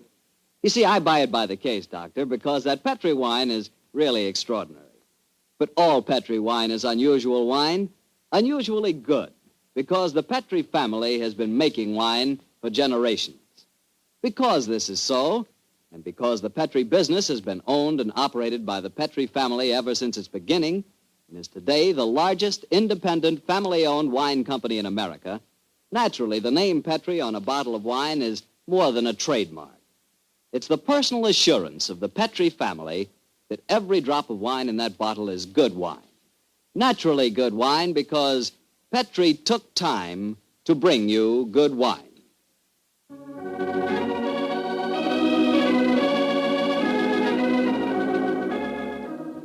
Tonight's Sherlock Holmes adventure was written by Dennis Green and Anthony Boucher and was suggested by an incident in Sir Arthur Conan Doyle's story, The Adventure of the Illustrious Client. Music is by Dean Fostler.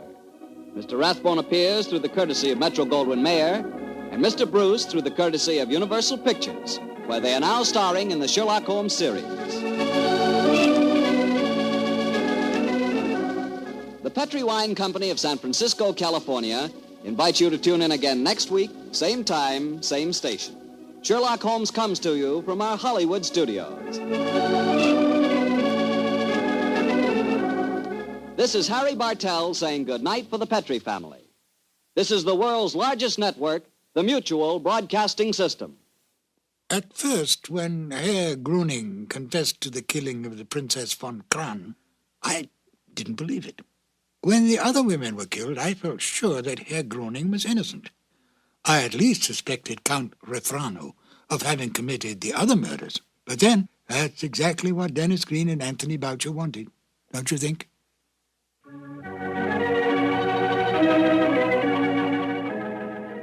The two episodes you have just heard, The Out-of-Date Murder and The Waltz of Death, are part of the new adventures of Sherlock Holmes, starring Basil Rathbone and Nigel Bruce, and are a 1988 copyrighted production of 221A Baker Street Associates.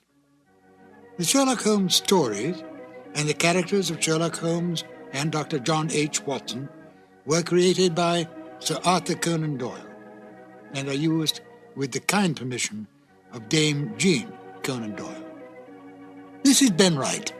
Won't you join me again soon for more new adventures of Sherlock Holmes? Thank you for listening.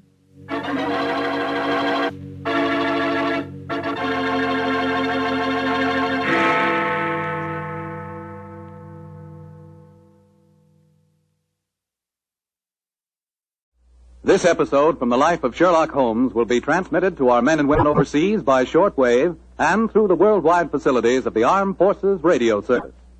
Petri Wine brings you Basil Rathbone and Nigel Bruce in the new adventures of Sherlock Holmes.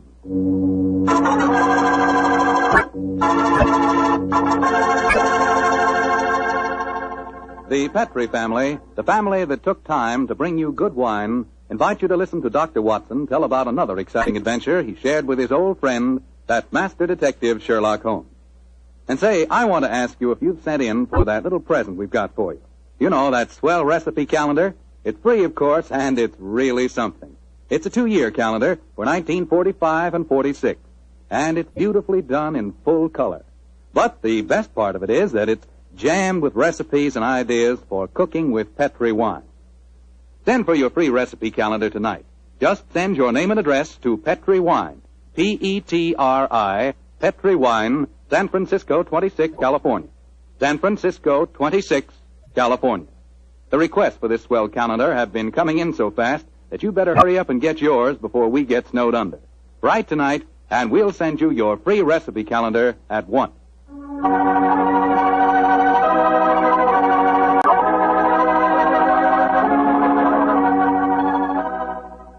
And now for our weekly visit with the good Dr. Watson. Let's see if he's waiting for us.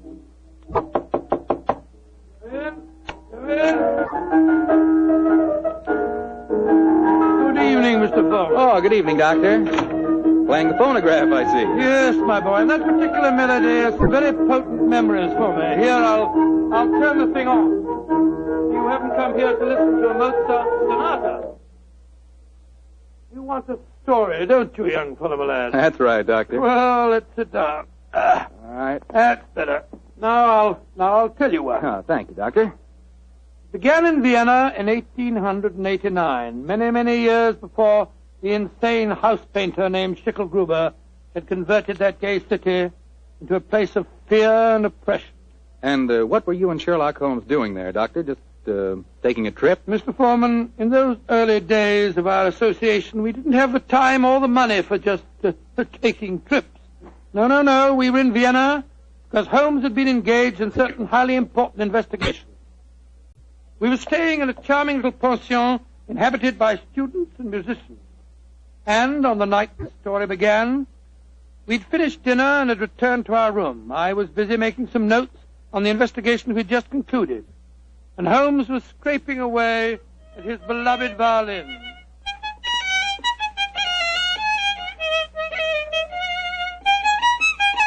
Confound it. What's wrong? Why can't I get it? Oh, it sounds very pretty to me. Pretty, really, old chap. I'm an amateur. And a heavy-fingered one at that. Listen to this. Oh, sounds like a fiddler at an Irish wake. Oh, take it easy, Holmes. Take it easy. There's no need to fling the violin down like that. What's an old chap? Why, with all your other excellent qualities, are you not a pianist? What's the piano got to do with it? In this case, everything. There's a piano in this room, and if you could play it, the Mozart sonata I'm struggling with might have some meaning. Come in. Oh, good evening, Fräulein. Wish to see me? You are Herr Sherlock Holmes. That is my name. Then yeah, I wish to see you. I'm Leo Uhlenstein. I live here in this pension. How do you do? This is my friend, Dr. Watson. How do you do, Herr Doctor? I'm glad to meet you, my dear Leo. Fräulein Uhlenstein, may I pay my tribute to the brilliance of your piano playing? You have the exact precision of phrasing that Mozart demands. How do you know of me? Both Dr. Watson and I were present at the command performance you gave at the Imperial Court a fortnight ago. Hey, Julius, I knew I'd seen you somewhere before.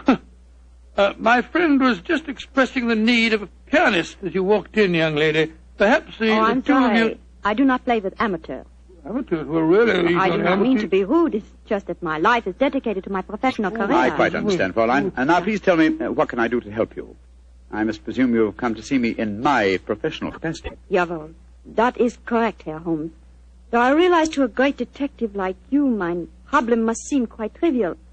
I'm being blackmailed by a man in this pension. He is Sándor Árpády, a Hungarian painter who lives in the studio upstairs. Sándor Árpády. Yes, I think I've heard of him. Since 2 months now, ever since he know my secret, he's come to me for money, and today he tell me he must have 250 gulden, or he will go to the police. I have not that much money. Herr Holmes, please to tell me what I shall do. Just what hold does he have over you? My brother, Karl, he got into some trouble here, and the police were looking for him, but he ran away to München, as you say, Munich, and Sándor Árpády knew of this. He was a friend of mine, so I thought. When this trouble come on my brother, I turned to Sándor for help. He smuggled Karl out of the country, and he turned on me for blackmail. He's a bad man. I wish he was dead. Most blackmailers are cowards at heart. I think Dr. Watson and I will call on the gentleman. By the way, does he have any written evidence of your brother's crime? Yeah, he has his address in Munich. I show Sándor a letter from him when he first go there, and he keep the letter, will not give it back to me. And if he gave the police your brother's address, they'd arrest him, eh? They would, of course. Yes, of course they would. Herr Holmes, will you please to tell me what I should do? I cannot go on this way. My music Now, is Fräulein, suffering. calm yourself. I shall be most happy to help you, and if you will lead the way, we'll see how persuasive we can be with Sándor Árpády.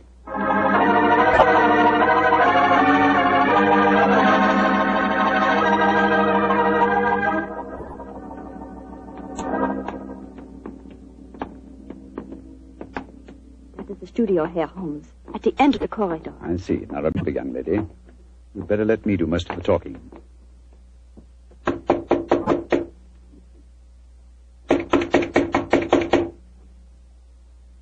He must be out. That is possible. Locked. I think, bearing in mind our party's profession, we'll take the liberty of opening his door. That doesn't look a very complicated lock to me. Oh, I think this skeleton key will do the trick. It's very dangerous, Herr Holmes, if Shandor finds you doing... No. Don't you worry about that, Fräulein. We're perfectly capable of taking care of ourselves. There we are.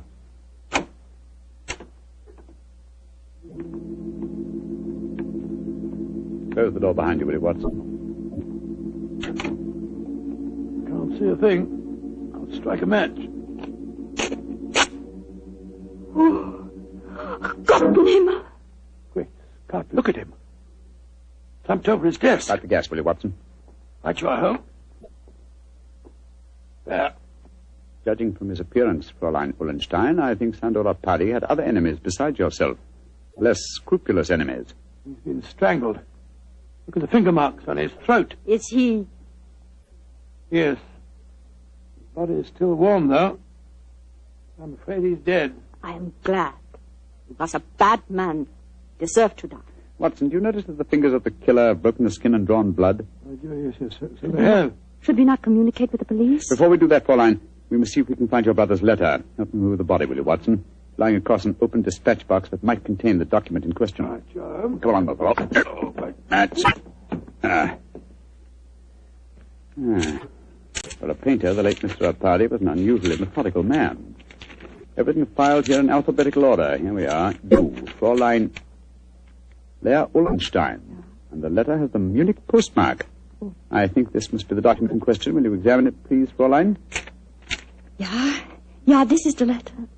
Herr Holmes, how can I thank you? There's very little to thank me for. If the blackmailer were still alive, I fear it wouldn't have been so simple a matter. I wonder what other treasures this box contains. Hello? What is it, Holmes? Interesting. Extremely interesting. Look at this, old fellow. Good Lord. Information on the case that we've just been working on. Exactly, and from the names attached to the document, I think we may assume that the dead man did not confine his blackmailing to struggling young pianists. He was after big game, too. Yes, we'd better be careful, Holmes. I don't think that we should go for the police just yet. No. We'll start by having a little talk with the other residents of this pension. Fräulein, who lives in the room adjoining this one? I too, Herr Holmes. And the room across the landing? Lai Tong-fo, the great Chinese actor. He's performing here in Vienna. I see. Then I think we'll start by calling on him. Return to your room, Fräulein, and we will let you know later what we've found. In the meantime, say nothing to anyone of what has happened. I will do everything you tell me, Herr Holmes, and please, once again, please let me thank you for what you've done for me. You know, Holmes, I'm not sure that girl didn't strangle Arpadi herself. A pianist would have unusual strength in her fingers, and we know that she had the motive. And look how unnaturally calm she was when she realized the man was dead. I disagree with you, old fellow. Huh? I think what you refer to as unnatural calmness is really the cold detachment of the true artist. Well, I have a feeling that we should keep an eye on her, just the same. We will, Watson, we will. And now I suggest we pay a visit across the landing to the distinguished Chinese actor, Mr. Ling Tu-fo.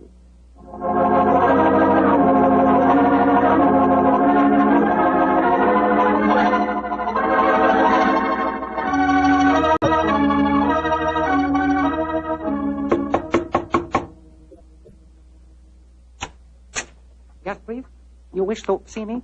If you could spare us a moment, sir. But of course, gentlemen. Please to come in.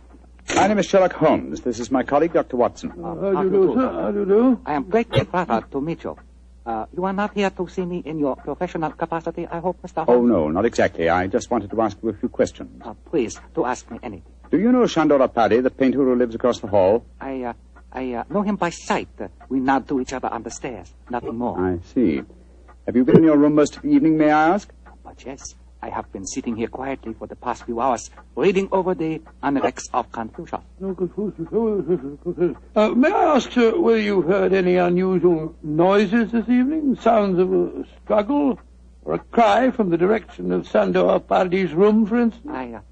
I do not think so. Wait, yes. Yes, I think I did hear laced voices in there and the sound of a cry. About how long ago was this? Oh, an hour ago, perhaps more. Is anything wrong? Has trouble come to Shandor? Shandor? I thought you said you had only a nodding acquaintance with the gentleman. He is a well-known artist. It is only natural I should call him by his first name, Mr. Holmes, even though I do not know him. Has something happened to him? I'm afraid so, but I can't tell you any more about it at the moment. Thank you for your cooperation. We shall see you again, no doubt. Good evening, sir. Good evening, gentlemen. Good evening. That fellow wasn't telling us the truth, you know, Holmes. He seemed shifty to me. Well, where are we going now? Downstairs to the porter's desk.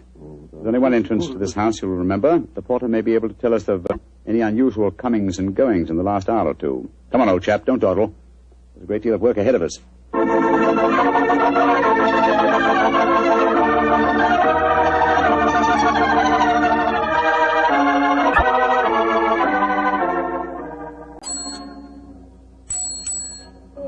Herr Holmes, what can I do for you? How long have you been on duty tonight? Since 5 o'clock. Did you notice what people have come in or gone out since then? No one has gone out. Ah, splendid. And who came in? Fräulein Ullenstein came in just after 6, yes. And Herr Apperdy, the painter, came in a few minutes later. That is all.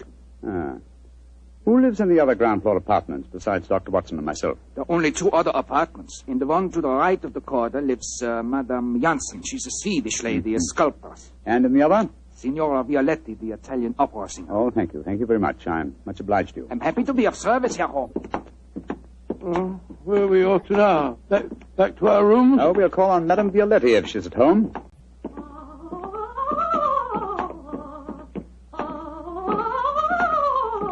It sounds as if she's very much at home.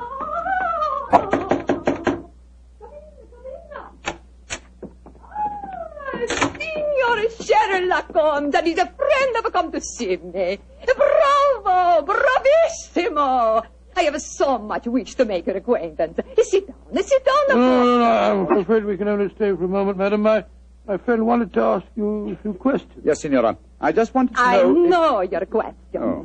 You play the violin. I have heard you. Yes. You want to know whether the great Valeria will allow you to accompany her in a magnificent soprano aria allo so from Mozart's Il Flauto Magico.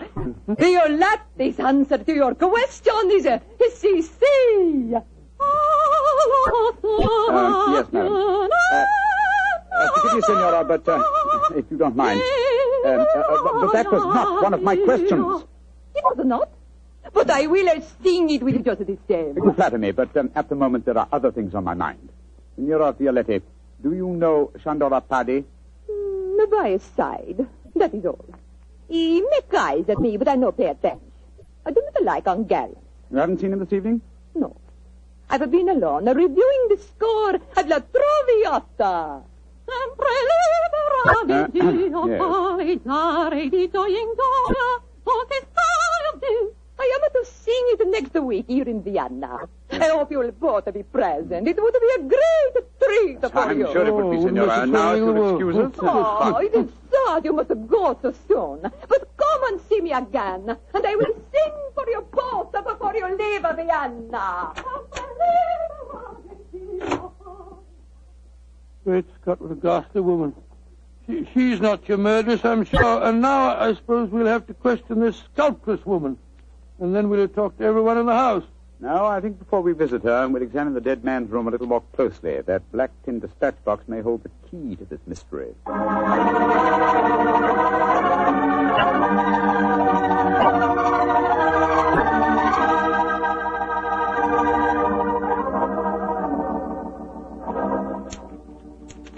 Idiot. Numbskull. Why didn't I go through these papers thoroughly at first? They certainly tell an interesting story. Apparently had obviously been blackmailing Madame Janssen, the sculptor. Yes, and also our friend, the Chinese actor, Lai Tung-fo. Then Lai Tung-fo was lying when he said that he didn't know Apparently. Obviously. By George, 3 of the 4 people living in this house in his power. Hello. What's the matter? What have you found? Footprints in the cigar ash on the carpet. Prints of a small foot. Leading us to this closet. Somebody must have been hiding in there. Yes, possibly. Uh-huh. Take a look at these, Watson. Strands of hair. Long black hair. Where were they? On a hook in the cupboard. Someone bracing themselves back so as to be out of sight could easily leave such evidence. I've got it, Holmes, I've got it. The long black hair, the long nails that caused the peculiar marks on her party's throat, and the small footprint. It was a woman. Possibly, but which one? Fräulein Ullenstein and Signora Violette both have blonde hair, remember? And it must be that sculptress woman. Not necessarily. Who else, not a woman, might have small feet, long nails, and long black hair? By Jove, the Chinese acts precisely. Come on.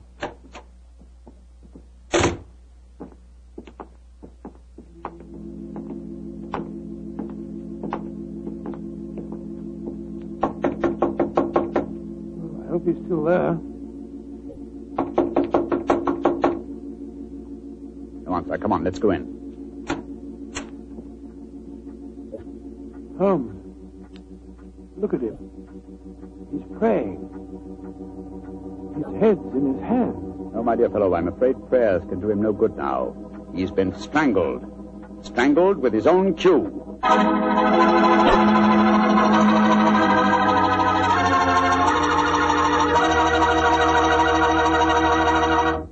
Dr. Watson's story will continue in just a second. So I'm going to take that second for a fast question. I know you've probably tasted port wine, but have you ever tasted Petri California port? Have you? Because if you haven't tried Petri port, well, you can just tell yourself right now you don't know how good a port can be. Petri port is rich, red, and hearty. But what you want to know is, how does it taste? The answer to that is short and sweet. The taste is terrific. And say, Petri California Muscatel is on the terrific side, too. Petri Muscatel has the flavor and fragrance of real, juicy Muscat grapes. Both wines are perfect after dinner or any time you're sitting around talking with your friends. Try them. They're great. They've got to be, because they're Petri.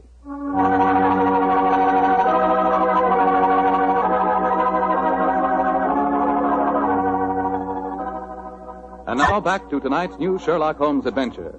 The famous pair are staying in Vienna, where they've become involved in the mysterious strangling of a notorious blackmailer. As we rejoin our story, Sherlock Holmes and Dr. Watson are cross-questioning another of the suspects, a Swedish sculptress by the name of Madame Jan. What do you want with me? Why have you come in here? Well, we just wanted to ask you a few questions, madam. To admire your figurines, may I ask if you always work in clay? Yeah, but what's that to you? Do you wish to buy some of my sculpture? No, but I assure you the question was pertinent. Tell me who you are and stop wasting my time. My friend is a private detective, madam. A detective? Who sent you here? No one sent me here. I'm conducting an investigation of the murder of Shandor Paddy. Shandor dead? Mm-hmm. Good. I'm glad. Yes, madam, but we happen to know that you had a motive for killing him. He'd been blackmailing you. Get out of here. What right have you to come here and question me? No. Look here, madam. If you know what's good for you, you will answer our question. And if you know what's good for you, you'll get out of here, both of you. Come along, Watson. But, Holmes, you can't possibly... Forgive me, madam, for our intrusion. We meant no rudeness. You have been rude. Intolerably rude. Go away. Whatever made you back down like that, Holmes? Obviously, she's the killer. Rubbish. But her hair was jet black. Yes, but it was short hair. And didn't you notice the size of her feet? Anyway, she works in clay. If it had been marble, I might have suspected her. Upon my soul, Holmes, I wish you'd tell me what you're driving at. I have the answer to these killings now, Watson. But I'll have to prove it. I'm afraid I must work without you, old chap. Do you mind waiting for me in our room? No. Wait a minute. That may be dangerous. Wait for me in Signora Violette's room, if you don't mind. I'll join you there as soon as my work is done. Pretend that you have returned because you were so enchanted with her voice. Oh, great Scott, Holmes, you can't ask me to be alone with that dreadful woman. Please do as I say, Watson, and don't question me. There isn't a moment to be lost.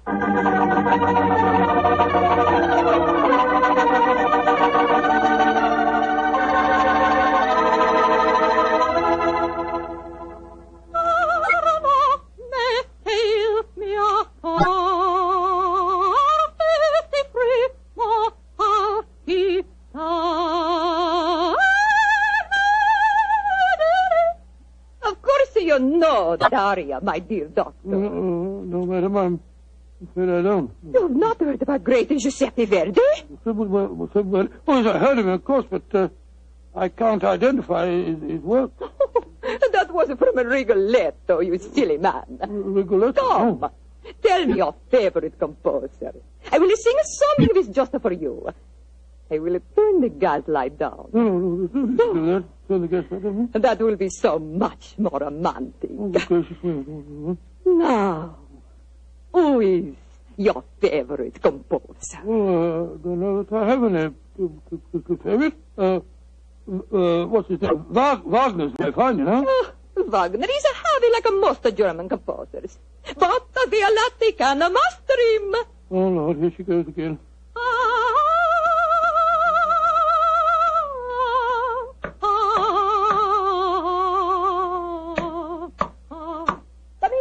Come in. I cannot see who it is.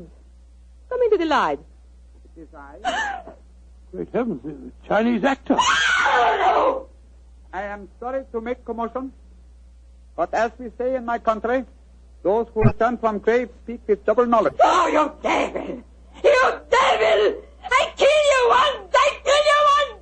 I kill you again! Thank you for the confession, Senora Violetti. You can testify to it, Watson. Holmes! No, you don't, Senora. Your nails are too sharp for my liking. I'll kill you to both of you! I'll kill you! Watson, catch her! She's fainted, Holmes. Fainted, eh? What an undramatic exit for a most dramatic lady.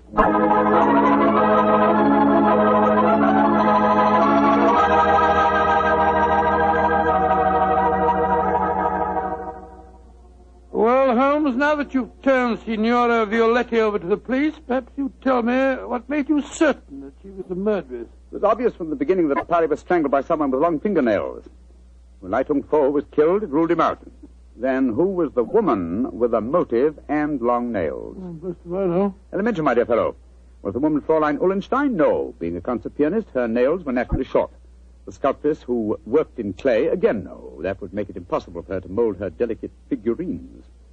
Therefore, Signora Violetti, by the process of elimination, was the only woman with long nails. But why did she strangle the Chinese actor, too? Undoubtedly, he witnessed the first killing. The long black hairs in the closet were from his cue.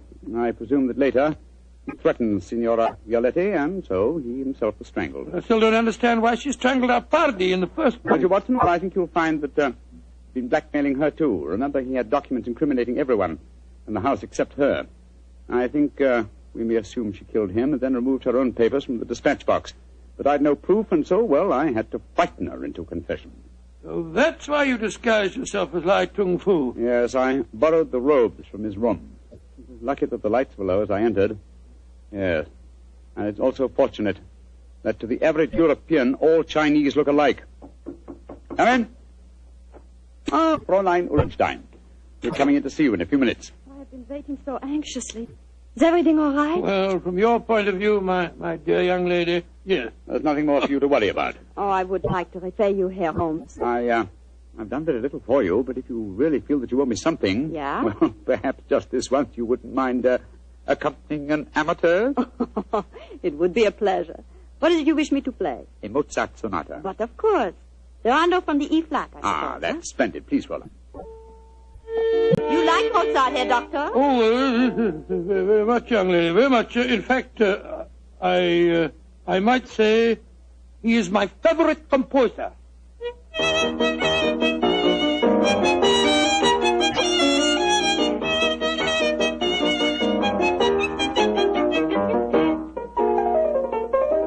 Charming. Perfectly charming. I only wish that all our adventures could end so melodiously.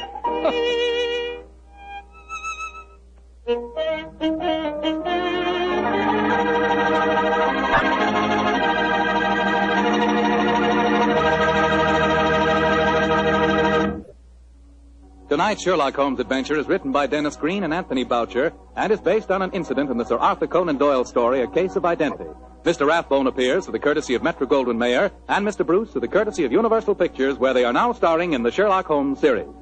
This is Bill Foreman saying goodnight for the Petrie family. This is the Mutual Broadcasting System.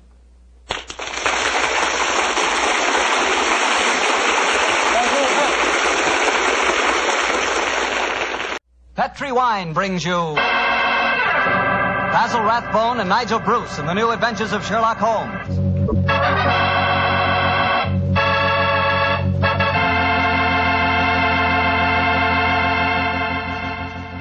The Petri family, the family that took time to bring you good wine, invite you to spend the next half hour listening to Dr. Watson tell us another exciting adventure he shared with his old friend, that master detective, Sherlock Holmes. And I'd like to tell you about something you ought to share with your family before dinner. And that's Petri California Sherry. Because Petri Sherry can make that time before dinner a high spot in your day. That Petri Sherry is a truly fine wine. Its color is a deep amber, rich and inviting. And the wine is wonderfully smooth and full-bodied. Flavor, a swell. Honestly, I mean it when I say the best beginning a good meal ever had is a glass of Petri Sherry. Oh, and look, if some of your family like their sherry dry, you know, not sweet, they'll really like Petri Pale Dry Sherry. So to be sure you please everyone, don't buy one, buy two. Buy the regular Petri Sherry and Petri Pale Dry Sherry. And be sure you look for those letters P-E-T-R-I, because they spell the proudest name in the history of American wines, Petri.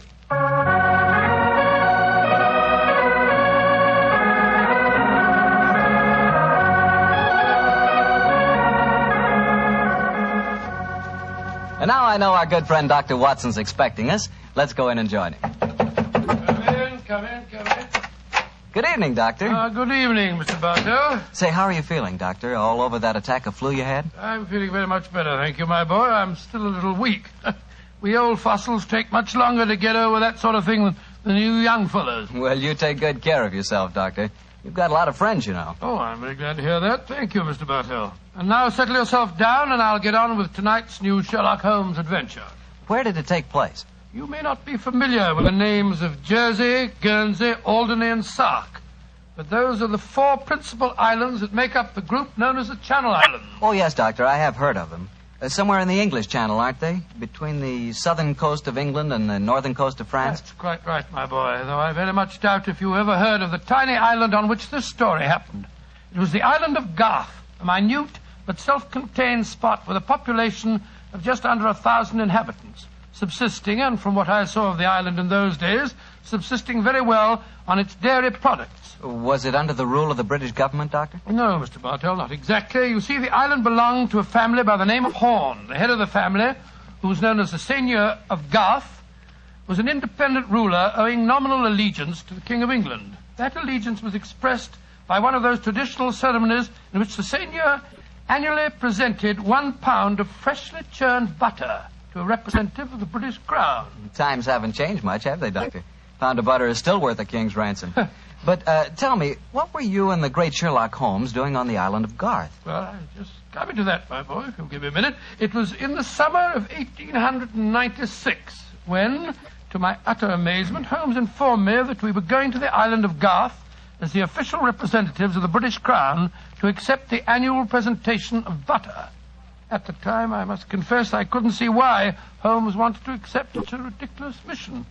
It was only as we approached the island in a small fishing boat that he told me a great deal more was at stake than 1 pound of butter. Unfortunately, Mr. Bartell, I'm not much of a sailor, and as the wind was blowing hard and the sea racing, I'm afraid I wasn't a very intelligent companion.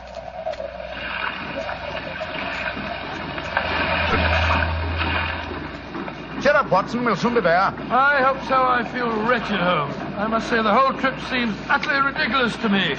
Plunging and bobbing about in a little boat in a raging torrent just because somebody wants to give somebody else a pound of butter. Dear old Watson, you don't really think our mission is so innocuous, do you? Then why are we going to the island of Garth? We're going to the island of Garth at the express wish of its present ruler, Martha Horn. Martha Horn? I never heard of her. She's an extremely spirited old lady, and the only woman who dared tell a certain resident of Windsor Castle that she looked devilishly dowdy for an empress. Great Scott, you mean that I mean, Watson, that Martha Horn's behests are not lightly disregarded. Obviously, she wishes to see me urgently. Also, my brother Mycroft put pressure on me. He reminded me that a visit to Garth might be closely allied to this emerald tie pin I wear. Of course, you recall the origin of this pin. Well, naturally. That lady at Windsor Castle gave it to you after our little trouble last year over those stolen plans for the Bruce Partington submarine. Exactly, my dear fellow. But remember that the spy Oberstein had put those plans up for auction in all the naval centers of Europe. Some hint of their nature must have leaked out. It's even possible that other powers may be able by now to duplicate the pride of our submarine fleet. And whoever controls the channel, Watson, controls England. Well, they're dropping anchor, and yet we're still a quarter of a mile out from the island. Why do you think they're doing that? Here comes the skipper. He'll tell us. Here is as close to the island as we may approach, monsieur. We have already sent signals.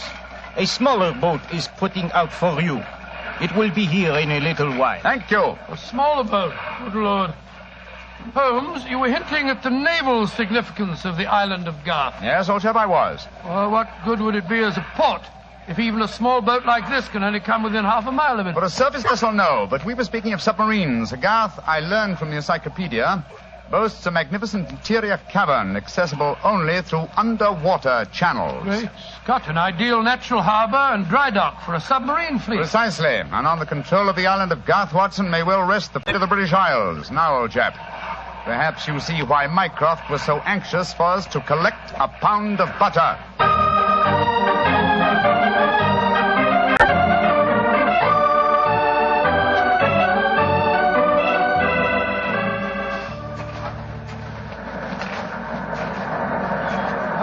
Doesn't it seem wonderful to be on land again? First the fishing smack, and then that wretched little rowing boat. Then the bucket swinging us up the face of the cliff. Now at last I can stretch my legs. Steady, old chap, steady, steady. Let me give you a hand. You'll soon get your land legs back again. Thank you. I'm a bit shaky, I must confess. Hello? Who's that couple walking towards us? Our welcoming committee, no doubt. How do you do? Mr. Sherlock Holmes and Dr. Watson. Permit me to present myself. I am Dr. Hugo Oberwald. How do you do, sir? How do you do, Doctor? And this is Mrs. Reeves, the housekeeper at Horton Castle, where you will be staying. How do you do? How do you do, Mrs. Reeves? Welcome to the island of Garth, gentlemen. We were deputed to come and greet you and take you back to the castle. We can walk there across the cliff tops. It isn't very far. Splendid. I think my friend will appreciate traveling on terra firma once again. Dear me, Herr Doctor. You are not a good sailor, perhaps? No, perhaps about it, sir. I had a miserable crossing. I am sorry to hear it. I trust your short stay at the castle will be some recompense for the journey. The formal presentation of the butter will take place tonight. There will be no reason why you gentlemen cannot return to the mainland tomorrow. Oh, thank you, Mrs. Reeves, but it's more than likely that we shall stay on for a few days. Oh, it will be quite unnecessary. I'm afraid that is a matter for Mrs. Horn and ourselves to decide. I'm afraid that Mrs. Horn is incapable of making any further decisions. Oh, what do you mean, madam? Obviously, you have not heard, but the news is slow in reaching the mainland. Mrs. Horn died yesterday. Died? Good Lord, a natural death, I suppose. But, of course... I attended her myself. A simple case of heart failure.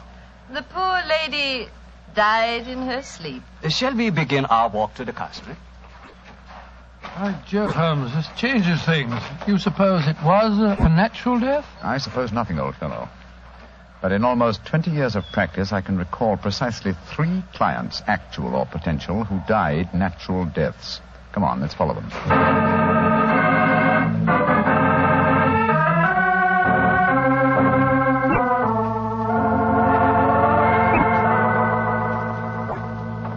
Mr. Sherlock Holmes, Dr. Watson, this is Mr. Christopher Horn, grandson of Mrs. Horn and the new ruler of Garth. How do you do? Hello. How do you do, sir? Very nice of you fellows to come over here. Too bad you had to arrive just as the poor old gal kicked the bucket, though. Allow me to offer my condolences on your grandmother's death, sir. Yes, indeed, Mr. Horn. Thank you. It was a ghastly business. I found her, you know. Christopher. Frightful sight. There was an awful silly grin on the old dear's face, and... Don't you think it would be more to the point if you were to explain the ceremony in connection with tonight's presentation? You're right, Reevie. Reeve is a terrible tyrant, but she is efficient. Don't know what I'd do without her.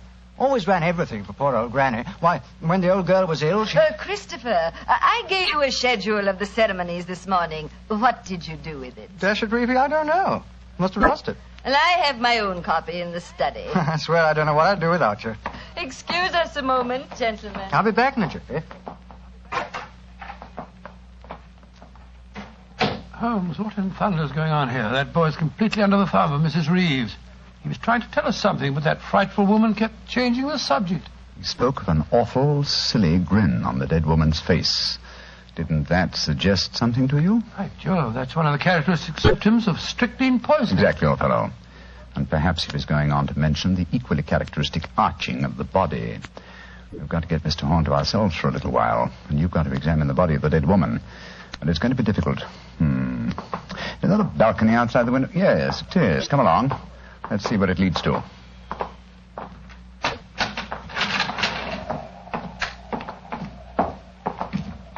The balcony seems to lead right round this particular wing of the castle. Must have served as a lookout in the olden days. I wish the balcony were a little wider. It must be a sheer drop of a couple of 100 feet down to the rocks below. Yeah. Hello. These must be the windows of the room adjoining the one we just came out of. Let's go a little closer, shall we? We may be able to find out something. Can you see anything? Yes. They're in there. Mrs. Reeves and the boy. She's leaving the room. Now's our opportunity. I'll tap on the window. He's seen us. He's coming to open it. What are you two doing out there? Admiring the view? Yes, my boy. It's quite beautiful. Mr. Horn. Yes, Mr. Holmes? I was a great admirer of your grandmother. And I was interested in what you were telling me of her death. She had a grin on her face, you said. Yes. It was awful. Her body was all hunched up like a croquet hoop. Really? Of course, Dr. Oberwald said it was perfectly all right, but I must say it seemed dashed odd to me. Yes, it was far from all right, I assure you. And you started to say something else. What was it? Let me see. You said, when she was ill... Oh, yes, that was a silly business. When she was ill, she thought she was in danger from poisoning, so she made Mrs. Reeves taste all her food and drink. Did she really? Where is your grandmother's body now? In the West Wing. The funeral's to be tomorrow morning. I see. Where did Mrs. Reeves go? I'm here on the balcony behind you, gentlemen, listening to your conversation with the greatest interest. Christopher, let me warn you. These men are the emissaries of the British government. They would stop at nothing to take the island over.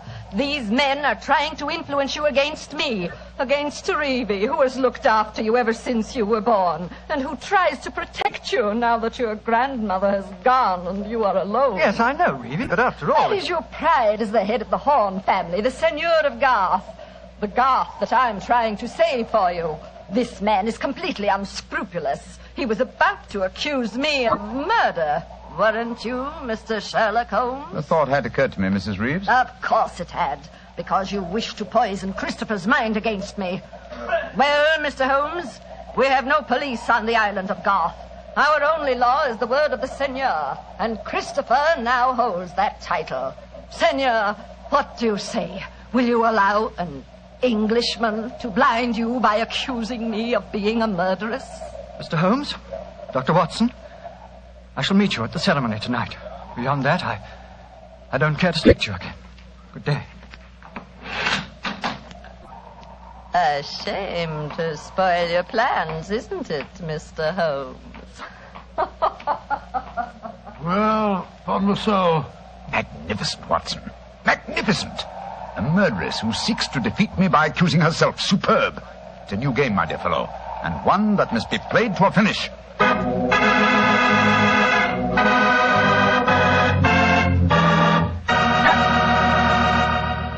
We'll hear the rest of Dr. Watson's story in just a second, so I'm just going to remind you that right now is one time you'd really enjoy a glass of Petri California Port. You couldn't ask for a more delicious wine. Petri Port, with its deep, rich red color and its heart-of-the-grape flavor, is one of America's all-time favorite wines. Petri Port is wonderful after dinner and perfect to serve when company comes. Try it. But just remember that when you want the kind of port I'm talking about, you've got to make sure it's Petri Port, because all Petri wines are good wines. Dr. Watson, this is certainly an unusual story you're telling us tonight. What happened after Mrs. Reeves left you and Sherlock Holmes standing on the balcony? We retired to our rooms and had a quiet and lonely lunch. Though the great man said little, I could see that he was deeply excited and that his keen brain was evolving some plan that would enable us to solve the mystery of Mrs. Horn's death. After lunch, we started to descend the stairs leading to the main hall of Garth Castle. As we did so, Holmes said... Watson, we're in no danger ourselves. Mrs. Reeves knows that we're here as emissaries of the British government. Yes, and if we didn't return with the butter within a few days, there'd be a British dreadnought here looking for us. However, I am in danger of one of my worst defeats. My professional pride is piqued. If only I could... Watson. Yes, Holmes? If at any time today I slip you a note, don't read it at once, but... Here comes Mrs. Reeves. Precisely, Watson. I entirely agree. If I do not make the test on Mrs. Horn's body within 24 hours of her death, it will be useless. I must make it by 3 o'clock this afternoon. Mr. Holmes. Oh, yes, Mrs. Reeves. I want to apologize for my behavior before lunch. I was intolerably rude. Oh, please, no. Whatever my quarrels may be with British politics, I at least owe to both of you the duties of hospitality. That's very gracious of you, Mrs. Reeves. I wonder, would your hospitality also include a personally conducted tour of the subterranean caverns for which this island has become internationally famous? Would they really interest you? Well, I'm afraid that my friend and I won't have the time. Oh, yes, not at all, Watson, not at all. We have plenty of time, as long as we're back here by 3 o'clock. I'm sure Dr. Oberwald would be delighted to join us. He has made quite a study of the unique rock formation. Oh, that's splendid. It should prove a most interesting excursion. But, Holmes, why do we want to go stomping around a lot of damp and smelly caves? Well, the exercise will do us good, old fellow. Will you lead the way, Mrs. Reeves? And please remember that it's most important that I return here... I remember, Mr. Holmes. You must be back here by 3 o'clock.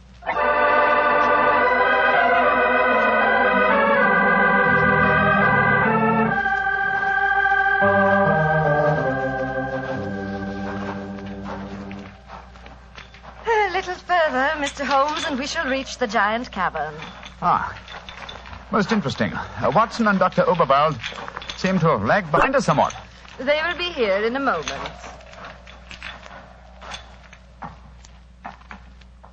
There. This is the giant cavern. Magnificent. Truly a miracle of nature. It's a natural submarine dry dock hewn out of the rocks. Yes, Mr. Holmes. And in the olden days, only the smugglers who inhabited this island knew the entrance that leads to this cave. The first seigneur of Garth found a cache of untold wealth hidden here. Really? Silks, jewels. There are still the remains of some of the finest Calvados brandy stored among these rocks. Indeed. An incomparable drink. Would you care for some? It is our custom whenever visitors honor us with their presence to offer them a glass. I should be delighted. There is a natural shelf here in the rocks. Perfect hiding place. Here you are, Mr. Holmes. And here is a glass. This is a rare privilege. I imagine that very few people have been offered it. Only our most distinguished visitors, I assure you. This cavern is completely inaccessible from the outer sea, I presume? Completely. Unless, of course, ships could swim under the sea. Which, as you know as well as I, they can, Mrs. Reeves, even outside the imaginings of Jules Verne. Indeed. Would you care to explore a little deeper? The others will be with us soon.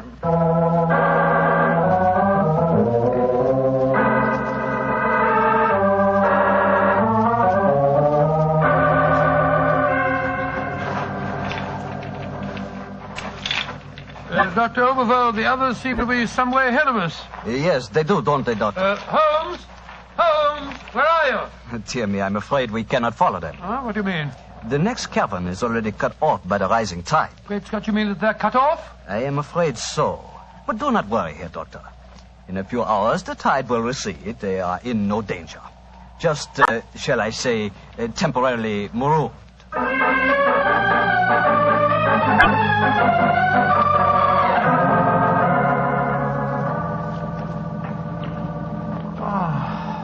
I can't understand it. I'm getting confoundedly sleepy. I'm so sorry. I'm afraid that we stayed here longer than I intended. I fear that we are cut off by the tides. Cut off? By the tides? We're in no danger. In a few hours, we should be able to return. But I'm afraid I cannot get you back at 3 o'clock, which was the time I promised. But it's vital. Absolutely vital that I can get back. I'm so sleepy. But please keep talking. I must keep awake.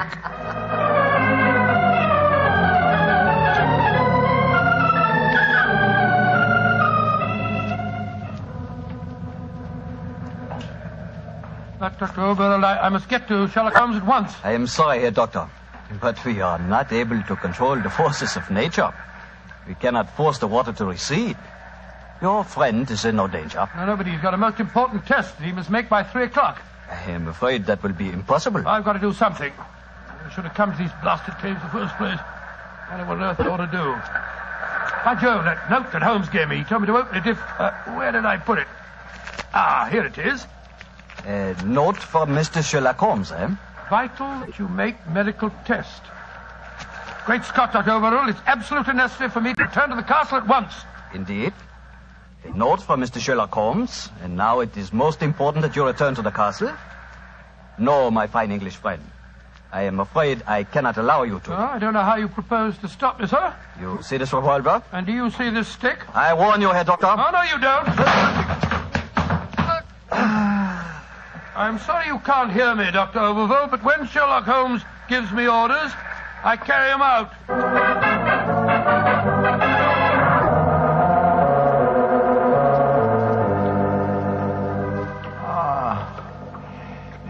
Mrs. Reeves, are we still trapped by the tide? What time is it? 5 o'clock.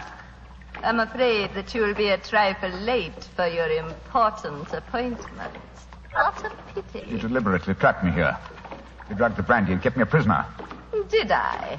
Now, why should I do that, Mr. Holmes? Because you're greedy for power. That's obvious in your domination of that pleasant though weak young man who is now Seigneur of Gath. I'm sure your beliefs would find support in certain ideologies now arising in Germany. Your choice of a German doctor as an accomplice in your plans would support that theory. And what might my plans be? I should say that you're determined to give Gath as a submarine base to Germany. With this island in their power, they could control the channel. Very interesting. And I suppose, as well as being a spy, I'm responsible for Mrs. Horn's murder? You and Dr. Oberwald between you. She was too strong for you. You had to get her out of the way. You probably made subtle attempts on her life at first, the origin of which you did not realize, but which caused her eventually to send for me. My arrival forced your hand, and so you and Dr. Oberwald resorted to the quite unsubtle expedient of poisoning her. All pure supposition, Mr. Holmes. The only law on this island is Christopher Horn. Do you suppose he'll believe you? No, I suppose he won't. You've outwitted me, Mrs. Reeves. I walked into your trap just as you intended me to. Then in that case, you may collect your pound of butter tonight and return to the mainland tomorrow. Mrs. Reeves, how much longer do we have to wait for the tide before we can make our way back to the castle? We can leave now. We could have left at any time. There's another secret entrance that is above the tide level. I merely had to make you overstay the hour of your test. I could not risk Christopher's seeing definite proof. Come now. I shall lead you back. You fool.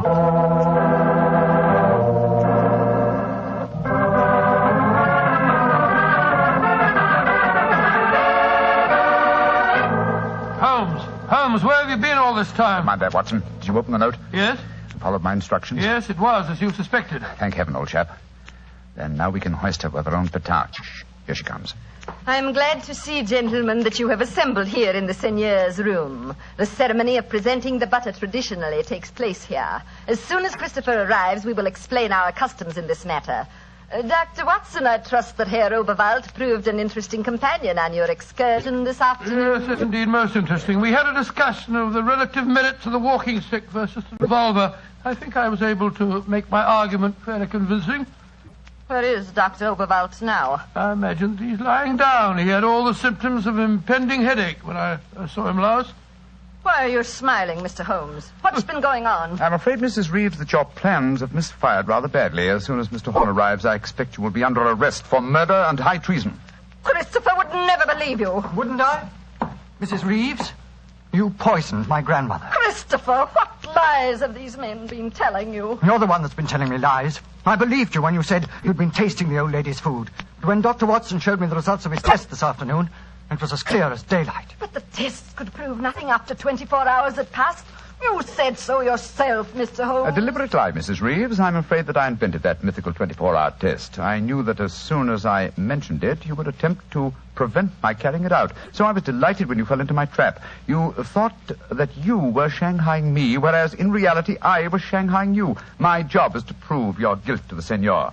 With your dominant presence away from the household, it was easy for Dr. Watson to make his test. You devil. You knew all the time. Well, of course I did. But I had to deceive you. I'm glad my performance was sufficiently convincing. By the way, Mrs. Reeves, the drugged brandy was dreadfully clumsy. You didn't drink it home? Why, of course I didn't. But it was very unflattering to me that Mrs. Reeves thought I might. Mrs. Reeves, you realize what this means, don't you? I'm going to ask these gentlemen to take you and Dr. Oberwald back to the mainland with them tomorrow. And stand trial in a British court? Never. I was born on the island of Garth. I have lived here all my life, and I shall die. Edith, what are you up to? Stop her. She's going out on the balcony. One day, Garth will belong to Germany. One day, the whole world will belong to Germany. Goodbye, you meddling fool. Goodbye. Great Scott, she's gone. It must be a couple of 100 feet to the rocks below. What a dreadful thing. I still can't believe she was a murderess and a traitor. Now, it's shocking. A shabby finish to a shabby business. Mr. Horn, I suggest that we make sure Dr. Oberwald does not escape justice, and that we then perform the ritual presentation of the butter. Yes, Mr. Holmes. The island of Garth will still pay tribute to England, and I think it always will.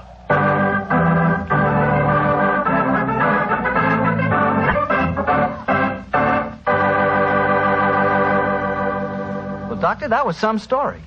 So Germany didn't get the island of Garth after all. No, Mr. Bartell. In fact, in after years, the island proved to be an invaluable submarine base for England. Say, what about the pound of butter? Did Holmes get it? Oh, yes. But why are you so interested in the butter? Are you kidding? In our house, butter is our second most favorite topic of conversation. Your second most favorite? Well, what's your favorite topic of conversation? Remember, you asked me. Petri wine. Oh, as if I didn't know. Doctor, that Petri wine is something to really talk about. You know, the Petri family has been making wine for generations. Why, the art of making fine wine is their heritage, handed down from father to son, from father to son. Believe me, when it comes to turning luscious, sun-ripened California grapes into fragrant, delicious wine, the Petri family really knows how. And they're proud of their wine, too. That's why the name Petri on a bottle of wine really means something. It's the personal assurance of the Petri family that every drop of that wine is good wine. It ought to be, because Petri took time to bring you good wine. Well, Dr. Watson, what new Sherlock Holmes adventure do you have lined up for us next week? Next week, Mr. Bartell, I'm going to tell you a story that took place on the Sussex Downs many, many years ago. It concerns a young girl, a painter in watercolors, and a very wise old lady. I call it The Adventure of the Living Doll.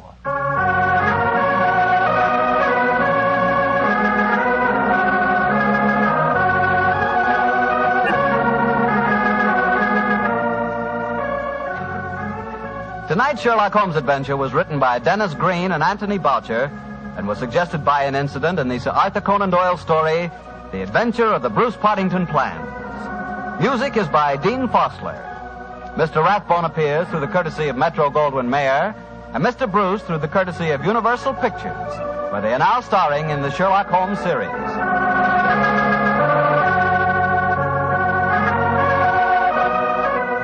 The Petri Wine Company of San Francisco, California, invite you to tune in again next week, same time, same station. Sherlock Holmes comes to you from our Hollywood studios.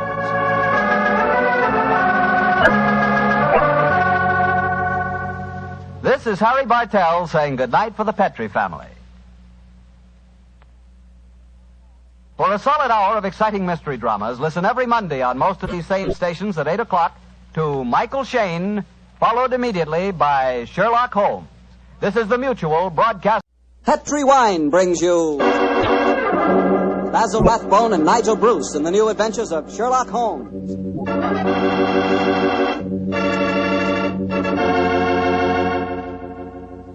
The Petri family, the family that took time to bring you good wine, invite you to listen to Dr. Watson tell us another exciting adventure he shared with his old friend, that master detective, Sherlock Holmes. And as for me, Well, I'd like to talk about those few minutes you have while you're waiting for dinner every evening. That's the perfect time for a glass of Petri California Sherry. Petri Sherry is the best beginning a good meal ever had. You really feel like you're enjoying the good things of life when you take time for a glass of Petri Sherry.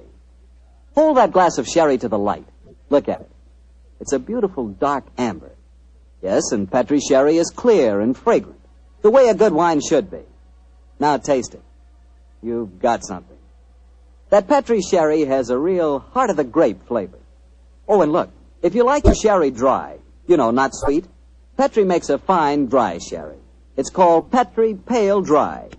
And if you don't know yet which you prefer, the regular sherry or the dry, why not try both? Don't buy one, buy two. But just be sure you always buy Petri.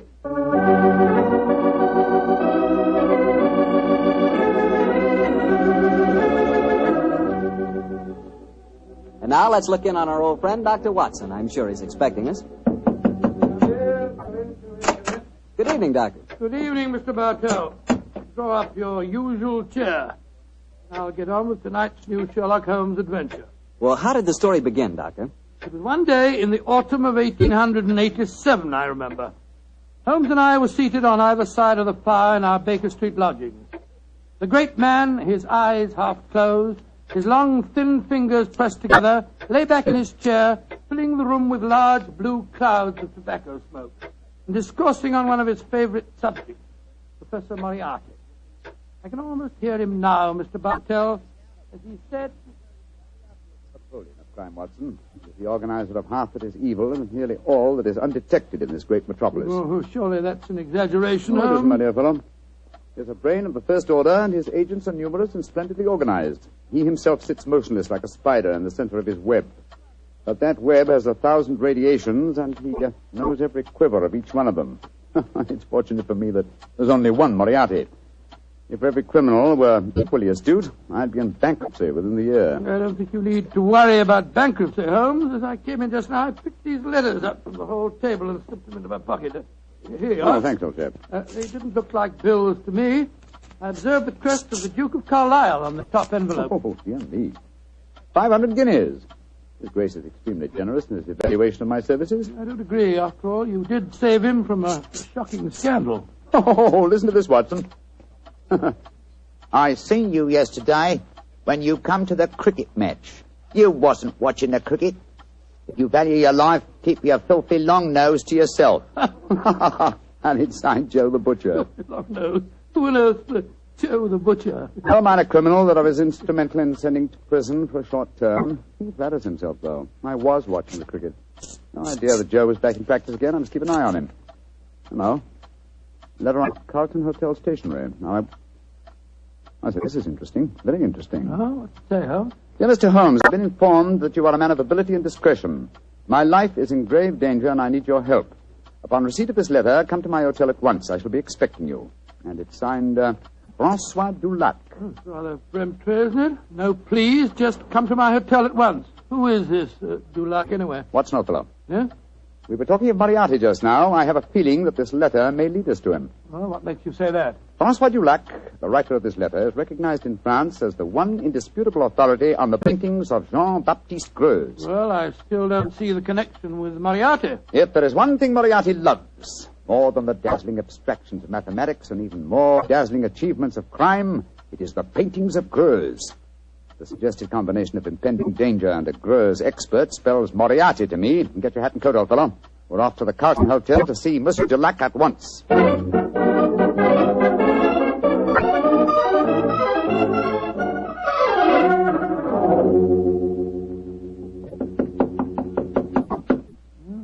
is room 212, all right, but there's no answer. I'll knock again. Shall I go and get someone to unlock the door? No, chap. Huh? We don't want to attract attention to our prospective client.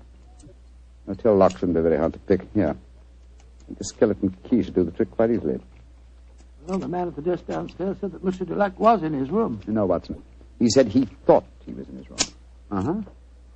Easier than I anticipated. Come on, let's go in. Doesn't look as if anyone's occupying this room. no signs of any personal belongings. No clothes hanging in the wardrobe, no luggage. Yet he is still registered here. Hello. What's this stain on the carpet by the bed here? Great Scott, is it... It's a blood stain, Watson. Blood stain? And the stain is still damp. I'm afraid we're too late. Come on. We can do no more good here. You're not giving up, Holmes? No, of course not, my dear fellow. Let's see what we can find out from the hotel manager. I refuse to believe that in the 19th century a distinguished foreigner can vanish into thin air.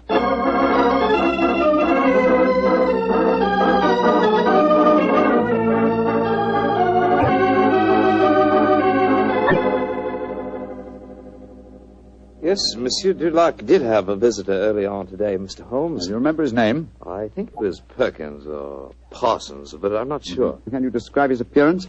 I think so, Mr. Holmes. He was a very tall gentleman, tall and thin, with deep-sunk eyes. Clean-shaven? Oh, yes, sir. He had a high forehead and a funny way of moving his head from side to side. Oh, yes. By Joe, Holmes, that's almost an exact description of Moriarty. Exactly, Watson. Have you seen Monsieur Dulac since this Mr. Perkins or Parsons called on him? No, I haven't, sir. But his visitor came back only an hour ago. He had some men with him. They carried some large packages out of the hotel. Packages? But not luggage, eh? No, packages, Mr. Holmes. Has Monsieur Dulac received any other visitors since he arrived here? None that have been here to see him, sir. But I understand that Sir Henry Davenant has been most anxious to get in touch with him. Sir Henry Davenant? Thank you. I'm extremely obliged to you. Come on, Watson. Always proud to be of service to Mr. Sherlock Holmes. The plot begins to clear, Watson. What makes you say that, huh? Sir Henry Davenant is a millionaire whose art collection is world famous. A year ago, the papers were full of his latest acquisition, the gem of his collection, Jean-Baptiste Greux's painting, Young Girl with a Gazelle. And now it would appear that for some reason Moriarty wishes to prevent a meeting between Sir Harry Davenant and Monsieur Dulac, a Greux's expert. Now, do you see why the plot begins to clear? Vaguely, but what are you going to do? Davenant has said to there's something of a hermit. He won't have anything to do with officials, interviewers, and people like that. But we know that he wishes to consult an expert on the paintings of Jean-Baptiste Greux. The next move should be obvious, old chap. Gracious me, you mean that you'll impersonate one? Certainly. If a Greux expert is what he wants, then a Greux expert is what he's going to get.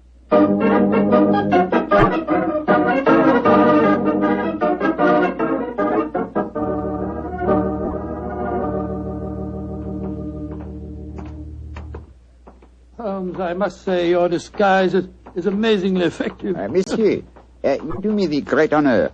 If I appear convincing to the astute Dr. Watson, how can I fail to convince Sir Henry Davenant? Oh, my dear fellow, it's marvelous. Appallingly good. Yeah. Here we are, sir. Sir Henry's house.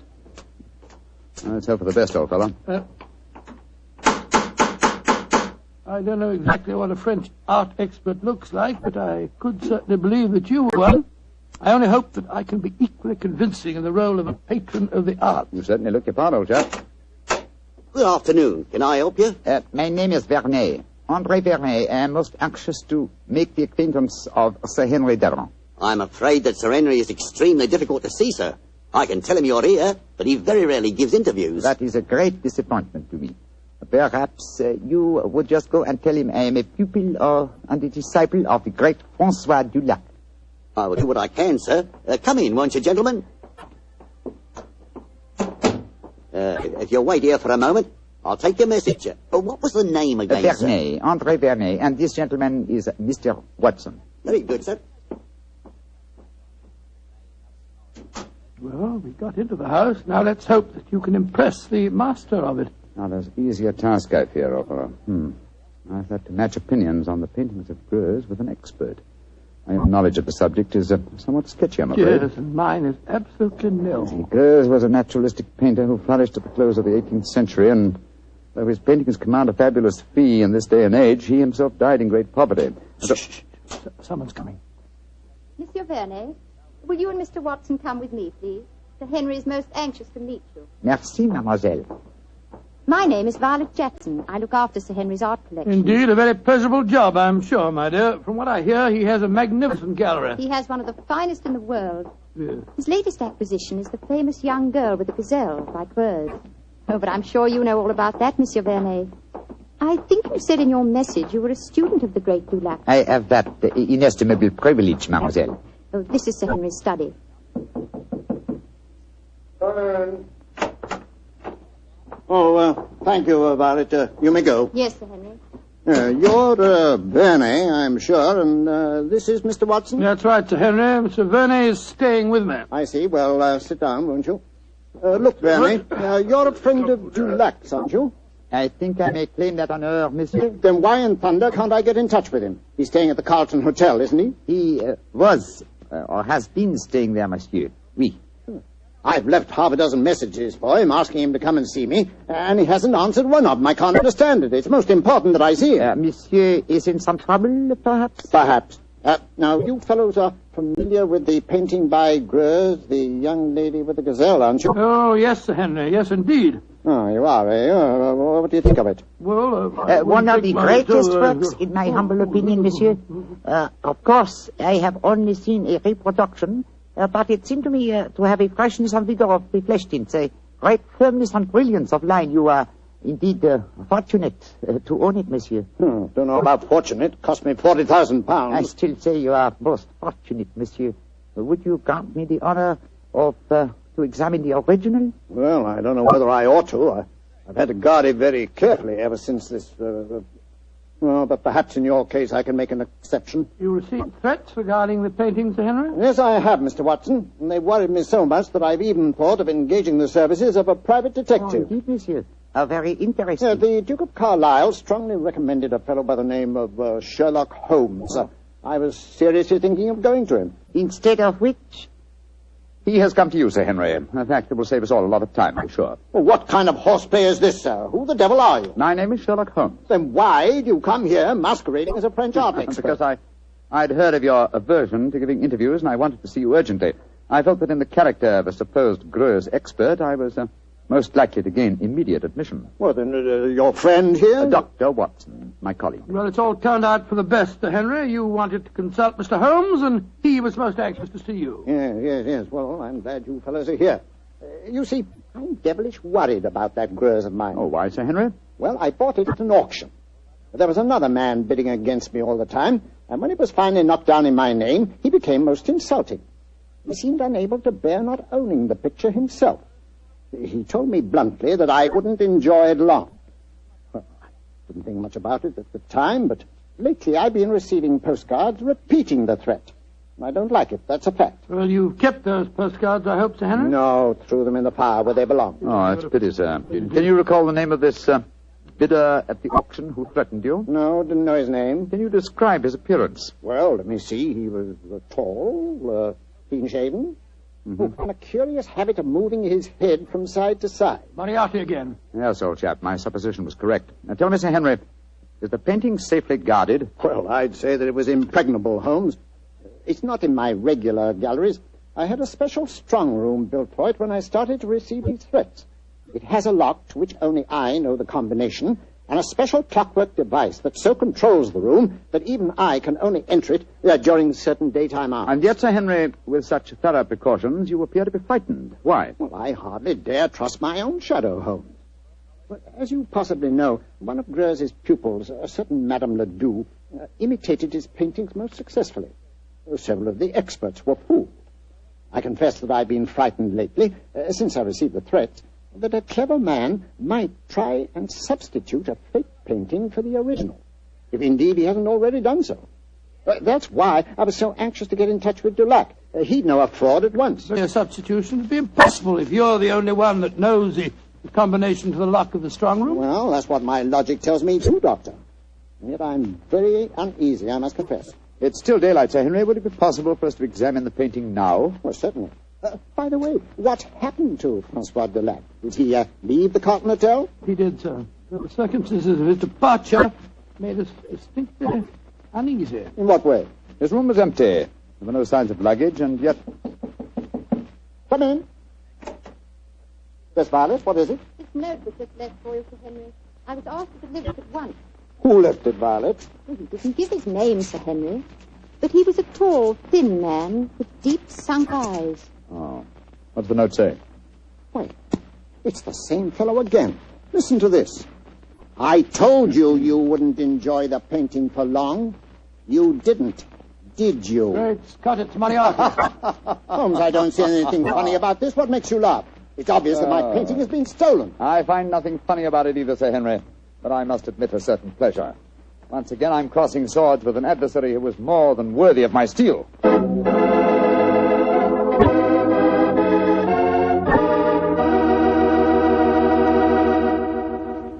You'll hear the rest of Dr. Watson's story in just a second, so I'm just going to remind you that Petri Sherry could really be called the all-round, all-American wine.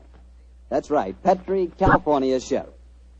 Now, the reason I say that is because Petri Sherry is not only a swell before dinner wine, but it's a perfect wine for almost any occasion. When company drops in, serve Petri Sherry. After dinner, when you're just sitting around chatting, Petri Sherry again is just right. Believe me, you couldn't ask for a better all-round wine than Sherry. You couldn't ask for a better tasting Sherry than Petri. Petri Sherry. Well, Dr. Watson, you've kept me on the edge of my chair so far with your story. What happened next? Did Sir Henry Davenant take you to see his famous painting? He did, Mr. Bartell. Together with Miss Violet Jackson, we descended countless flights of stairs. Doors opened where no one expected a door to exist. Finally, after walking down a narrow stone staircase that turned and twisted, we came up against a blank wall. It seemed that we could go no further. But a time clock, a combination of numbers, and a hidden door slid back. We stood in the interior of a small room. A room with no windows and hardly any light. An oil painting stood on an easel before us. It was the incomparable Greuze painting of a young girl with a gazelle. We stood looking at it for a brief moment, and then Sir Henry Davenant said, Heaven, the painting is still safe. Yes, Sir Henry. If it still is the same painting. It looks the same, Mr. Holmes. Yes, it does to me. The fact remains that only Francois Dulac could tell us if it is the same or a brilliant copy. Yes, and Monsieur Dulac has been silenced. So it would seem. Of course, we asked the experts at the British Museum to pass judgment. Yeah, but how could it have been stolen? It'd be impossible to smuggle it out of here and replace it with a copy. There's only one way of being absolutely certain. With your permission, Sir Henry, I should like to make a test. You're going to take a sample of the paint, Mr. Holmes? Yes, that should give us certain proof. Well, very well. Yeah, you'd better do it, Violet. But be careful. Remember, the painting cost me £40,000. A minute fragment of paint will be sufficient for the test, won't it, Mr. Holmes? Yes, indeed. With my fingernails, Sir Henry, I'll scratch off a tiny sample. Firstly, I think it's a dash fine bit of work, whoever painted it. There you are, Mr. Holmes. Is that enough paint Splendid, for Miss you? Jackson, splendid. Thank you. Please put it on this envelope for me, will you? That's it. And now, Sir Henry, I shall return to Baker Street and analyze this paint. Within an hour, I shall be able to tell you whether the painting is worth £40,000 or a plug farthing.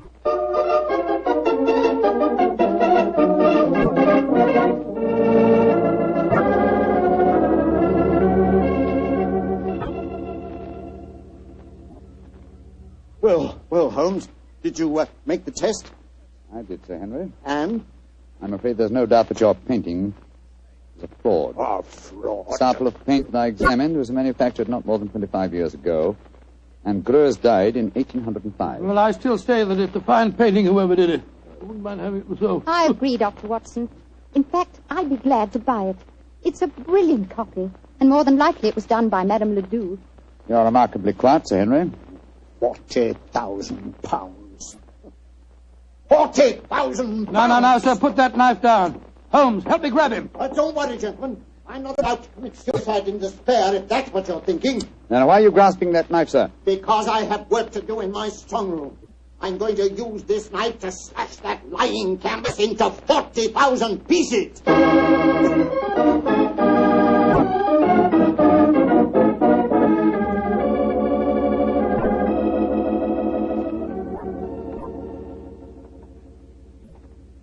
Yes, well, I suppose you're right, Violet. It is childish to mutilate this daub. It's a brilliant fraud, Sir Henry.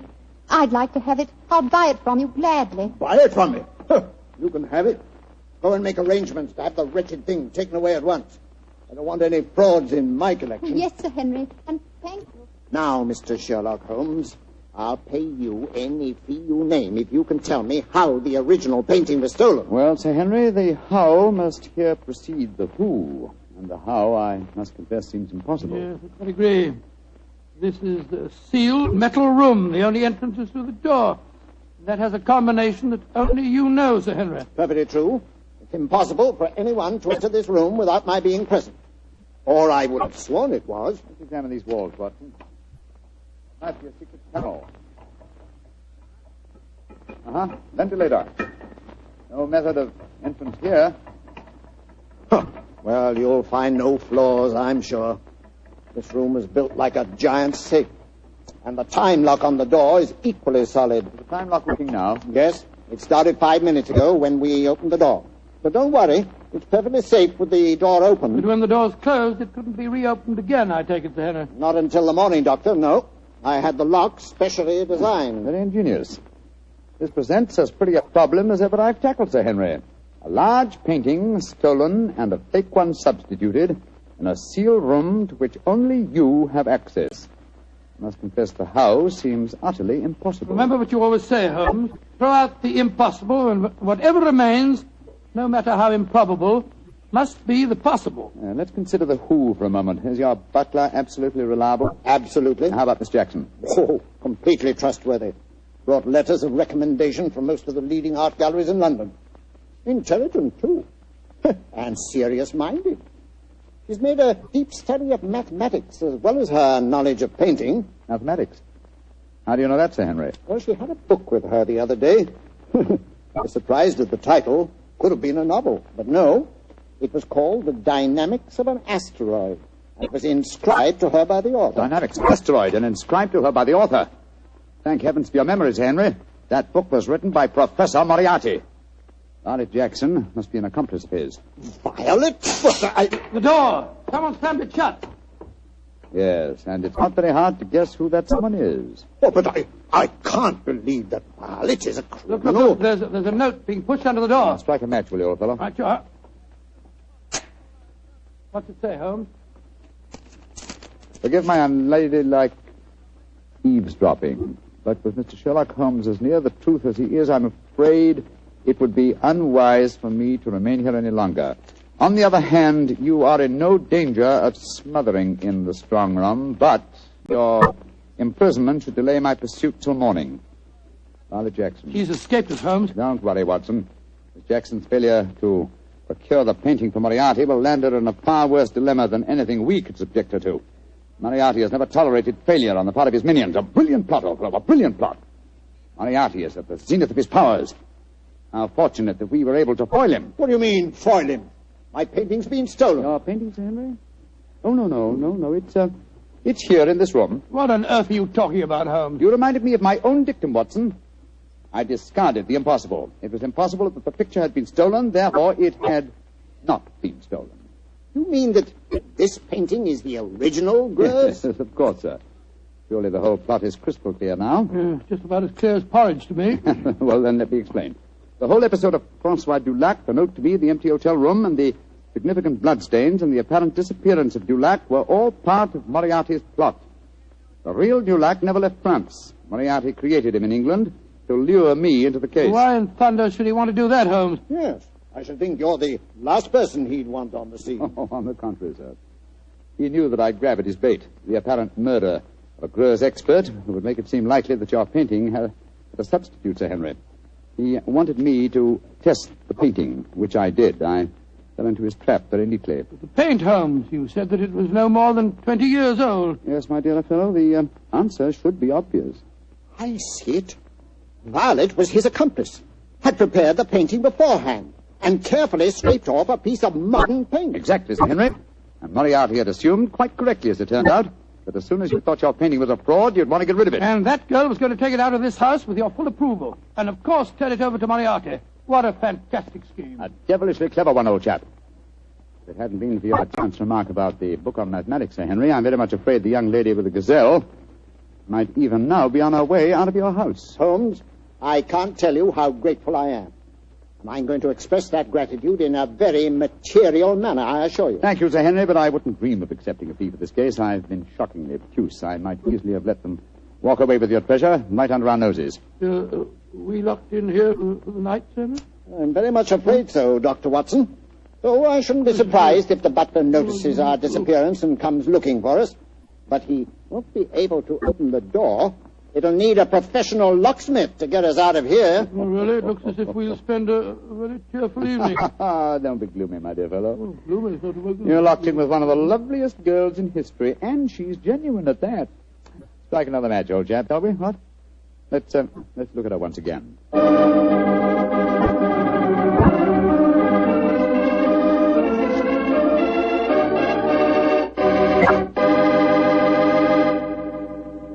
Doctor, that was not only a swell story, but I really learned something. Oh, good, Mr. Bartell. And just what did you learn? Well, this fellow Greuze, the painter... Yeah? I know this must sound stupid to you, but until you mentioned his name, I'd never heard of him before. Holmes mentioned his name to me. I've never heard him before either. But then...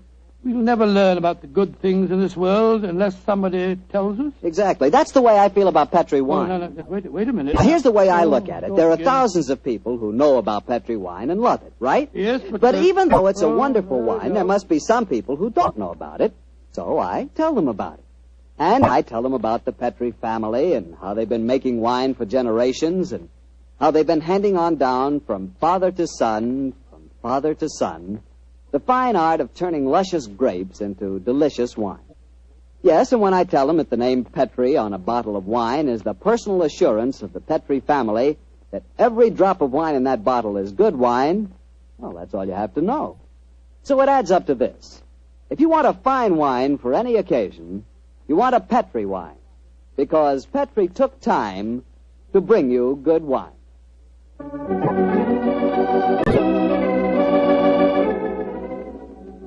Tonight's Sherlock Holmes adventure was written by Dennis Green and Anthony Boucher and was suggested by an incident in Sir Arthur Conan Doyle's story, The Final Problem. Music is by Dean Fossler. Mr. Rathbone appears through the courtesy of Metro-Goldwyn-Mayer, and Mr. Bruce through the courtesy of Universal Pictures, where they are now starring in the Sherlock Holmes series. The Petri Wine Company of San Francisco, California, invite you to tune in again next week, same time, same station. Sherlock Holmes comes to you from our Hollywood studios.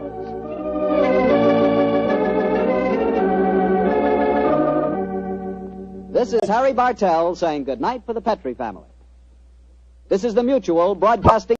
This episode from the life of Sherlock Holmes will be transmitted to our men and women overseas by shortwave and through the worldwide facilities of the Armed Forces Radio Service. Petri Wine brings you Basil Rathbone and Nigel Bruce in the new adventures of Sherlock Holmes.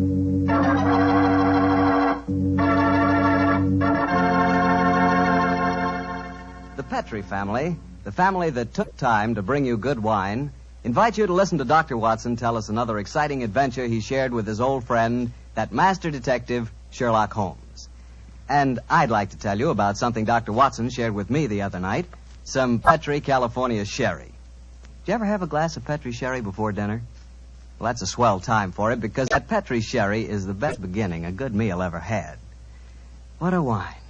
You don't have to serve it in fancy wine glasses either. Not Petri sherry. That wine would taste wonderful if you drank it out of a water glass. You can just taste those sun-ripened grapes. And incidentally, if you like your sherry dry, not sweet, then just do what I do. Ask for Petri Pale Dry Sherry. It's a good idea to always have a bottle of Petri sherry in the house because it's just the thing to serve when company catches you unprepared. And believe me, you can serve that Petri sherry proudly because it's a fact that the name Petri is the proudest name in the history of American wines.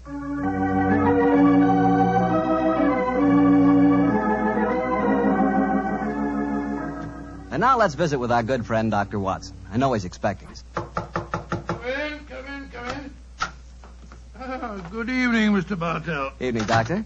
Oh, you have the old black tin dispatch box out again, I see. Yes, my boy. I've just been refreshing my memory on one or two points in connection with tonight's story. Draw up a chair. Thanks. That's it. The tobacco's in the jar beside you. Thanks, Doctor. I'm particularly excited about hearing your story tonight. Last week, you told us that Sherlock Holmes' brother, Mycroft Holmes, took part in the adventure. That's quite right, Mr. Bartell. I didn't even know Mr. Holmes had a brother. I wish you'd tell me something about it. Well, Mycroft was 7 years older than Sherlock, but the difference between them was amazing.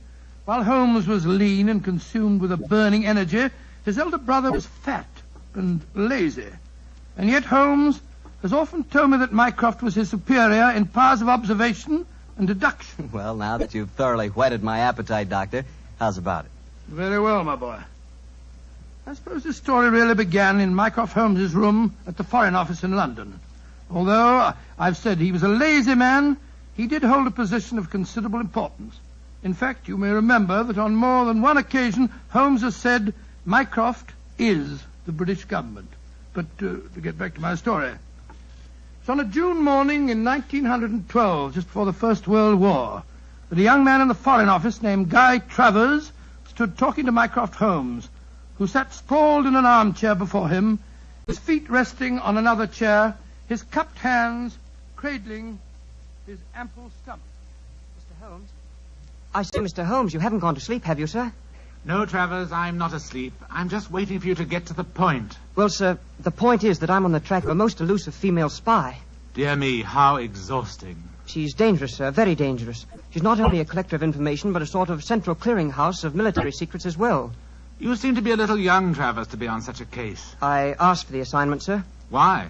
Female spies aren't as glamorous as they sound, you know. No one knows that better than I do, sir. You see, my brother got mixed up with this girl 2 years ago. He was cashiered from his regiment and committed suicide. I'm sorry, Travers. Tell me what you found out about her. You say you've been on her track? I've traced her to a number of seaside towns, but she keeps slipping through my fingers. Have you a list of the towns? Yes, sir. Here you are. No. You read them to me. Well, I first got on her track at Torquay. From there, I trailed her to Weymouth, Bournemouth, Portsmouth, Bognor, Worthing, Hove, Brighton, and... I trust you drew the obvious conclusion. I think I did, sir. Several of those towns are naval bases. No. The list you've just read me is a recognized theatrical circuit. Oh, I never thought of that.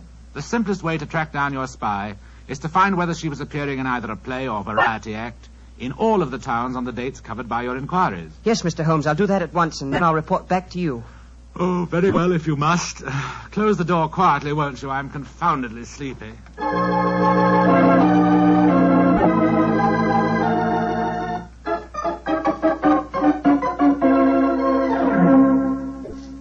Mr. Holmes? Mr. Holmes, you haven't gone to sleep again, have you, sir? Oh, it's you, Travers. Well, what did you find out? A great deal, sir. The only theatrical show that was appearing at all of those towns was a magician's act called The Great Gandolfo. I trust you went and saw the performance. Yes, sir. Last night at Hastings. And? The magician's assistant was a girl who looked exactly like the one I saw my brother with 2 years ago. Did you go backstage and talk to her? Yes, sir. But it's a funny thing. For though she looked exactly like the other girl, I swear she isn't the same one. This girl seemed utterly charming and sincere when she told me she'd never heard of my brother. That's the danger of putting you young fellas on a case of this kind. A beautiful woman and a good actress can fool you 9 times out of 10. What's your next move, Travers? Well, sir, I was hoping perhaps you might come down with me and see the act. It's playing at Eastbourne tomorrow. It's not very far, sir. Stir my 20 stone. Leave the comforts of my office and club to track a spy. No, my boy. However, your mention of Eastbourne gives me an idea. Yes, sir?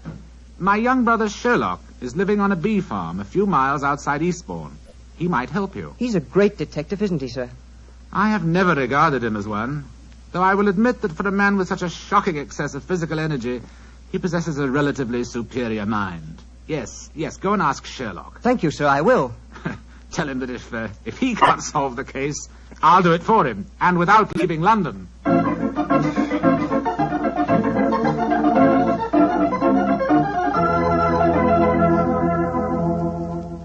And so, Mr. Holmes, I did as your brother suggested and came down here to Eastbourne to tell you about the case. I quite understand, Mr. Travers. Very interesting story it is, too, my boy. I'm certainly glad that I happen to be staying down here with you, Holmes. You will handle the case, of course. I'm undecided, old fellow. The problem presents some interesting possibilities, and yet my life here among the bees has taken on a pleasant and soothing pattern. Oh, I hate to disturb it. Oh, come, Holmes. It'll be good for you to get away from your wretched bees for a few days. I forgot to tell you, Mr. Holmes. As I left your brother, he told me that if you couldn't solve the case, he'd do it for you, without leaving London. Dear old Mycroft, he meant that as a challenge. Hand me the paper, will you, Watson? Yeah. Thanks, old chap. Oh, what are you looking for? The amusement guide. Here it is. Devonshire Theatre, Eastbourne, twice, nightly varieties, 6:30 and 9, The Great Gandolfo, King of Magic. You mean you'll come to the theatre with me tonight, Mr. Holmes? Certainly. I can't allow Mycroft's challenge to go unanswered, and I'm sure that Dr. Watson will accompany us when I tell him Miss Sissy Gitana is also appearing on the bill singing, an old favorite of his. There was I waiting at the church, waiting at the church, waiting at the church. Lord, how it did upset me. All at once, he sent me round a note. Here's the very note. This is what he wrote. Can't get away to marry you today. My wife won't let me.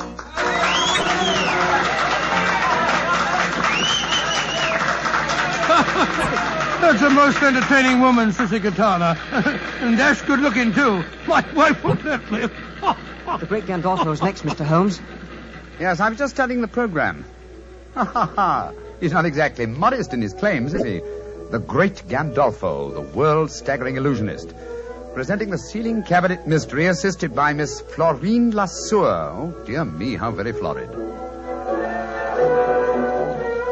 I must say I love this old music hall flavor. I remember going to the Palace Theatre a few years ago to see a perfectly charming girl who wore a white dress that made her look like a little white rabbit.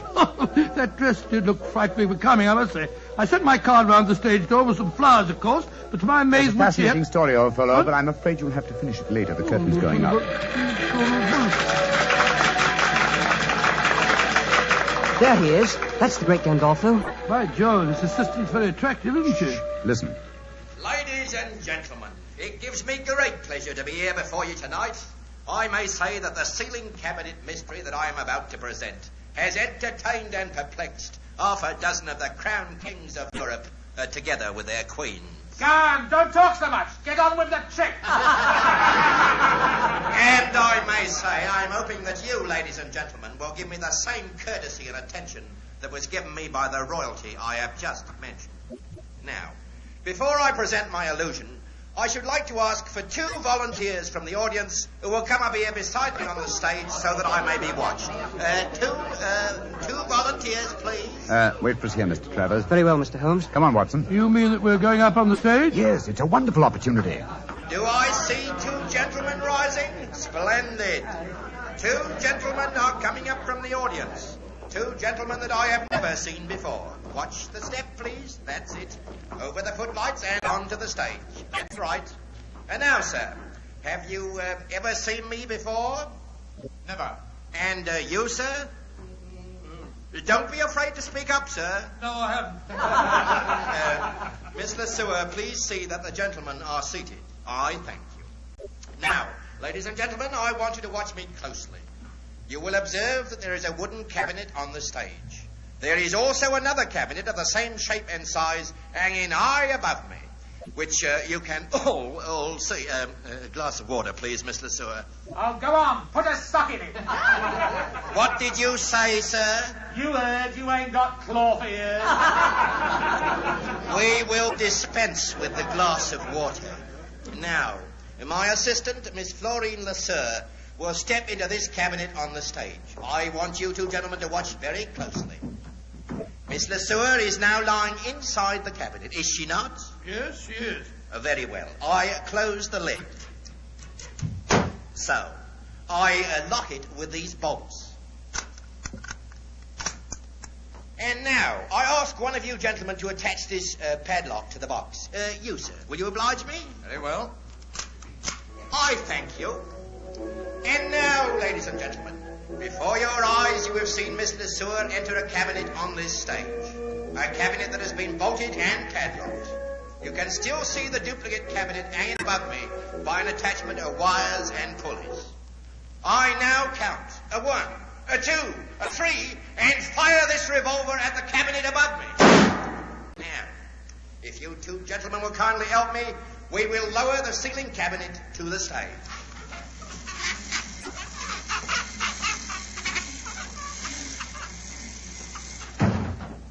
You will notice that this cabinet is also bolted and padlocked. I will ask one of you 2 gentlemen to unbolt it. I thank you, sir. And to this gentleman I shall hand the key of the padlock. Kindly unlock it, sir. I thank you. And now, if you will both raise the lid of the cabinet. And here, ladies and gentlemen, is Miss Florine Lesueur. I thank you, ladies and gentlemen, I thank you.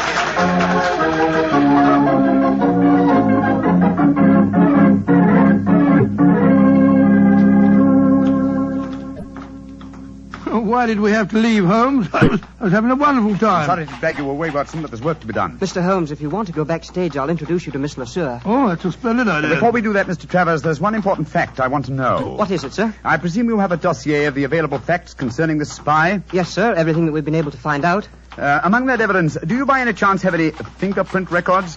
Yes, sir, I do. Splendid. Then let's go at once to the nearest police station and compare the fingerprints on this glass with those in your possession. Where did you get that glass, Holmes? You remember that Miss Lesueur, before she entered that cabinet on the stage, handed Gandolfo a glass of water. You mean that's the glass? Why else should I be carrying a drinking glass with me, old chap? Very neat, Mr. Holmes, and right under the nose of a magician, too. Well, I'm not exactly inept at the practice of legerdemain myself, Mr. Travers. Come on, let's have a talk with that local fingerprint expert, shall we?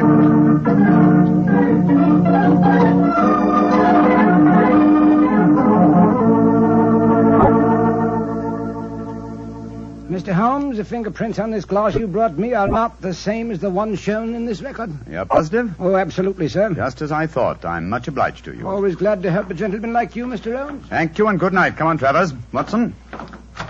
I wish you'd explain what you're up to, Holmes. So do I, sir. I'm completely in the dark. Surely it's obvious. The only way Gandolfo's trick could be done is by using twin girls, dressed identically, of course. One in the cabinet on the stage and the other in the cabinet hanging from the ceiling. I don't know whether you noticed it, Watson, but there were some small holes drilled around the base of the box, undoubtedly to enable its occupant to breathe. By George, of course. That would explain why the girl I spoke to didn't seem to know me, or my brother when I spoke of him. Mm-hmm. Exactly. And in any case, how better could a spy hide herself from a role where her employer, a magician, must, by the very nature of his trick, deny her existence? The question is, which girl is the spy? This fingerprint test has given us the answer. You mean it isn't the girl on the stage, the one who assisted Gandolfo? It certainly is not, old fellow. Your spy will be in the cabinet, suspended high above the stage of the Devonshire Theatre at 9 o'clock this evening. But this time we will watch the performance from the audience.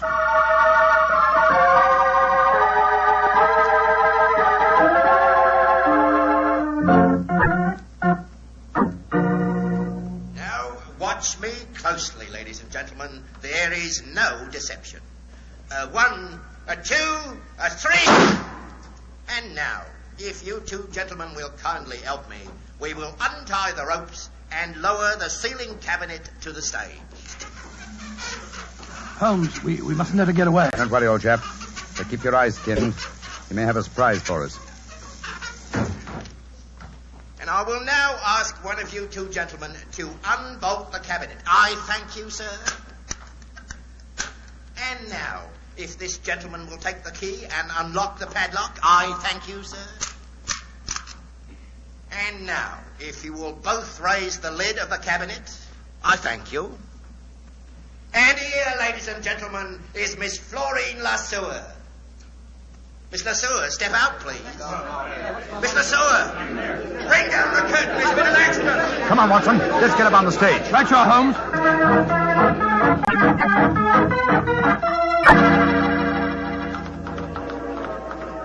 What happened, sir? It's Miss Lesueur. She's been injured. I'm a doctor. Let me look at her. I'm afraid she's beyond the help of doctors, Watson. Look at that bullet wound in her head. She's been murdered.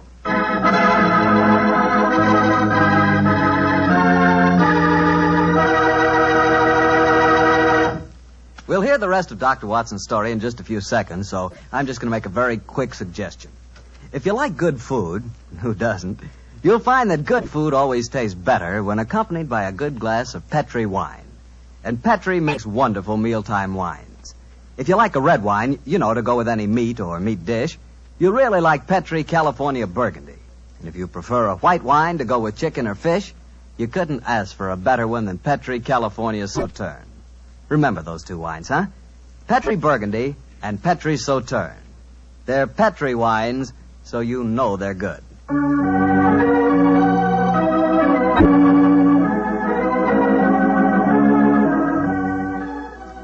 And now back to Dr. Watson and tonight's new Sherlock Holmes adventure, The Great Gandolfo. What happened next, Doctor? You just got to the part where you and Sherlock Holmes, on the stage of a vaudeville theater, were examining the dead body of one of the great Gandolfo's assistants. That's right, my boy. As you can imagine, the excitement was intense. The local police were soon at the theater, and the officer in charge, a certain Sergeant Buff, seemed to take a very great personal dislike to Sherlock Holmes. The great Sherlock Holmes comes out of retirement to teach our police force how to handle a case, does he? Sergeant Buff, you're being ridiculous.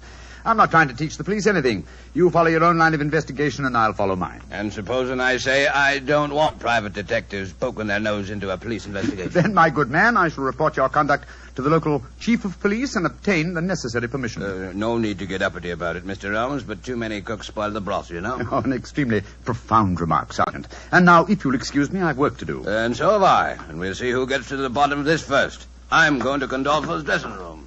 Holmes, I'm worried about the dead girl's twin sister. I've been looking for her everywhere, and no one seems to have seen her since the tragedy occurred. Naturally, my dear chap. You would hardly expect her to reveal the secret of the cabinet trick by exposing the fact that the dead girl had a twin. But I never thought of that. But we saw her there on the stage when the trick started. Seems to me that she's in great danger. She is in very great danger. Now, don't worry. I've taken the precaution of having her guarded. Oh? How, Holmes? I'll explain that to you later. In the meantime, we have to work fast. It appears that Sergeant Buff is out to try and show me up by solving the case first. That makes the second challenge I've received today. Well,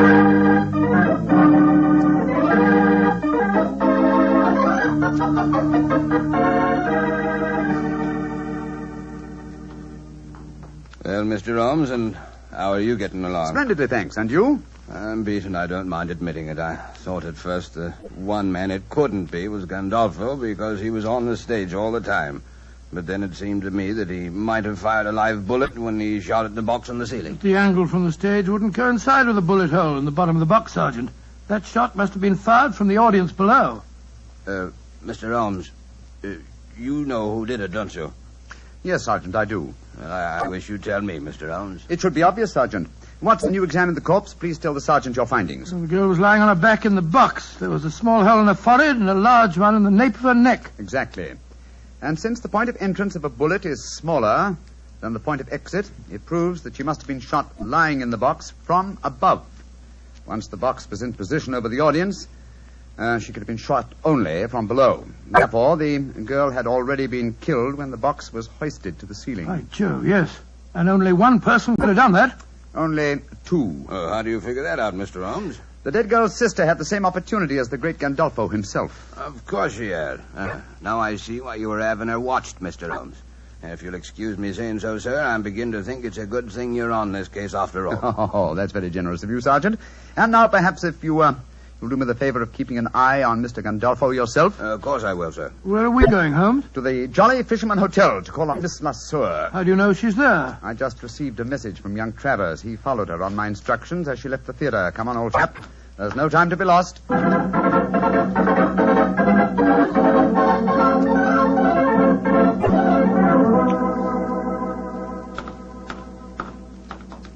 There you are, Travers. Miss Lasseur is still here, I trust? Yes, Mr. Holmes. She's up in her room. I wonder if you'd mind asking her to come down and see me. I'm sure that we can talk privately in the lounge over there. Right you are, Mr. Holmes. I'll go and get her. What are you going to say to Miss Lasseur, Holmes? That depends on her attitude, old chap. Come on, let's go into the lounge, shall we? Oh, it's a lucky thing that you had her followed. It was an obvious precaution, Watson. You see, I realized from the very nature of the cabinet trick that Miss Lasseur would have to leave the theater after escaping through the trapdoor below the cabinet that was on the stage, before her twin sister descended from the cabinet that was suspended from the ceiling. And she doesn't know that her sister's been murdered, huh? If she's innocent, she doesn't. And if she is innocent, then we'll know that our murderer is Gandolfo. Shh. Here she comes. I've told Miss Lasseur that you want to talk to her privately, Mr. Holmes. If it's the act you want to talk about, Mr. Holmes, I've nothing to say. Magicians have a code of honor, you know. I quite appreciate that fact, Miss Lasseur. Won't you sit down? What do you want with me? I have news for you. News of your twin sister. I haven't got a twin sister. My friend knows exactly how the cabinet trick is done, my dear young lady. Yes, you might as well tell the truth, Miss Lasseur. Well, all right then, so I have a twin sister. What of it? No crime in that, is there? What are you getting at? I want you to believe that I'm here to help you, my dear. You're going to need help and courage. What are you getting at? Of Come on, tell me. I'm sorry to be the bearer of bad news. Miss Lesueur, your sister is dead. Dead? Huh. I don't believe it. I'm afraid it's true. She was murdered. You're lying. This is a trick. You're trying to make me give myself away. I'm trying to get at the truth. Your sister was found shot through the head when the cabinet was lowered to the stage tonight. I still don't believe it. Why should my friend lie to you? How was your sister the last time you saw her for the commencement of the act? No different from any other time. Who was responsible for superintending her entry into the cabinet? Gandolfo, or me. She used to go into it before the performance, when the stage was dark and deserted. Did you help her enter the box tonight? No. Gandolfo did. You knew, of course, of your sister's activities. How do you mean?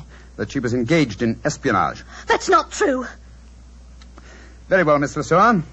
If you won't be honest with me, I'm afraid I'll have to turn you over to the police. I think you'll find their methods are a little more crude than mine, though. The police? Oh, no. No, don't do that, Mr. Holmes. All right, I'll tell you everything. Gandolfo's got me so frightened of him. I was lying to you. I knew that my sister was working for him. I tried to stop her, but she loved money. And Gandolfo gave her plenty of that. They had a row before the show tonight. She knew you were on the stage at the first performance, Mr. Holmes. Gandolfo had spotted you, too, because she was frightened. Said she knew you'd catch her, and she wanted to run away.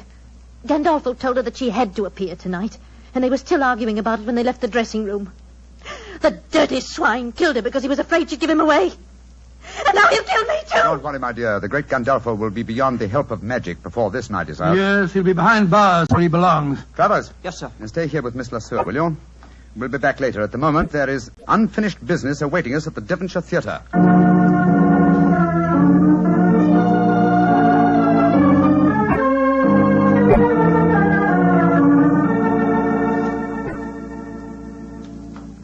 Well, Mr. Holmes, I can't tell you how grateful I am. Gandolfo's safely in prison thanks to you, and now you tells me you don't want no credit in the case. Oh, my dear Sergeant.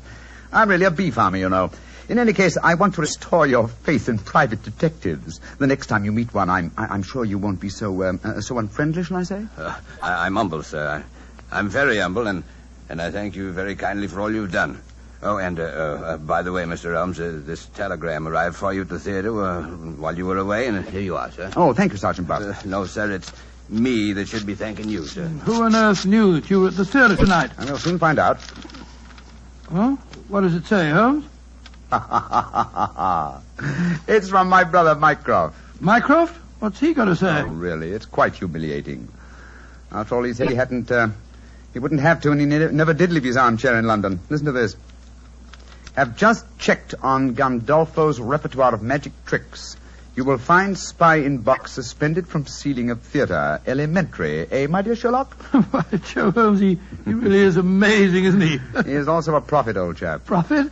How do you mean? Well, he indicates the handwriting on the wall. I'm past my prime. I'm too old for alert detection. It's back to me bee farm, old fellow. It's back to me bees.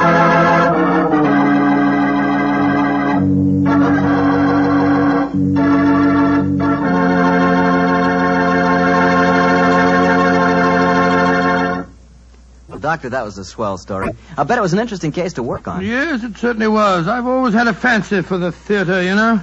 What you really mean, Doctor, is you always had an eye for a pretty girl. Mr. Bartell, you're a very blunt fellow. Why not?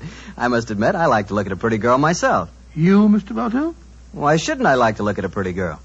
Oh, go right ahead and look, my dear fellow. Go right ahead. You just sort of surprised me a bit, that's all. I never thought you gave a moment's consideration to anything but Petri wine. Now you're really pulling my leg. I must admit, I do talk a lot about Petri wine, but after all, Doctor, it's worth talking about. What other wine has such tradition, such a story behind it? Petri wine is made by a family, the Petri family. They've owned and run their own business ever since its inception, back in the 1800s. The Petri family's been making good wine for generations, and they've been handing on down in the family from father to son, the fine art of turning luscious, sun-ripened grapes into fragrant, delicious wine. And that sure adds up to a lot of experience. You can just bet your last dollar that no matter what kind of wine you want, when you ask for a Petri wine, you're asking for good wine. Because Petri took time to bring you good wine. Well, Doctor, how about giving us a clue to next week's Sherlock Holmes adventure? Well, now, Next week, Mr. Bartell, I'm going to tell you a most unusual story that took place aboard a small steamship as it ploughed through the stormy seas of the Indian Ocean. I call the adventure Murder by Moonlight. Before I say good night, ladies and gentlemen, remember that on Saturday, October the 27th, the nation will observe Navy Day. This is your opportunity to thank your fleet for its magnificent contribution towards victory. Don't forget, will you?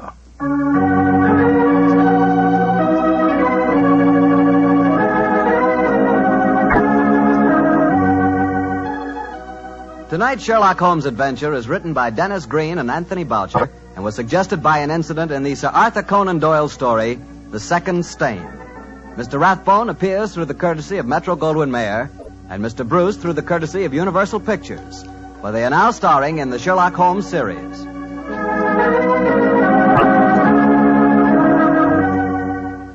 The Petri Wine Company of San Francisco, California, invites you to tune in again next week, same time, same station. This is Harry Bartell saying goodnight for the Petri family. Sherlock Holmes comes to you from our Hollywood studios. This is the Mutual Broadcasting System.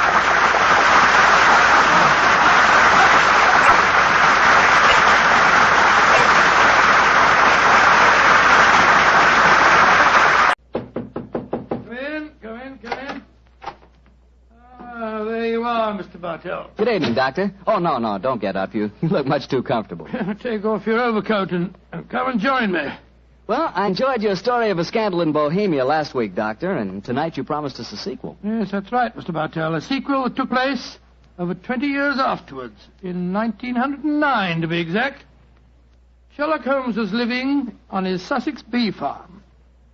It was only in June, I remember, that I received a telegram from the great man asking me to come and spend a long weekend with him. And I'm sure you needed no urging to accept the invitation. None, Mr. Bartell, none at all. I hadn't seen Holmes for some time, and this fact, combined with my rather indifferent health, found me on the eastbourne train a few hours after receiving the telegram. A dog cart was at the station to meet me, and after a brisk drive across the downs, I found myself once more with my good friend. He looked somewhat older than when I'd last seen him, but as he spoke to me, I realized from the keenness of his voice and the sparkle in his eye that Sherlock Holmes would never really be old. After a while, our conversation lapsed into the comfortable silence that can exist only between friends. And then, as the sun was setting, Holmes picked up his beloved violin and began to play some haunting melody. As he lay back, eyes half closed, his long, thin fingers caressing the instrument, a wave of nostalgia swept over me. I thought of the many years that we'd spent together, and of the exciting adventures that we had shared during the old days in Baker Street.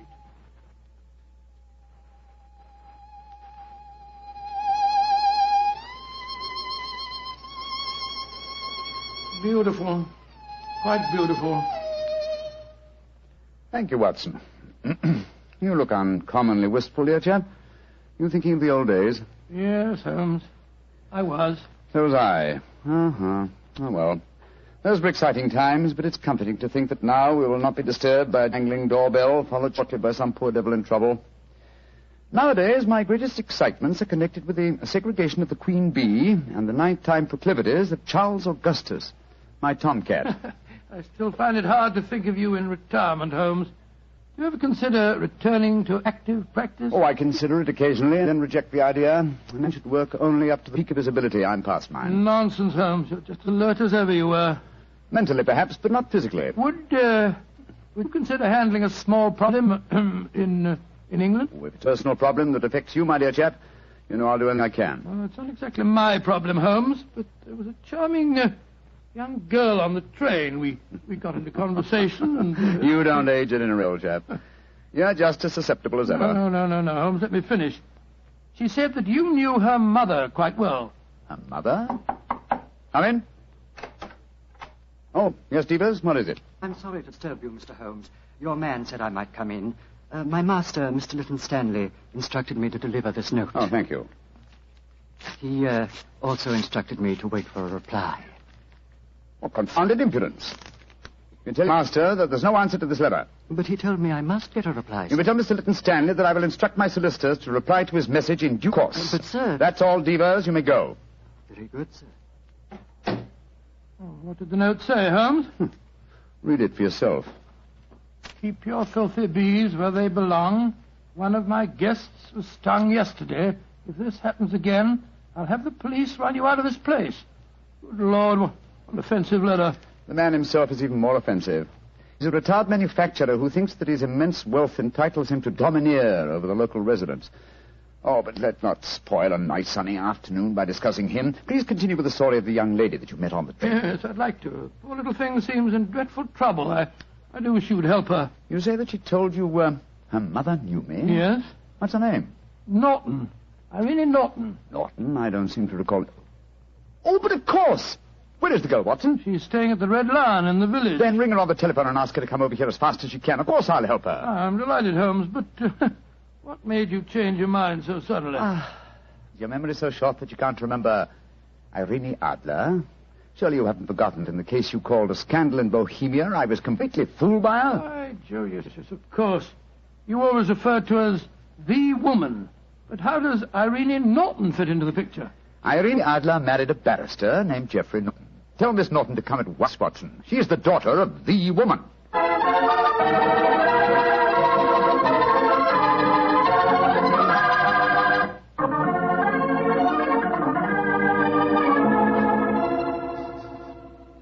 Mr. Holmes, I've heard so much about you from Mother. She says you're the cleverest man in England. Your mother flatters me, my dear child. She herself was much more clever than I. In fact, yes. Did she ever tell you about the circumstances under which we met? No, Mr. Holmes, though she did tell me that you were a witness when she and my father were married. Very true, my dear, very true. Though the occasion was a little, well, shall we say unusual? Look here. This golden sovereign I wear on my watch chain is a memento of that day. I also have a charming photograph of your mother. You must have known her quite well. How about telling Mr. Holmes about your troubles, my dear? Yes. Reminiscences are charming, but they can wait until we've dealt with your problems. Mr. Holmes, I'm being blackmailed. Oh, I'm sorry to hear it. By whom? By a neighbor of yours, Mr. Lytton Stanley. Do you know him? Oh, yes, indeed I do. As a matter of fact, Mr. Holmes received a most offensive note from the gentleman less than an hour ago. What hold does Mr. Stanley have over you, my dear? He has some letters, some rather indiscreet letters of mine that I wrote to a friend of his last year. How did he obtain these letters, Miss Norton? He must have stolen them. I don't know how, but when I was staying at his house a few weeks ago, he told me that he had them and asked £5,000 for their return. Gracious me. And why should he consider your letters, even indiscreet letters, worth so large a sum? I'm engaged to be married to Lord Weston's son. That awful man, Lytton Stanley, knows that if my fiancé saw the letters, the marriage would never take place. They must be extremely compromising. Oh, they aren't, really. But I was much younger when I wrote them. In fact, I was only 17, and I'm afraid they could easily be misconstrued. Have you told your mother? Oh, no, she'd never understand. She might surprise you on that score, I think. How about your father? Daddy's a barrister. You can imagine how straight-laced he'd be about the whole thing.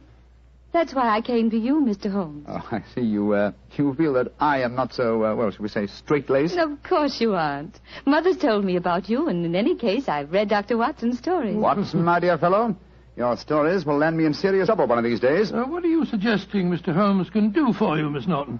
Get the letters back for me. But how? Steal them, of course. Really, my dear, I hardly think you... No, my dear Watson, don't be shocked. Miss Norton is a forthright girl, like her mother before her. It's most refreshing. Mr. Holmes, you can't say you won't help me. No, I don't think that I can say it. In any case, I have a slight personal score to settle with Mr. Lytton Stanley myself. He's rude and has no understanding of bees. But how are you going to steal the letters? That problem requires a little thought, old chap. I can tell you how to do it, Mr. Holmes. Oh, really? This is delightful, my dear. You've explained the problem and also the way of solving it. How easy a detective's work might be if all clients were equally helpful. Tell me, what is your plan? Tomorrow's the servant's half-day off at Mr. Lytton Stanley's. He'll be alone there during the afternoon. How do you know that fact? My maid was keeping company, as they say, with Devers, the butler, when I was staying there a few weeks ago. She found out everything from him. My letters are kept in a filigree box in his desk. With your enterprise, my dear, I'm surprised that you didn't try and open the desk yourself. I did. But it's very sturdy and has a combination lock. Oh. However, I'm sure that you and Dr. Watson can think of some way of getting the letters, particularly if Mr. Lytton Stanley's alone in the house. We shall do our best, Miss Norton. Promise me one thing, though, both of you. Oh, what's that? Don't read the letters, will you? I'm really rather ashamed of writing them. Oh, of course we won't, my dear child. You're both so sweet to me. How can I thank you? Thanks would be a little premature, but you could do us a favor. Of course. What is it? Your mother had a beautiful voice, I recall.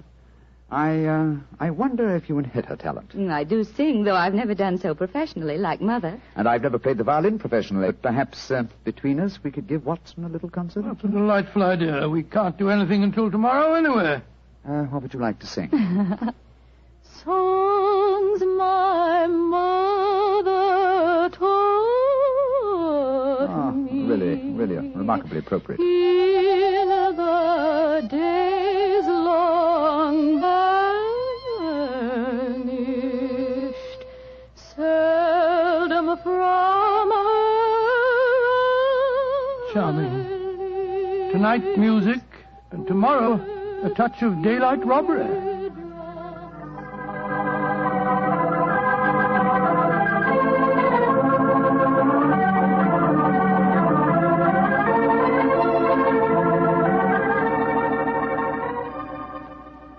Dear old Watson, your disguise is really excellent. Oh, I must confess I'm a little apprehensive. Hi, old chap. There's no need to be, I assure you. You, as Dr. Hamish, and I, as the Reverend Albee, are calling on Mr. Stanley ostensibly in search of a contribution for my charity hospital that you are in charge of. What could be simpler? Well, what made you decide on the role of a clergyman? It should simplify our entrance to the house, though I must confess that a rare touch of sentiment prompted the choice of my disguise. Well, how does sentiment enter into it? Oh, surely you remember that it was in the role of a simple-minded nonconformist clergyman that I once attempted to deceive Miss Norton's mother. That's right. Yes, I'd forgotten. That woman really fascinates you, doesn't She does, old chap. Irene Adler was one woman I've always regarded with unbounded admiration, even though she was a criminal. But enough of this. Come on, old fellow. Are you ready? Yes. You have the equipment I mentioned to you? In my pocket. Let's be off, old chap. Let's be off. If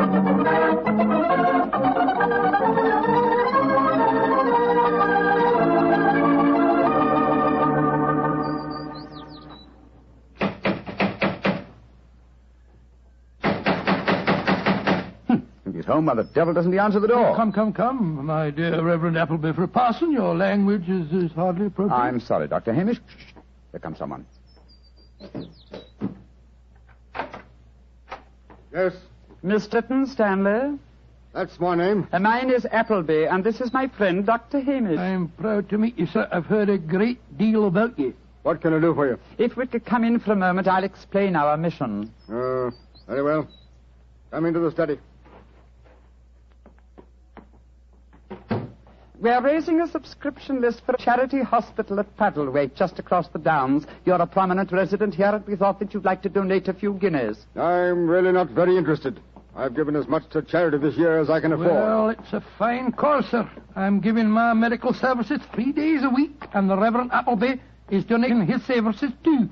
Who else has contributed to this fund? All your neighbours, sir. We just came from the bee farm over the Downs. The owner, Mr. Holmes, gave us a cheque for 5 guineas. Holmes gave you 5 guineas, did he? Aye, a very nice gentleman, Mr. Holmes. We're proposing to name a ward in the hospital after him. Is this list of subscribers going to be published in the paper? Oh, yes, Mr. Lytton Stanley. I'll give you 10 guineas. 10 guineas? Thank you, sir. Very kind of you, sir, I'm sure. I'll get my checkbook. It's in this desk. Watson, the chloroform. Right. Now, who do I make this check payable to? Go on there. Hold him still, Holmes. Hold him still.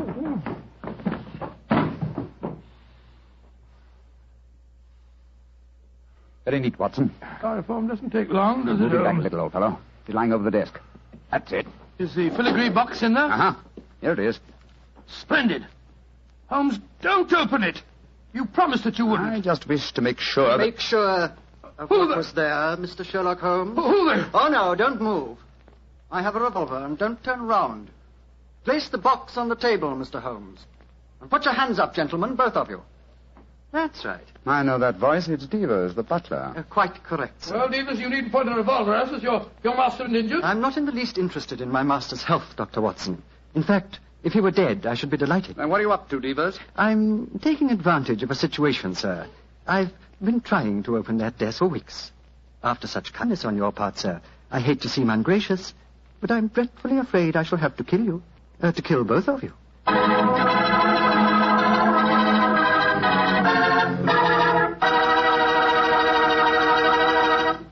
Dr. Watson's story will continue in just a second, so I'm just going to remind you that good food always tastes better when served with good wine. And if you like a red wine, say with steak or meat of any kind, you'll love Petri California Burgundy. If you'd rather have a white wine, say with chicken or fish, then by all means get Petri California Sauterne. Oh, and look, if opinion is divided in your family, if some of you like a red wine and some like white, the answer is obvious. Don't buy one, buy two. Remember that, huh? Don't buy one, buy two. But do buy Petri. Then you know it's good. Well, Doctor, that was a fine place to break off your story with the butler pointing a gun at your backs and you and Sherlock Holmes with your hands above your heads. What happened next? I know at least you didn't get killed, or you wouldn't be sitting here in California tonight telling me the story. Elementary, my dear Mr. Bartell, but supposing I take you back in the story to the point where I left off. Well, all right then. Take me back, Doctor. Take me back. Very well. We stood there, Holmes and I, our hands above our heads. As Divas said... How grateful I am that you opened the desk for me. After such kindness on your part, sir, I hate to seem ungracious, but I'm dreadfully afraid I'm going to have to kill you both. Because I dislike to appear stupid at such a melodramatic moment, but why is it necessary to kill us? For months, I have been waiting for an opportunity to steal the Kitmanjar emerald, and now you have done it for me, sir, and presented me with a perfect alibi. The Kitmanjar emerald? Oh, come now, Miss Holmes, you know the treasures in this house as well as I do. Apart from the emerald, there's a superb Cellini that would fetch a fine price in the right market. We aren't here after any valuables, my good man. Please don't call me your good man, Dr. Watson. It's patronizing and untrue. In any case, sir, whether you were here after the valuables or not makes no difference. I've caught you both red-handed. You're completely in my power, gentlemen. You're going to steal the treasures, I suppose, and then pretend that we were responsible. Exactly, sir. I shall kill you both, secrete what objects appeal to me, and when my master regains consciousness, I shall explain that I found 3 men burgling the house, that I killed 2 of them, while the third got away with the loot. Who will be able to doubt my word? To be regarded as a hero. I might even have my salary raised. Watson, I'm afraid this is the end, old chap. What a sordid way to die. Shot in the back like a coward. Divas, at least do us the courtesy of allowing us to face the firing squad, will you? Very well, gentlemen. Turn round. But don't try any tricks. One last request. What is it, sir? I'm beaten, and I admit it. I'm getting old, but in my heyday I crossed swords with some of the greatest criminals in Europe. My life has been attempted many times, but I've always escaped. If this is to be my swan song, at least give me the privilege of shaking the hand of the man who has at last bested me. Well, sir, I feel that I'm stepping a little out of my station, but I suppose the situation is unusual. I hope you don't object to the left hand, sir. I'll keep the revolver in my right. Very well, Devers. There you are. Goodbye, Mr. Sherlock Holmes. Goodbye, Devers, and my congratulations for... My congratulations for being a fool. Well done, Holmes. Maybe getting old, Watson, but I've not lost my skill at that, too. He went over your shoulder in a flash. Fortunately, the bullet went wide. How is he, Watson? Struck the desk as he fell. Yes, he gashed his head. It's not serious. He'll be unconscious for a while. Good, but I think we'll take the precaution of closing this desk drawer. I don't want him to be exposed to further temptation when he comes to. There we are. Well, shouldn't we get into touch with the police, Holmes? Police? Great Scott, no, old fellow. After all, we're burglars and we're in disguise. 2 facts that would be hard to explain satisfactorily. No, we must back to the bee farm as soon as possible. Yes, I suppose you're right. Miss Norton will be waiting for us there, and we'll tell her what happened. Poor girl, I'm afraid she's in for something of a shock.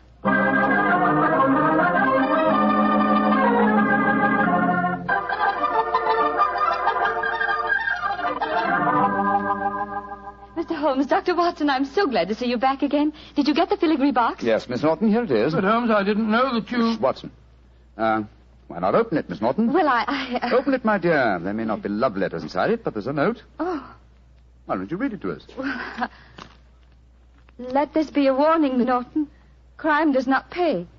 If you don't believe me, ask your mother. Sincerely, Sherlock Holmes.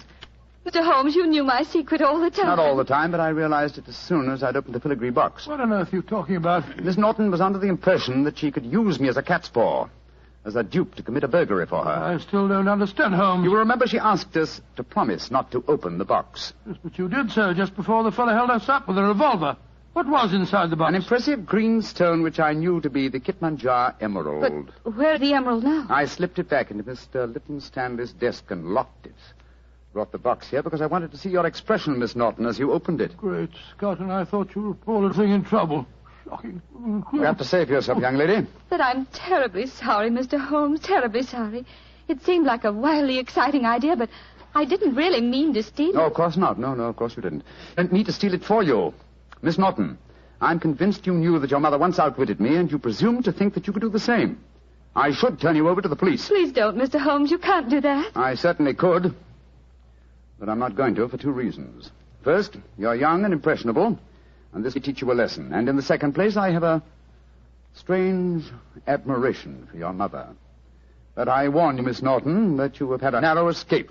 A very narrow escape. Mr. Holmes, before I go, there's one favor I want to ask you. Really? What is it? Could I keep this filigree box with your note inside it? It would be a reminder all my life of how we met. Ah, what do you say, Watson? Well, it isn't your box to give, Holmes. That's true, old fellow. That's quite true. But I fail to see how we can return it now without disclosing our own share in the attempted robbery. In any case, I don't like Mr. Lytton Stanley. I think we might indulge in a little petty larceny without feeling too guilty. Very well, Miss Norton. You may keep the box. I shall always treasure it. Thank you. Goodbye, Dr. Watson. Don't think too badly of me. Goodbye. Good night, Mr. Sherlock Holmes.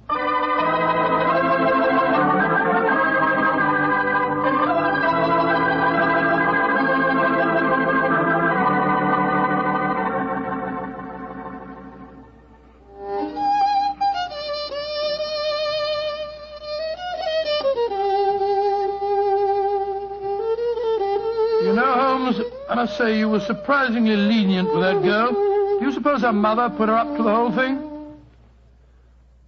That possibility had occurred to me, old fellow. And yet I have a feeling that... Come in. Door's open. Were you expecting anyone? No. Good Scott, it's Lytton Stanley. Good evening, sir. This is an unexpected honor. Sherlock Holmes, we haven't been the best of friends, I know. But you've got to help me now. I'm in serious trouble. Oh, indeed, sir. Won't you sit down? This is my friend, Doc Watson. How do you do? And now, sir, what is your trouble? I've been robbed, Holmes. Robbed? What was stolen? Well, my greatest pleasure. The Kidman Jar emerald removed from his case and then mysteriously returned loose in my desk afterwards. But there's a priceless Cellini missing. Have you any idea who the burglars might be? Oh, it was a gang, I'm sure of that. A couple disguised as a clergyman and a doctor came into the house on the pretext of raising money for some hospital. And they overpowered me with chloroform. Oh, dear me. How very unpleasant for you. Yes, well, when I came to, I found my butler was lying beside me in a pool of blood. The brave fellow had wrestled with the thieves, but they got away. And he's in the hospital now. Holmes, you've got to help me. The Kidman Jar emerald was returned, you say, but a Cellini is missing. Yes. It's an exquisite filigree box in which I'd kept the emerald. A filigree box? Yes, it's a genuine Cellini. It's worth several £1,000s. Holmes, you must help me solve this business. I'm sorry, Mr. Lytton Stanley, but I'm afraid I can't help you. I've retired. Yes, and I intend to remain in retirement. Good night, sir. Oh, but I'll pay you any fee within reason. My decision is final, sir. Good night. Oh, I might have known I wouldn't get any help from you. Holmes, she fooled you again. Yes, the little devil. She knew that box was a Cellini all the time. You don't seem very angry with her, old fellow. I should be, but I'm not. What splendid audacity. What a superb nerve the child has. But you must get the box back from her. I shall, Watson. I shall. Or rather, I shall persuade Divas to do it for me. As the price of our silence. But how can he get it back? Remember that he walks out with Miss Norton's maid. I'm certain that when he explains his predicament, he can prevail upon her to steal the box from her mistress so that it may be returned to its rightful owner. That's a good idea. By George, Holmes, Miss Norton's a chip off old pluck, all right. Yes, Watson, she is, and it makes me wonder. What about? I wonder, my dear chap, how long I can remain in retirement. Such a worthy antagonist at large, it's a challenge. It's an irresistible challenge.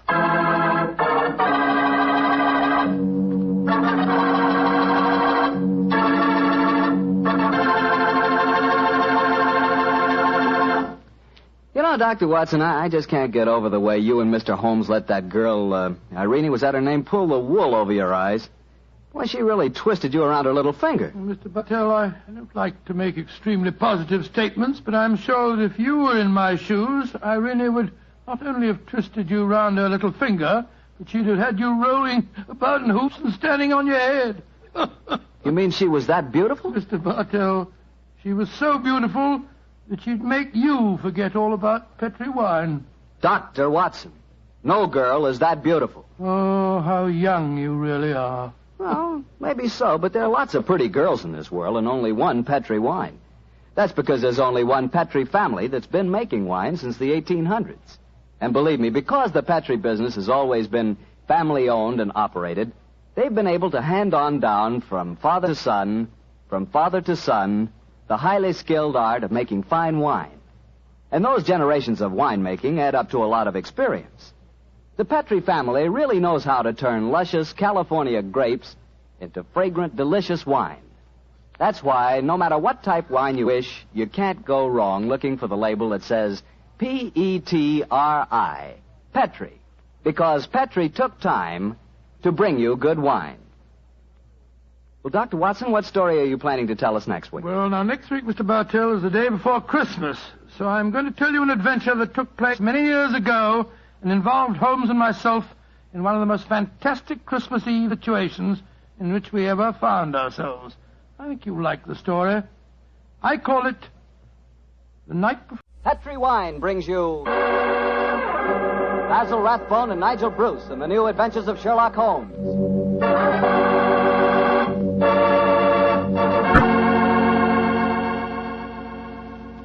The Petri family, the family that took time to bring you good wine, invite you to listen to Dr. Watson tell us another exciting adventure he shared with his old friend, that brilliant detective, Sherlock Holmes. And say, while you lend an ear to the good doctor, you'll get a lot of pleasure out of a glass of rich, ruby-red Petri California port. Just sit back and sip that Petri port leisurely. There's a wine that's just perfect after dinner. A wine that really goes with storytelling and conversation. Petri port is as rich in flavor as it is in color. And what a flavor. Full, hearty, and delicious. Well, I can't think of a better way to express your hospitality than to offer your friends a glass of good Petri port. Serve that Petri port alone, or serve it with fruit or nuts, or with cake or sandwiches. No matter how you serve it, you can serve that Petri port proudly, because the name Petri is the proudest name in the history of American wine.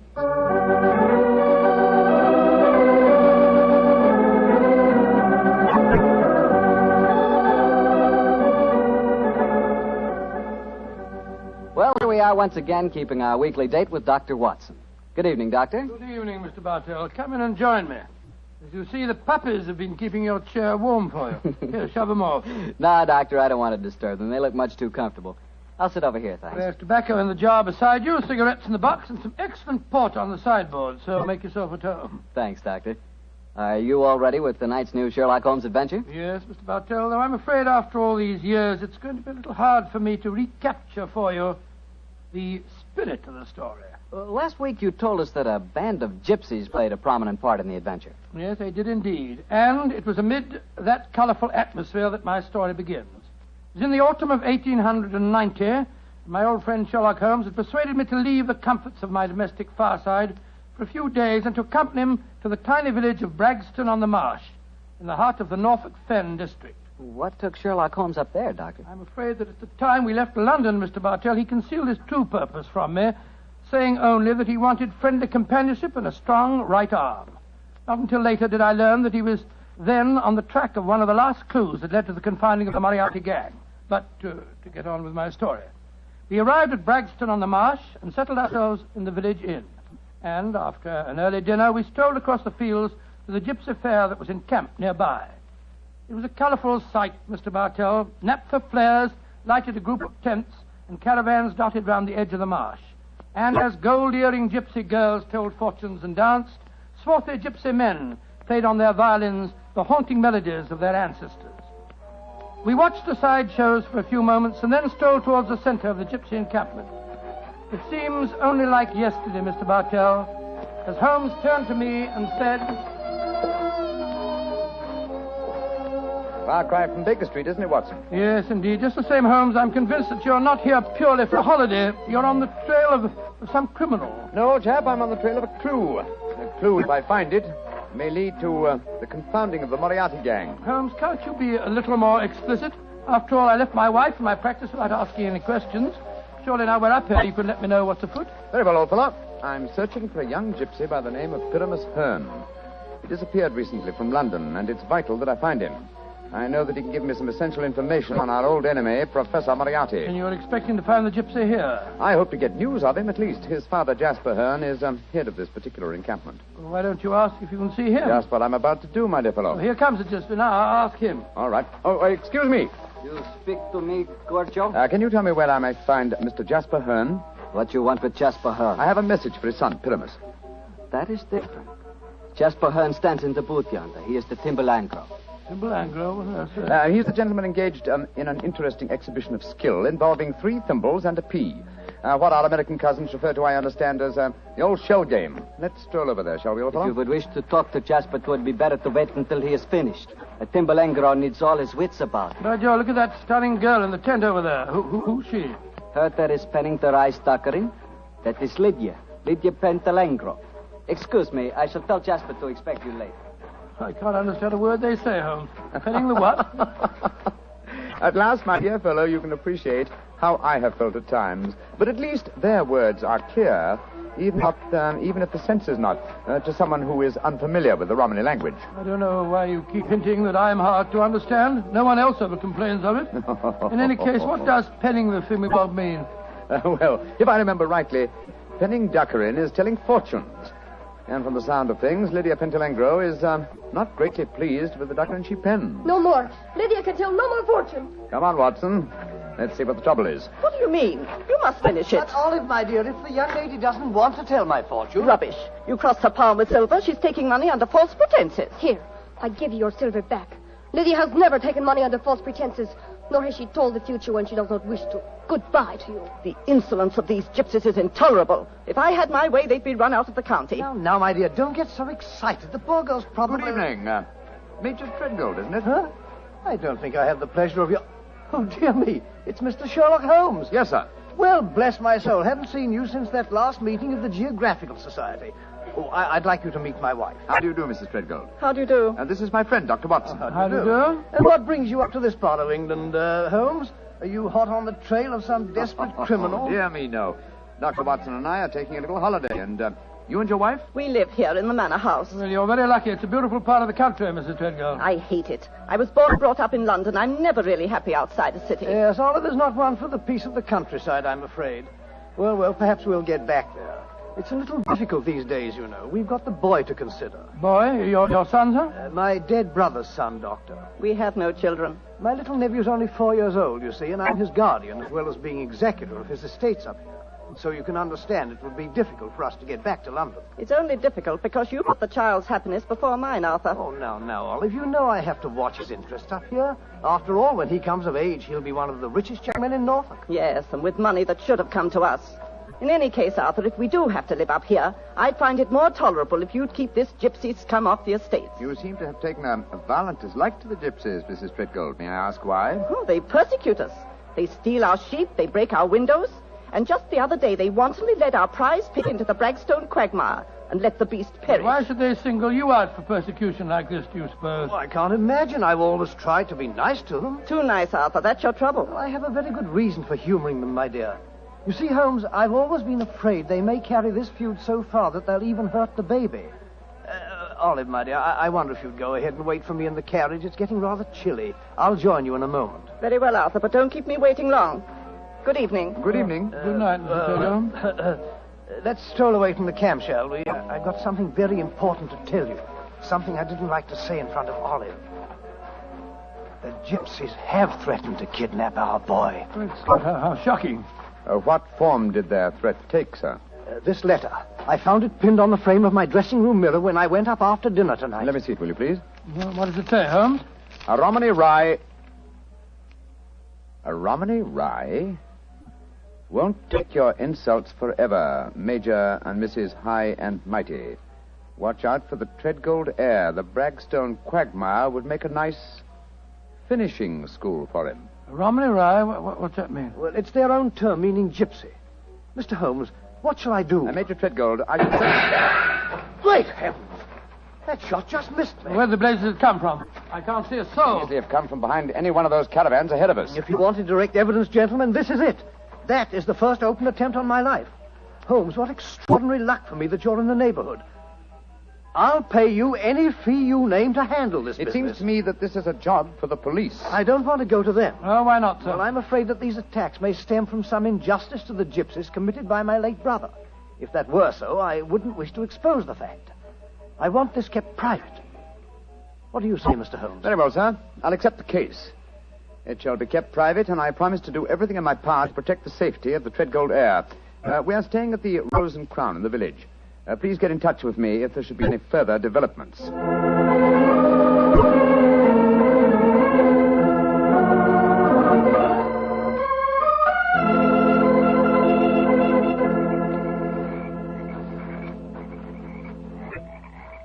affair seems to be closed down for the night now, Holmes. They're turning out the naphtha flares. Yes, let's stroll over to Jasper Hearn's caravan, shall we? He should be free now. Well, if he's head of this tribe, he ought to be able to tell you something about this Treadgold business. Yes. Though I shall first ask him about his son, Pyramus, the man I'm looking for. I think the fact that I know his son will inspire confidence. Here we are. This is the caravan. That girl, Lydia Petrolengo, sitting outside, the one that was telling fortunes. Yes. Good evening. Who are you, and what do you want? I wish to speak to Jasper Hearn. He is not here. He's gone to the marshes. When will he be back? I do not know. You bring trouble to Jasper? No, my dear. This is a personal visit. We're not after him for being a thimble engro, or for penning duckerin. Oh, for a Gorgio, you speak a Romany well, brother. Oh, you are a true Lavengro, master of words. Where did you learn it? From Jasper's son, Pyramus. Ah, you know Pyramus then. A fine boy. Oh, sit down on the grass, my friend. You may wait here for Jasper. He will be back soon. Thank you. Is that your violin lying on the steps, young lady? No, that is Jasper's Bolshom. Oh, Jasper's Bolshom, what knows that? That is the Romany word for violin. You play, sir? No, but my friend does. So? Oh, then take it, brother. The stars are bright. The night is warm. Music will be sweet. To a Romany chai, I'm afraid my violin playing will sound rather poor stuff.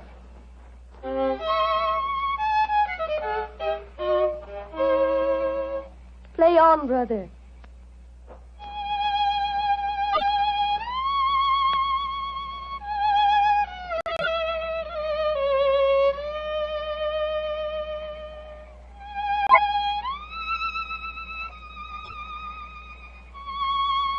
Stop, brother. You play well, but Sarasate Zigeunerweisen is not the true gypsy music. I've heard it in London and in Budapest. They call it gypsy. But what can a Gorgio know of the true heart of Romany? Wait here. I will get my own violin. Charming girl, charming. But why do you keep on talking about Gorgios? Is that more of their confounded gibberish? Gorgio, old chap, is the term they use for anyone who is not a true gypsy. Now I will play for you the real gypsy airs. Thank you. I should appreciate it very much. But before you begin, I wonder if I might ask you a question. A friend of Pyramus may ask me any question. What is it? I observed you telling fortunes earlier on tonight. You refused to give a certain gentleman's hand and gave the money back. Did you know who the gentleman was? No, brother. Nor the noisy woman with him. I refused to pen the duckerin because I saw blood and violent death in his hand. Violent death it is soon to come. Violent death? Good Lord. Watson, old fellow, I want you to do me a favor. Yes, of course I will. What is it? I must remain here until Jasper Hearn comes back. I should like you to return to the inn. It's more than possible that we may have news from our client before the night is out. I'll be back later. Oh, well, it's nice of you to give me the best job. Good night, Miss Petrolina. Good night.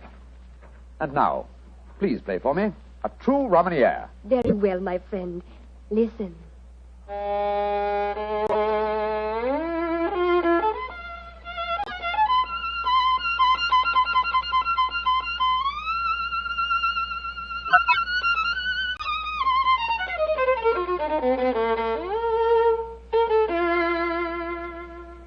Now you must play, brother. I shall make a true Bolshemangro of you. Come, see if you can follow me.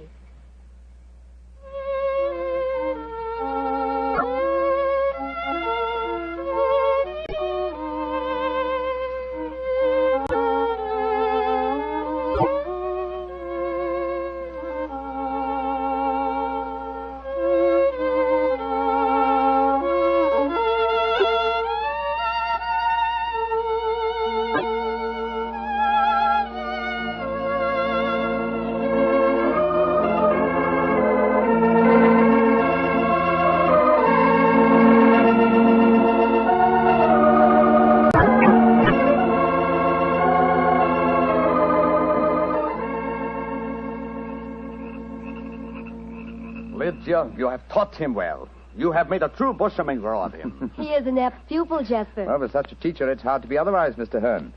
That is, if one has a spark of music in one's soul. Call me Jasper, brother. You have spoken well of my son. You have taught wisely to me of things that I have not understood. Come, we shall drink wine together underneath the stars. I shall get glasses and a flagon.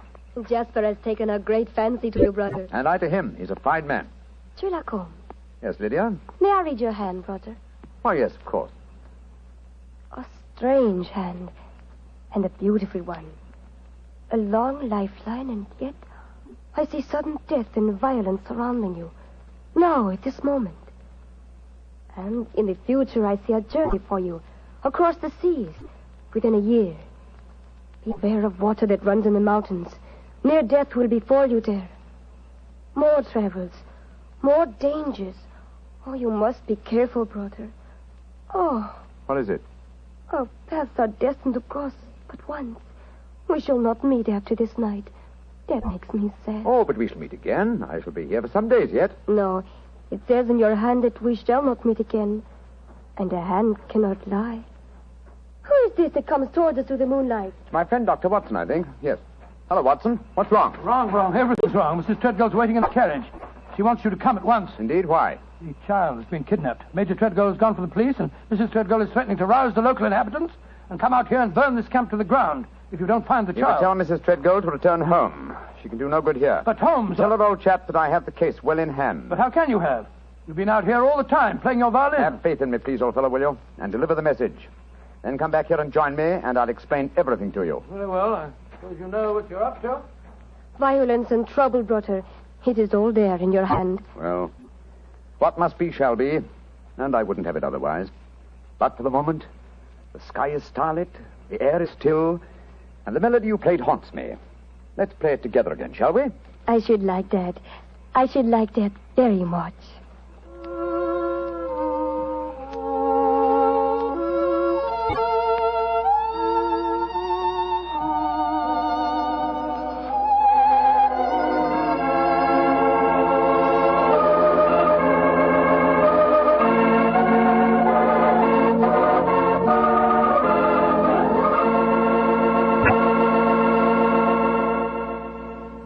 Dr. Watson will continue his story in just a few seconds, during which time I'd like to talk specifically to the ladies, if I may, and tell you about Petri California Muscatel. Just as Petri California Port has long been known as the wine of gentlemen, Petri Muscatel has been known as the favorite of the ladies. That's because Petri Muscatel is a golden-colored wine that looks like captured sunshine and tastes as... Well, did you ever taste big, plump muscat grapes picked when they're still misty and dew-covered? If you have, you know what to expect when you taste Petri Muscatel. The flavor of Petri Muscatel comes right from the very heart of luscious, hand-picked muscat grapes. You couldn't ask for a more delicious wine than Muscatel. Petri Muscatel. Well, Dr. Watson, I must say this is a strange story you're telling us. You mean to say that the heir to the Treadgold estates had been kidnapped, and yet Sherlock Holmes paid no attention? Yes, that's what it seemed like, Mr. Bartell. I couldn't understand him. I've never known him to be so indifferent to a case. There he sat until the early hours of the morning as he and that girl scraped away at their violins and never said a word about the kidnapped baby. Finally, as we walked home across the fields a few hours before dawn, his mind seemed to return to the matter at hand. He spoke quietly, and yet there was a note of suppressed excitement in his voice. What's my dear fellow? You're angry with me, aren't you? No, Holmes, I must say, but I'm confused. That girl seems to have bewitched you. Have you forgotten that you accepted the job of guarding the Treadgold heir, and that the child was kidnapped tonight? No, I'm fully aware of the fact. Holmes, for heaven's sake, stop being so infernally matter-of-fact. What's come over you? Oh, possibly it's the mood of this mild autumn night. It is indeed a St. Martin's summer. So much so that I've left my coat and deerstalker cap behind me at the encampment. Let's go back, shall we? And incidentally, when we get there, I can set your mind at rest by showing you the kidnapped child. You mean you know where it is? Certainly. It's, in the camp. Then the gypsies did steal it. No, my dear fellow. I did. What? This is one of those occasions when you absolutely infuriate me, Holmes. If you must keep me up half the night while you have a fitting conflict with a gypsy girl, least of all you can do is tell me what's going on. You say you stole the child yourself. In heaven's name, why? Because the threatening note to Major Treadgold was so obviously a fraud. Oh, why do you say that? You will remember that the letter began, "A Romany Rye will not take your insults forever." Now, a Romany Rye, despite what Major Treadgold said, does not mean a gypsy, but a man who knows about gypsy law. It is a term no true gypsy would apply to himself. He would use the expression Romany child. So it was obvious from the beginning that no gypsy threatened the child. Now, who else had a motive for harming it? Well, Major Treadgold, because he stood to inherit the estate. Yes, or his wife. It's quite obvious. She has no liking for our present life, and the child is an obstacle to a new one. With the child kidnapped and later made away with, obviously they both stood to gain a great many of the things they wanted. Yes, Joe, you're right. And whoever the culprit is took the precaution of pinning the blame in advance on the unfortunate gypsies by writing the false kidnapping note. Wait a minute, but how about the shot that was fired at us tonight as we walked with Major Treadgold? Probably fired by an accomplice to the plot, in order to give authenticity to the supposed danger. And the child is now in the gypsy encampment. Yes, I promised that I would protect the Treadgold heir, and so I arranged with Jasper Hearn to have the boy kidnapped for his own safety. But if anyone should find the child, they'll say the gypsies deliberately stole him. Oh, I'm quite certain that before that occasion arises, old chap, the criminal will have shown his or her hand. Come on, old fellow. Put your best foot forward. It's a long way back to the camp yet, and it's nearly dawn.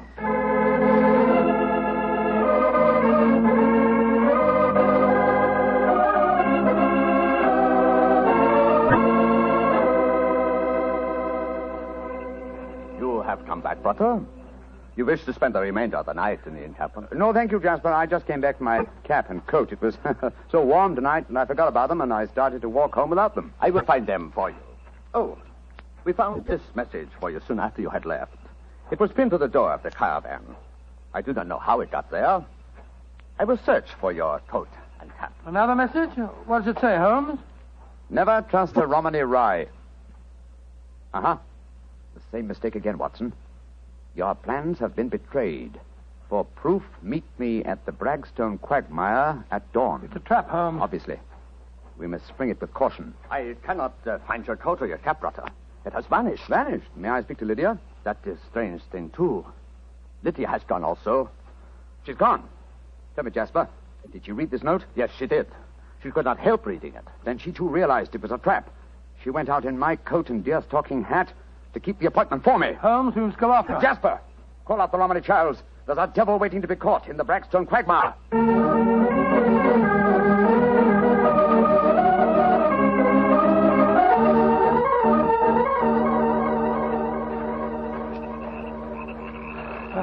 How much further to the quagmire, Jasper? 200 yards. No more. There's Lydia. There she is. And she's dressed in my deerstalking hat and coat, walking into the trap that was set for me. Lydia! Lydia! They got her. Look.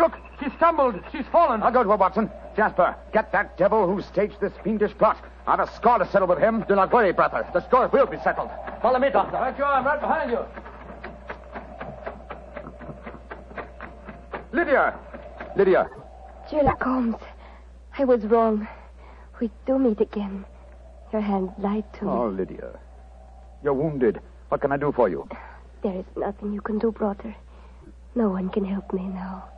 There is little pain. There is little time. Please, hold my hand. There.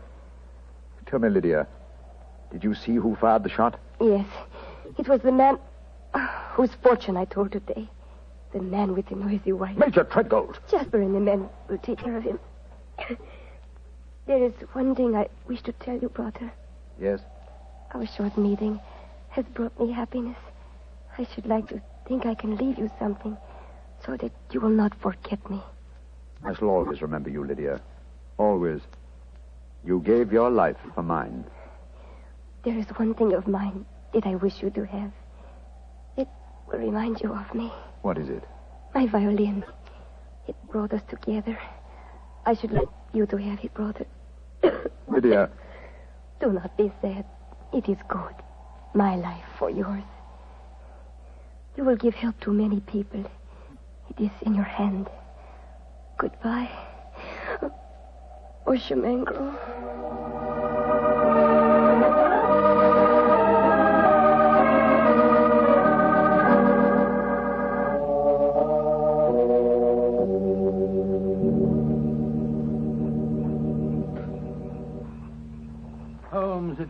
It was dreadful.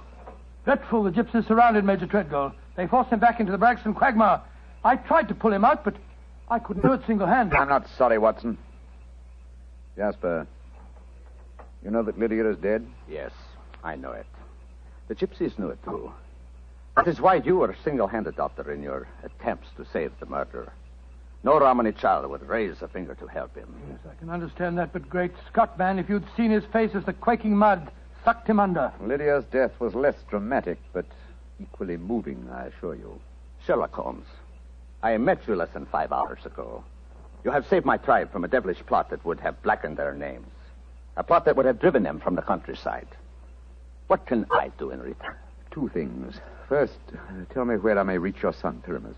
His address is in this sealed envelope, Doctor. Thank you. What else may I do for you? As Lydia died, she willed me one gift for remembrance. And what was that gift, brother? A violin. Of course. Here. Here it is. Huh. She told me I might become a true Boshamengro. Let's see if I can recapture the melody once more.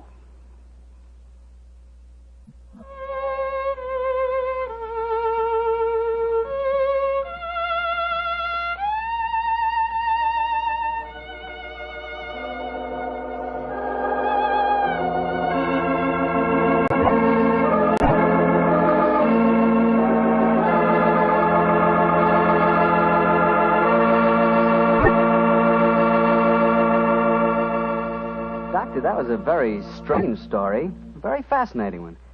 But tell me, do you really believe that gypsies can tell your fortune by reading the palm of your hand? Oh, frankly, I don't know, Mr. Bartell. Perhaps they can. Perhaps it's coincidence. And then again, maybe some gypsy women have a heightened sense of intuition. You know, a woman's intuition can be an extraordinary thing. Yeah, so my wife keeps telling me. Of course, I have a kind of intuition myself. Oh, really? Mm-hmm. Every time I see a bottle of wine with the name Petri on the label, my intuition tells me I'm going to like it. And I always do, too. Mr. Bartell, if ever I saw a man with a one-track mind, you're that man. Thank you, Doctor. As long as my one track is Petri, I can't miss. Because nobody can miss with Petri wine. What other wine has such tradition, such a story behind it? Petri wine is made by a family, the Petri family. They've owned and operated their own business ever since its inception, back in the 1800s. The Petri family has been making good wine for generations, and they've been handing on down in the family, from father to son, the fine art of turning luscious, sun-ripened grapes into fragrant, delicious wine. And that sure adds up to a lot of experience. You can just bet your last dollar that no matter what kind of wine you want, when you ask for a Petri wine, you're asking for good wine, because Petri took time to bring you good wine. Well, Dr. Watson, what story are you planning to tell us next week? Next week, Mr. Bartell, I'm going to tell you of a strange adventure that Sherlock Holmes and I had in the East End of London. It concerns 5 nephews, an eccentric will, and a dead man's watch that gave us the clue to murder.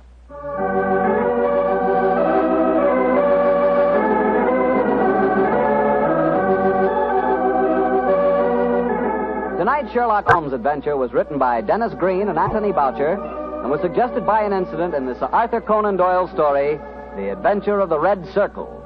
Music is by Dean Fostler. Mr. Rathbone appears through the courtesy of Metro-Goldwyn-Mayer, and Mr. Bruce through the courtesy of Universal Pictures, where they are now starring in the Sherlock Holmes series.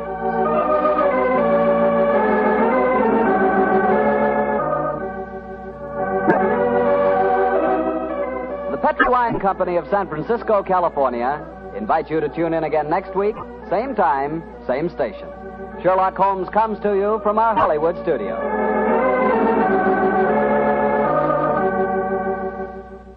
This is Harry Bartell saying goodnight for the Petri family.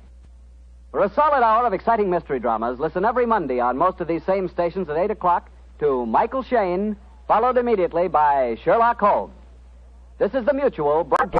Petri Wine brings you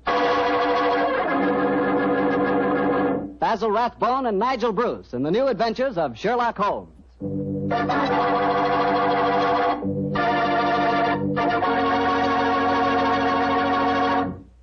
The Petri family, the family that took time to bring you good wine, invite you to listen to Dr. Watson tell us another of his fascinating stories about his old friend, that master detective, Sherlock Holmes.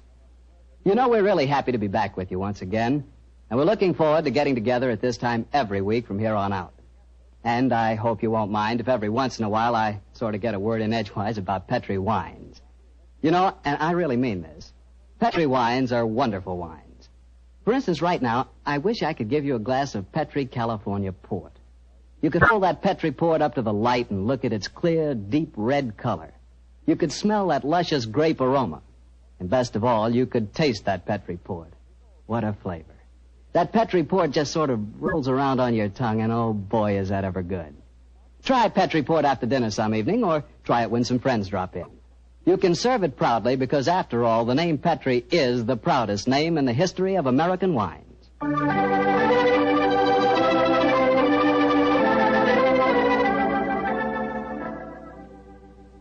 And now let's look in on our good friend Dr. Watson and see if he's expecting us. Come in, Mr. Bartell. You're just the man I've been expecting. How are you, Dr. Watson? It's good to see you again. Thank you, my boy. It's very nice to see you again, too. I've missed our Monday night visits during the last 3 months. Sit yourself down. Would you care to join me in a glass of port? Well, thanks, Doctor. That'd be nice. You know, it seems to me after our summer vacation, a toast to the great Sherlock Holmes would be in order. That's an excellent idea. Here you are, young fellow, my lad. Thanks. You propose the toast, Doctor. To Sherlock Holmes, master detective and loyal friend, whose adventures have brought considerable, shall we say, fame to a certain retired doctor now living in Northern California. I'll drink to that.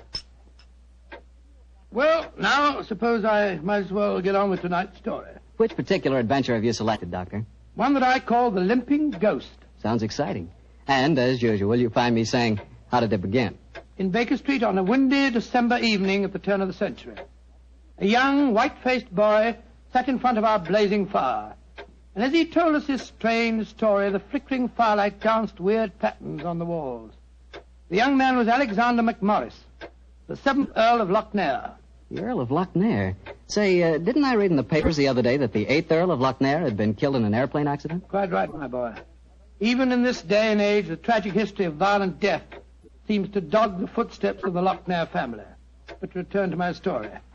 On that December night in 1900, we heard the whole history of the Limping Ghost of Lochnair. The first Earl had lost a foot at the Battle of Flodden Field in 1513. In spite of this terrible handicap, he fought on valiantly until he died on the battlefield from loss of blood. From then on, right until the time this story begins, the Limping Ghost, clad in a suit of armor, always appeared at Lochnair Castle before and after the death of the current Earl. Yes, Mr. Bartell, it was a strange story that Sherlock Holmes and I listened to that night. A story of death and horror over the centuries, punctuated by the limping clank of ghostly armor.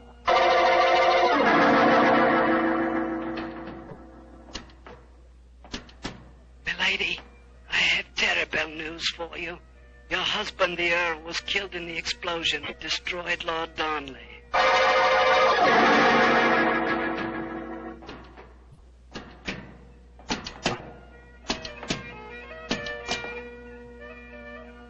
Milady, the Guy Fawkes plan to blow up the Houses of Parliament has failed. Your husband is in the Tower of London. They say he's to be hanged, torn and quartered.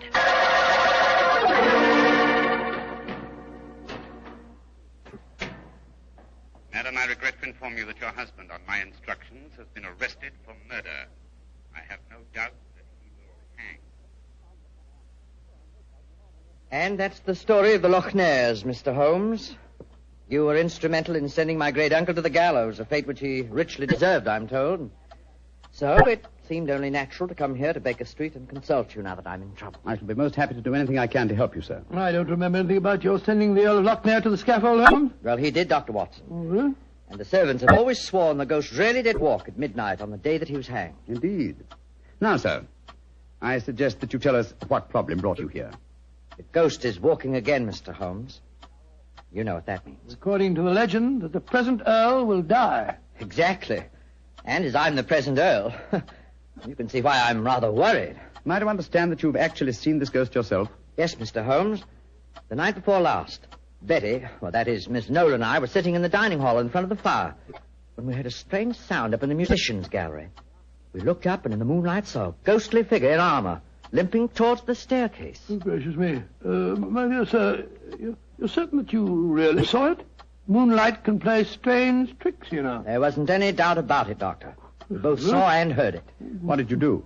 I started to go towards the stairs, but as I did so, Betty screamed and then tumbled to the floor in a heap. Fainted, I suppose. Yes. While I was reviving her, the ghost disappeared. Who's staying with you at Lochnair Castle at the moment? Well, there's Betty Nolan. She's the sister of James Nolan. He looks after my estate. Betty and I are engaged to be married. Oh, congratulations. Yes, indeed. Anyone else staying with you? Yes, a distant cousin of mine, Jeremy K. McMorris, an American. He turned up in England a couple of months ago with his son Walter. They're both with me at the present. A distant cousin? That's right, Mr. Holmes. Actually, they're descendants of a more than usually black sheep branch of the family. I don't know how long the old man's going to be with us, though. If you ask me, he's a dying man. How do you say that, sir? As far as I can gather, he's been wasting away for years. It's only a question of time before his strength fails him entirely. I was hoping perhaps you could take a look at him, Dr. Watson. That is, if I could persuade you and Mr. Holmes to come and stay at the castle for a few days. Well, what about it, Holmes? It's an intriguing problem, Watson. The current Earl of Lochnair would seem to be in danger. A cousin of his is dying of an obscure disease, and the ghost of Lochnair Castle is walking again. Yes, it's an irresistible invitation. I see no reason why we can't leave on the Scotch Express tonight.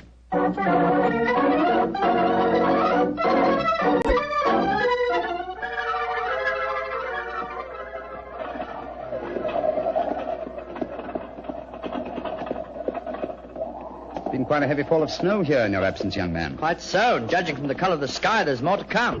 Very angry looking. Oh, now, as we round this bend, you'll be able to see the castle. Ah, yes. There you are, gentlemen. Magnificent. Yes, it's a fine place, all right, Doctor, though it cost me a great deal in upkeep. As a matter of fact, I only have one wing open. It's always been something of a problem to get servants to come and live here. See, the local villagers have a great respect for the Lochnair ghost, you know. What servants do you have at the castle at present? A cook housekeeper, Mrs. McClintock, fine old lady who's been with me for 6 years now. And then there's old Tammas. He served my family for as long as I can remember. Well, as a matter of fact, there he is now. Hello, Tammas. I'm glad to see you back, my lord, and that's a fact. Oh, thank you, Tammas. Oh, these gentlemen are Mr. Sherlock Holmes, Dr. Watson. Good day to you, gentlemen. How do you do? Good day, Thomas. Good day. Before I take the trap round to the stables, I may as well break the news to you. Yes, what's happened, Tammas? It's your cousin, my lord. Poor old Mr. McMorris. He's dead. What? Died early this morning. God rest his soul. Dead? I'm very sorry that I arrived too late to be of any help. Well, thank you for telling me, Tammas. Oh, you may take the trap round now. Aye, sir. I'll bring the baggage early. So he's dead. Well, I can't say it's unexpected, but it is a shock nevertheless. I'm sure that it must be, particularly as you yourself told us you saw the ghost of Lochnair the night before last. In which case, Watson, I think we may reasonably expect another visitation. Perhaps before the night is over. Shall we go in?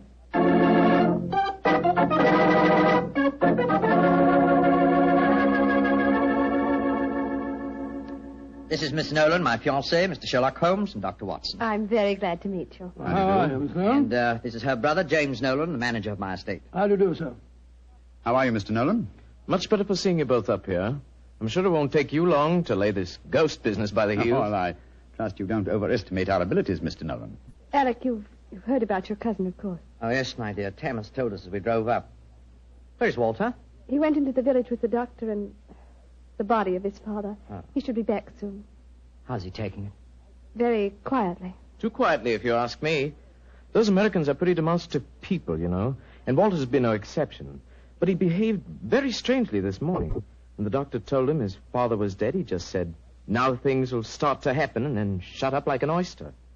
I can't make head or tail of the fellow. Yes, quite so, quite so. Mr. Holmes, I expect you and Dr. Watson would like to go to your room. Yes, I must go. I think first I'd like to take a look at the musicians' gallery, if you don't mind. Oh, yes, of course. Would you excuse us, darling? All right, Alec. It's in the dining hall here. They must have been very hospitable people in those days. 50 or 60 people could eat at that table. Yes, Doctor. Needless to remark, we hardly ever use the room nowadays. There's the musicians' gallery, Mr. Holmes. Oh, yes, I see. How do we get up there? I'll show you. See, there's a stone staircase behind this tapestry here.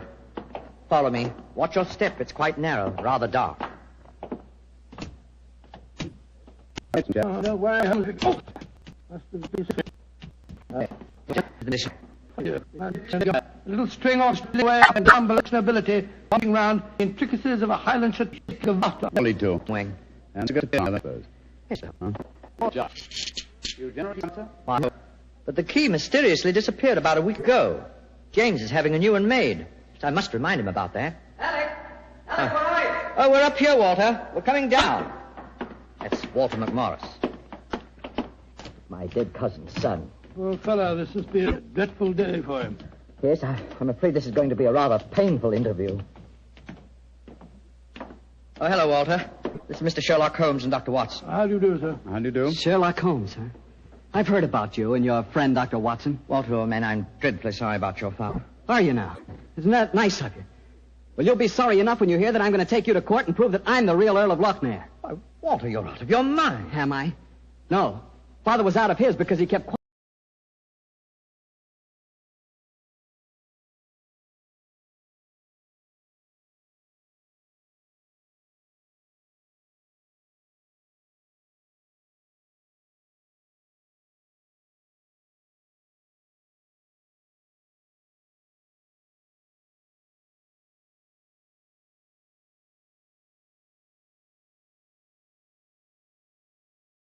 All these years. But I'm going to have my rights. I've looked up the records. I've had genealogists working for months. And I've got all the facts that prove you're an imposter. Oh, man, what are you talking about? You know well enough. When Sherlock Holmes here sent your great-uncle to the gallows 20 years ago, the title and estate should have come to my father. When I leave here tomorrow, I'm going straight to the finest lawyer in London. Man, if you believe this, why have you said nothing about it till now? Because I'm smart. I've found out a thing or two since I've been staying here. And one of the things I found out is that your precious fiancée and her brother wouldn't look twice at you if it weren't for your money and the title. Shut up. You'll find out. She's a smart little filly, and she knows what kind of a track she's running on. You got it! My compliments, sir. A very professional uppercut. Yes, and a very well-deserved one. Offensive scoundrel. Sorry about this. Please don't say anything in front of Betty. It'll only upset her. I quite understand. Come along, Watson. Let's go and find our rooms.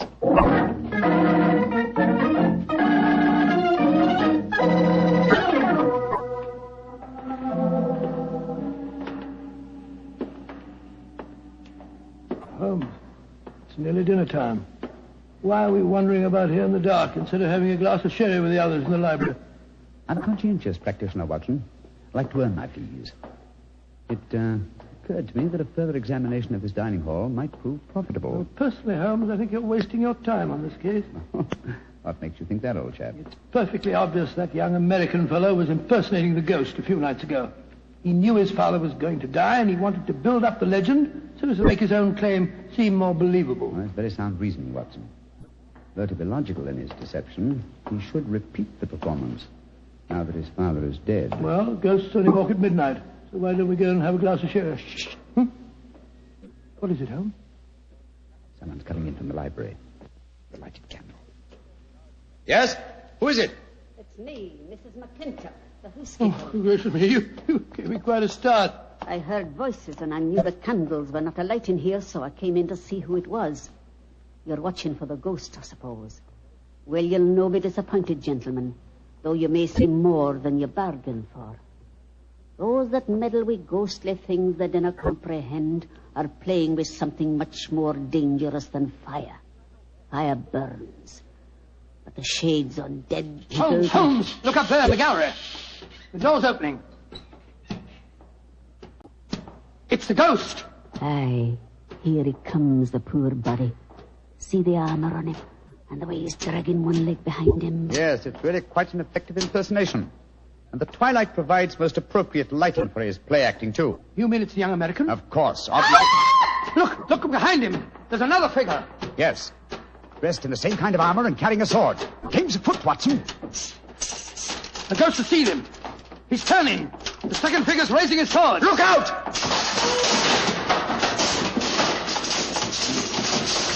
Great heavens. He's knocked him through the railings. That must be a 20-foot fall. Come on, old fellow. Help me open his visor. Just a minute. Yes. It's Walter McMorris, the American. Though from the angle of his head, I would suggest that it might be the late Walter McMorris, eh, Watson? He's dead, all right, Holmes. Neck broken. Meanwhile, the second figure has been able to slip back through that door and escape us. Come on, he was dressed in armor. He can't go very fast. Perhaps we can overtake him.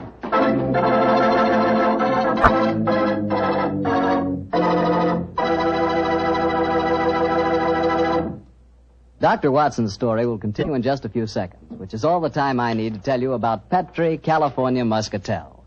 Ever try Petri Muscatel?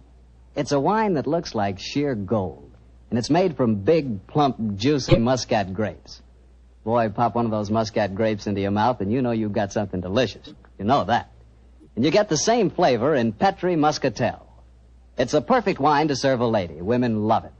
And that best time to serve it is after dinner or on a Sunday afternoon, you know, times like that. But just make sure it's Petri Muscatel, because that's the way to make sure it's going to be good. Remember, Petri.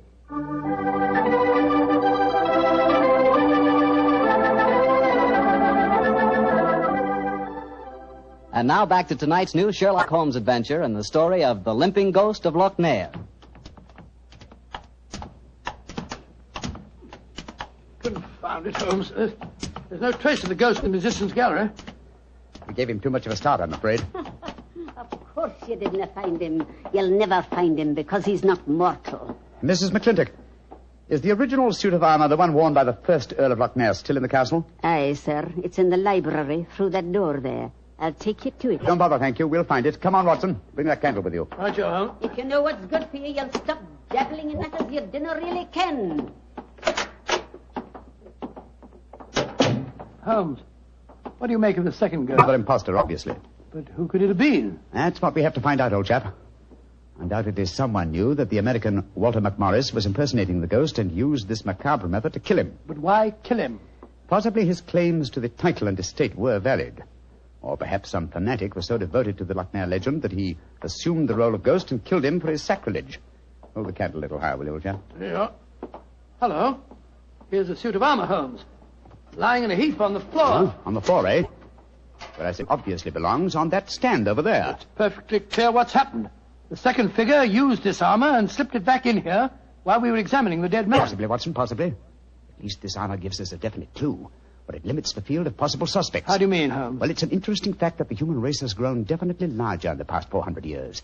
Very few modern men can wear authentic ancient armor like this. For example, take the first item on the top of the heap lying on the floor here. These gauntlets of chain mail. Try them on. Well, much too small for exactly. me. Neither you nor I could have worn this suit. No, nor could young Nolan, the estate agent. Whereas his sister could have done.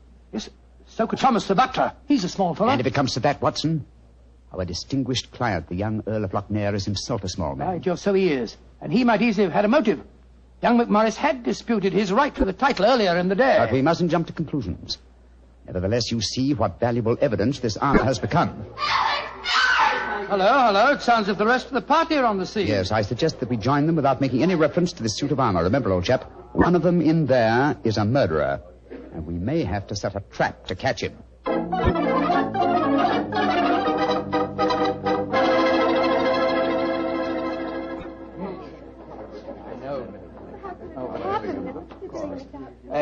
Are you sure he's dead, Dr. Watson? There's no doubt about it.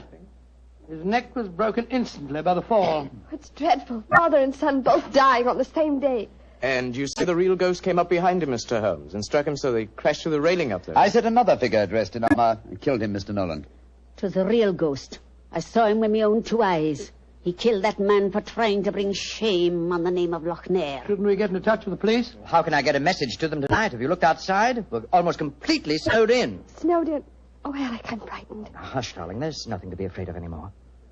No, at least we have the assurance that the ghost will not limp again. Why? Well, the murderer has no further motive for impersonating the ghost.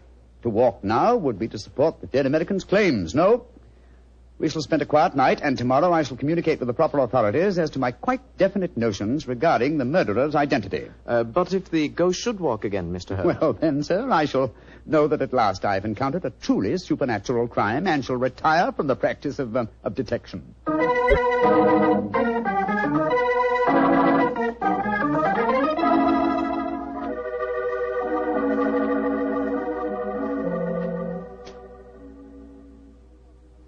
It's nearly 2 o'clock.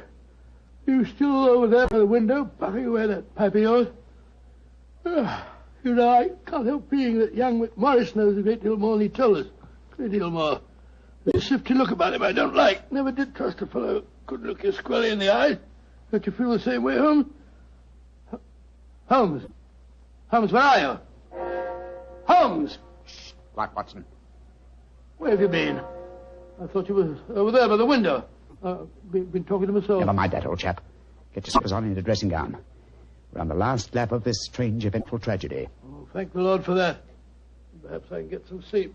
Holmes, where have you been? I went to the musician's gallery and baited the trap.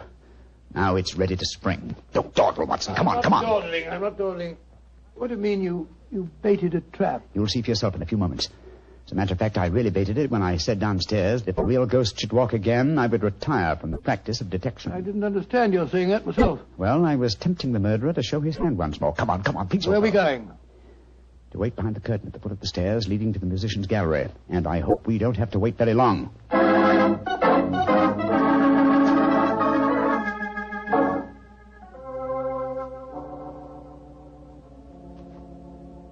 Peer through this wretched curtain. How much longer do we have to wait? Until our murderer arrives. You certain he'll come? Not certain, but hopeful. Extremely hopeful. You know who it is, don't you? Yes. But my proof is too thin for a court of law. I must catch him in the act. Here he comes. Splendid. Let's go up and grab him. No. They walk into my trap. He's coming towards the head of the stairs. Oh! Great Scott! Exactly. A simple piece of wire stretched across the gallery is remarkably effective, even with ghosts. Come on, Watson. Help me off with this visor. There we are. Good Lord, it's James Nolan. Exactly. What happened? You walked into a simple trap, my friend. I'm afraid the next trap will be more lethal, for it will undoubtedly prove to be the one beneath the gallows.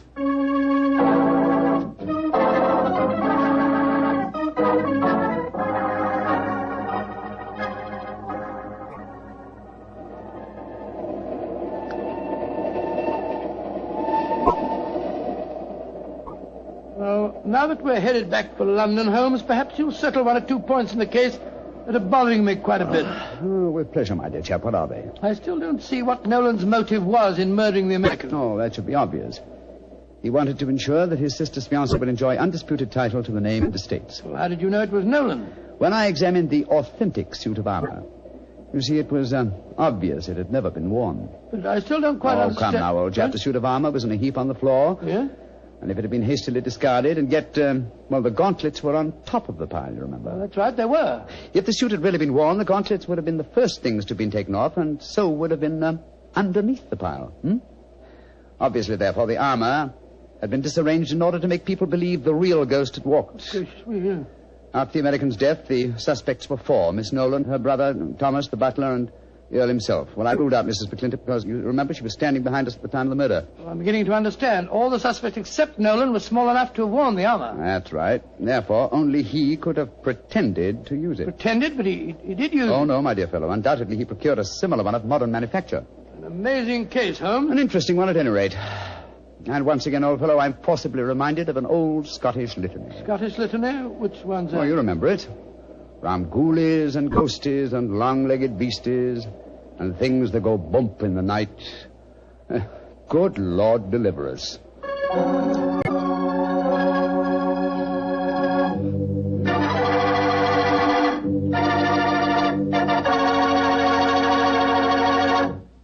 Well, Doctor, that was really a swell story. You know, for a while there, I was beginning to believe in ghosts. Well, I'm ashamed to admit it, but at the time, so was I.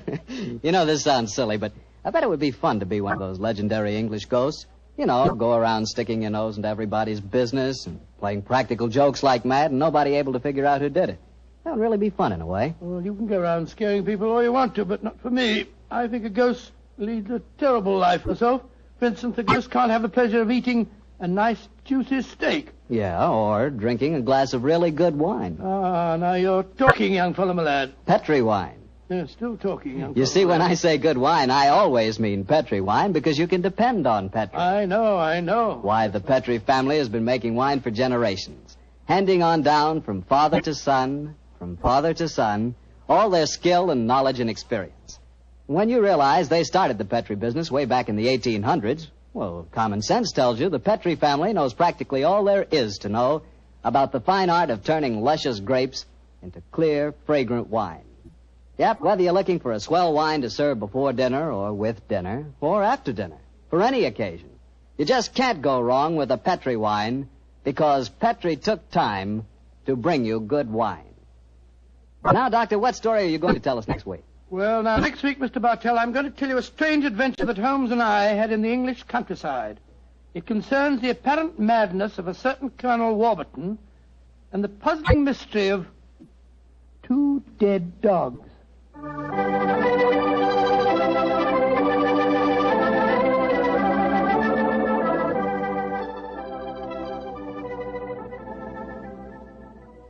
Tonight's Sherlock Holmes adventure is written by Dennis Green and Anthony Boucher and is based on an incident in the Sir Arthur Conan Doyle story, The Crooked Man.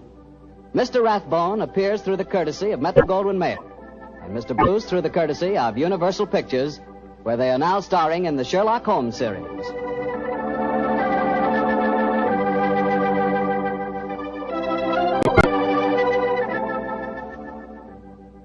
The Petri Wine Company of San Francisco, California, invites you to tune in again next week, same time, same station. Oh, the Petri family took the time to bring you such good wine. So when you eat and when you cook, remember Petri wine. To make good food taste better, remember... Petri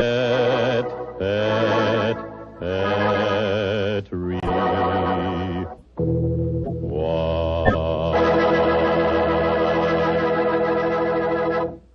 This is Harry Bartell saying goodnight for the Petri family. Sherlock Holmes comes to you from our Hollywood studios. This is the Mutual Broadcasting System.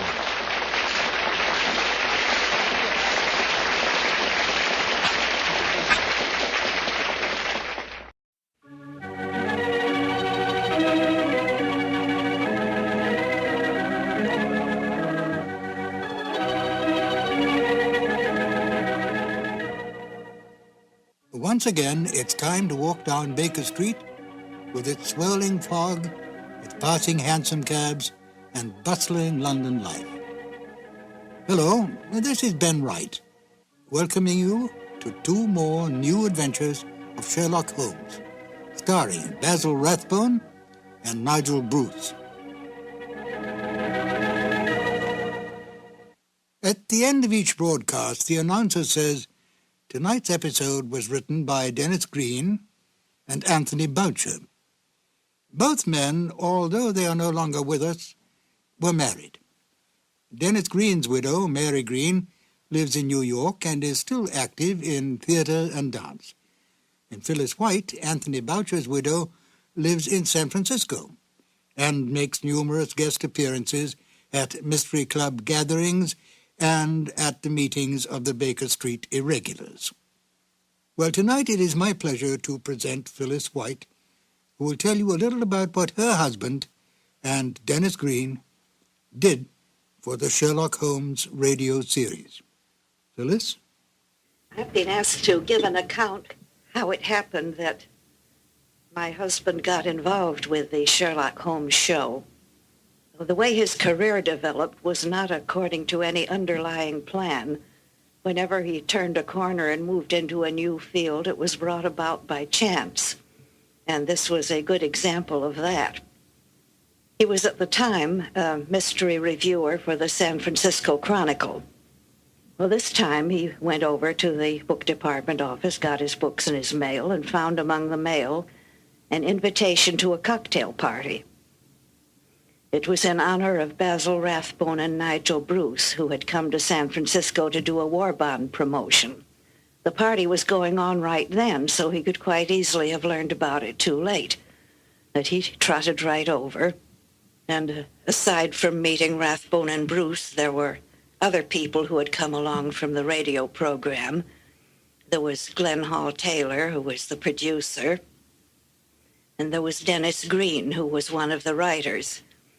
He was writing in collaboration with Leslie Charteris. Well, as it turned out, the Greens were staying on a little longer in the Bay Area. My husband invited them to come over to Berkeley and have dinner with us and see his Sherlock Holmes collection. Well, they went back to Hollywood, and not long after, it turned out that the program was in need of a new writer. Dennis suggested Boucher. Well, it turned out that it meshed just beautifully as a collaboration. Here was a noble project working with gifted colleagues, something that they could all feel affection for and respect, and a lot of fun along the way, too. Thank you, Phyllis. And now, Sherlock Holmes and Dr. Watson in Colonel Warburton's Madness. Petri Wine brings you Basil Rathbone and Nigel Bruce in the new adventures of Sherlock Holmes.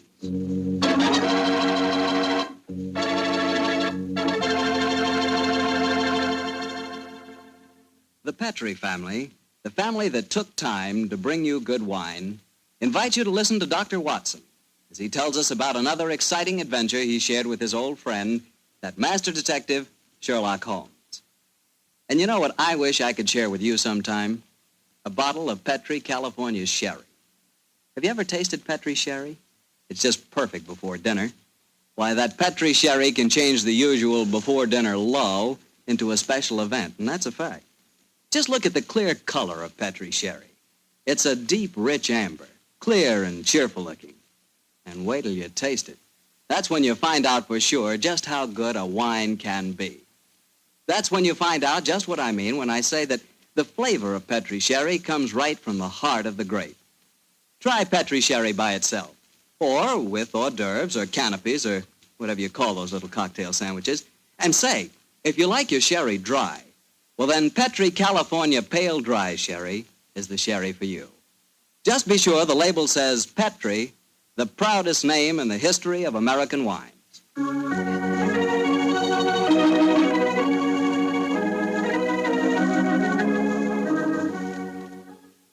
And now let's look in on our old friend, Dr. Watson. Doctor?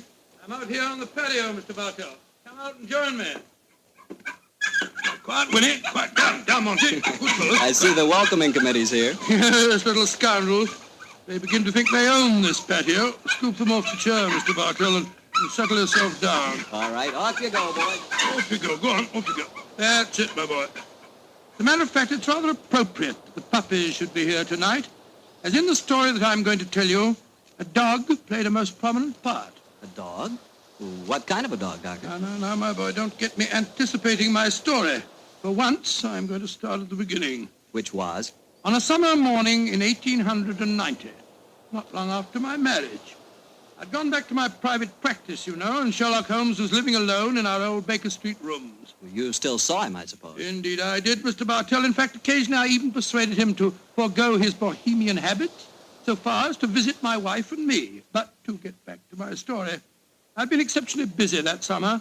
In consequence, was feeling rather, shall we say, nervy and run down. So much so that Mary, Mrs. Watson, persuaded me to take a fortnight's holiday. We went down to the charming little village of Taplow on the lower reaches of the River Thames. But, as so often happens, the best-laid schemes of mice and men gang after glade. I guess the holiday backfired on you, Doctor, and you found yourself involved in a mystery? Maybe a mystery calling for the aid of your old friend Sherlock Holmes? Quite correct, Mr. Bartell. We'd only been down there a couple of days when the trouble began. In fact, the whole thing became so involved that I thought the best thing to do was to put the whole strange story in a letter to Sherlock Holmes. This I did. And I can imagine how he chuckled when he read my news. Dear old Watson. Seems to be a little out of his depth. My dear Holmes, I need your help, or at least your advice. 2 days down here, and I've become involved in a most unusual problem. It began this morning when Mary and I were out for an after-breakfast stroll. The sun was shining, the birds were singing, and there seemed every indication of it being a happy and carefree. You know, Mary, I've always thought up to now that balmy was rather a silly word. I still do, John, dear. Nevertheless, it's the only possible word that describes a day like this adequately. Very well, dear, it's balmy. Personally, I'm so happy to see you relaxing that I don't care what the weather's like. You've been working much too hard. Yes, it's been a busy year. Yes, and last year Sherlock Holmes monopolized most of your time. At least I've got you to myself for once. You dear little thing, you've always been rather jealous of my association with Holmes, haven't you? Not jealous, dear, but I must confess his influence on you wasn't entirely for the good. He had a habit of keeping you out all night. Well, you should be used to that, dear. After all, it happens often enough in my practice. True, John, but on those occasions I know where you are and don't worry about you. And again, you've copied so many of Mr. Holmes' eccentricities. Keeping your tobacco in a Persian slipper, for instance. And, oh, John, look down. Look, do you see that woman walking across the field towards us? Yes, what's the matter? Do you know her? I'm not sure, but I think it's Ellen Warburton. I believe she does live somewhere near here. And who is Ellen Warburton? An old friend of mine. She's frightfully clever and advanced. She's interested in women's suffrage and all sorts of things. Oh, sounds dreadful. Imagine giving women the right to vote. Their place is in the home. It is Ellen. Ellen Warburton. Oh, how are you? Mary Watson. How very nice to see you again. I'm Mary Watson now. This is my husband. How do you do, Miss Warburton? How do you? How do you do? Mary, I'd heard that you'd married. Aren't you a medical detective or something, Mr. Watson? Not quite, dear. I hold the degree of Doctor of Medicine from the University of London, madam. But he's helped the great Sherlock Holmes on many of his cases. That's how I've heard of him, then. Do you mind if I walk with you a little way? Of course not, Ellen. Come along. Do you live near here, Miss Warburton? About 4 miles away, Doctor, at Chevy Grange. I'm a glorified housekeeper for my uncle, Colonel Warburton. Oh, dear, that sounds rather dull for you. As a matter of fact, the state of my uncle's health at the present moment makes it anything but dull for me. That's why I asked if I might walk with you for a way. Well, what's the matter with him, Ellen?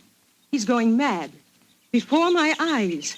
And I can do nothing to help him. Mad? Oh, come now, Miss Warburton, surely you... Doctor, I'm not an hysterical girl. In fact, I regard myself as something of a scientist.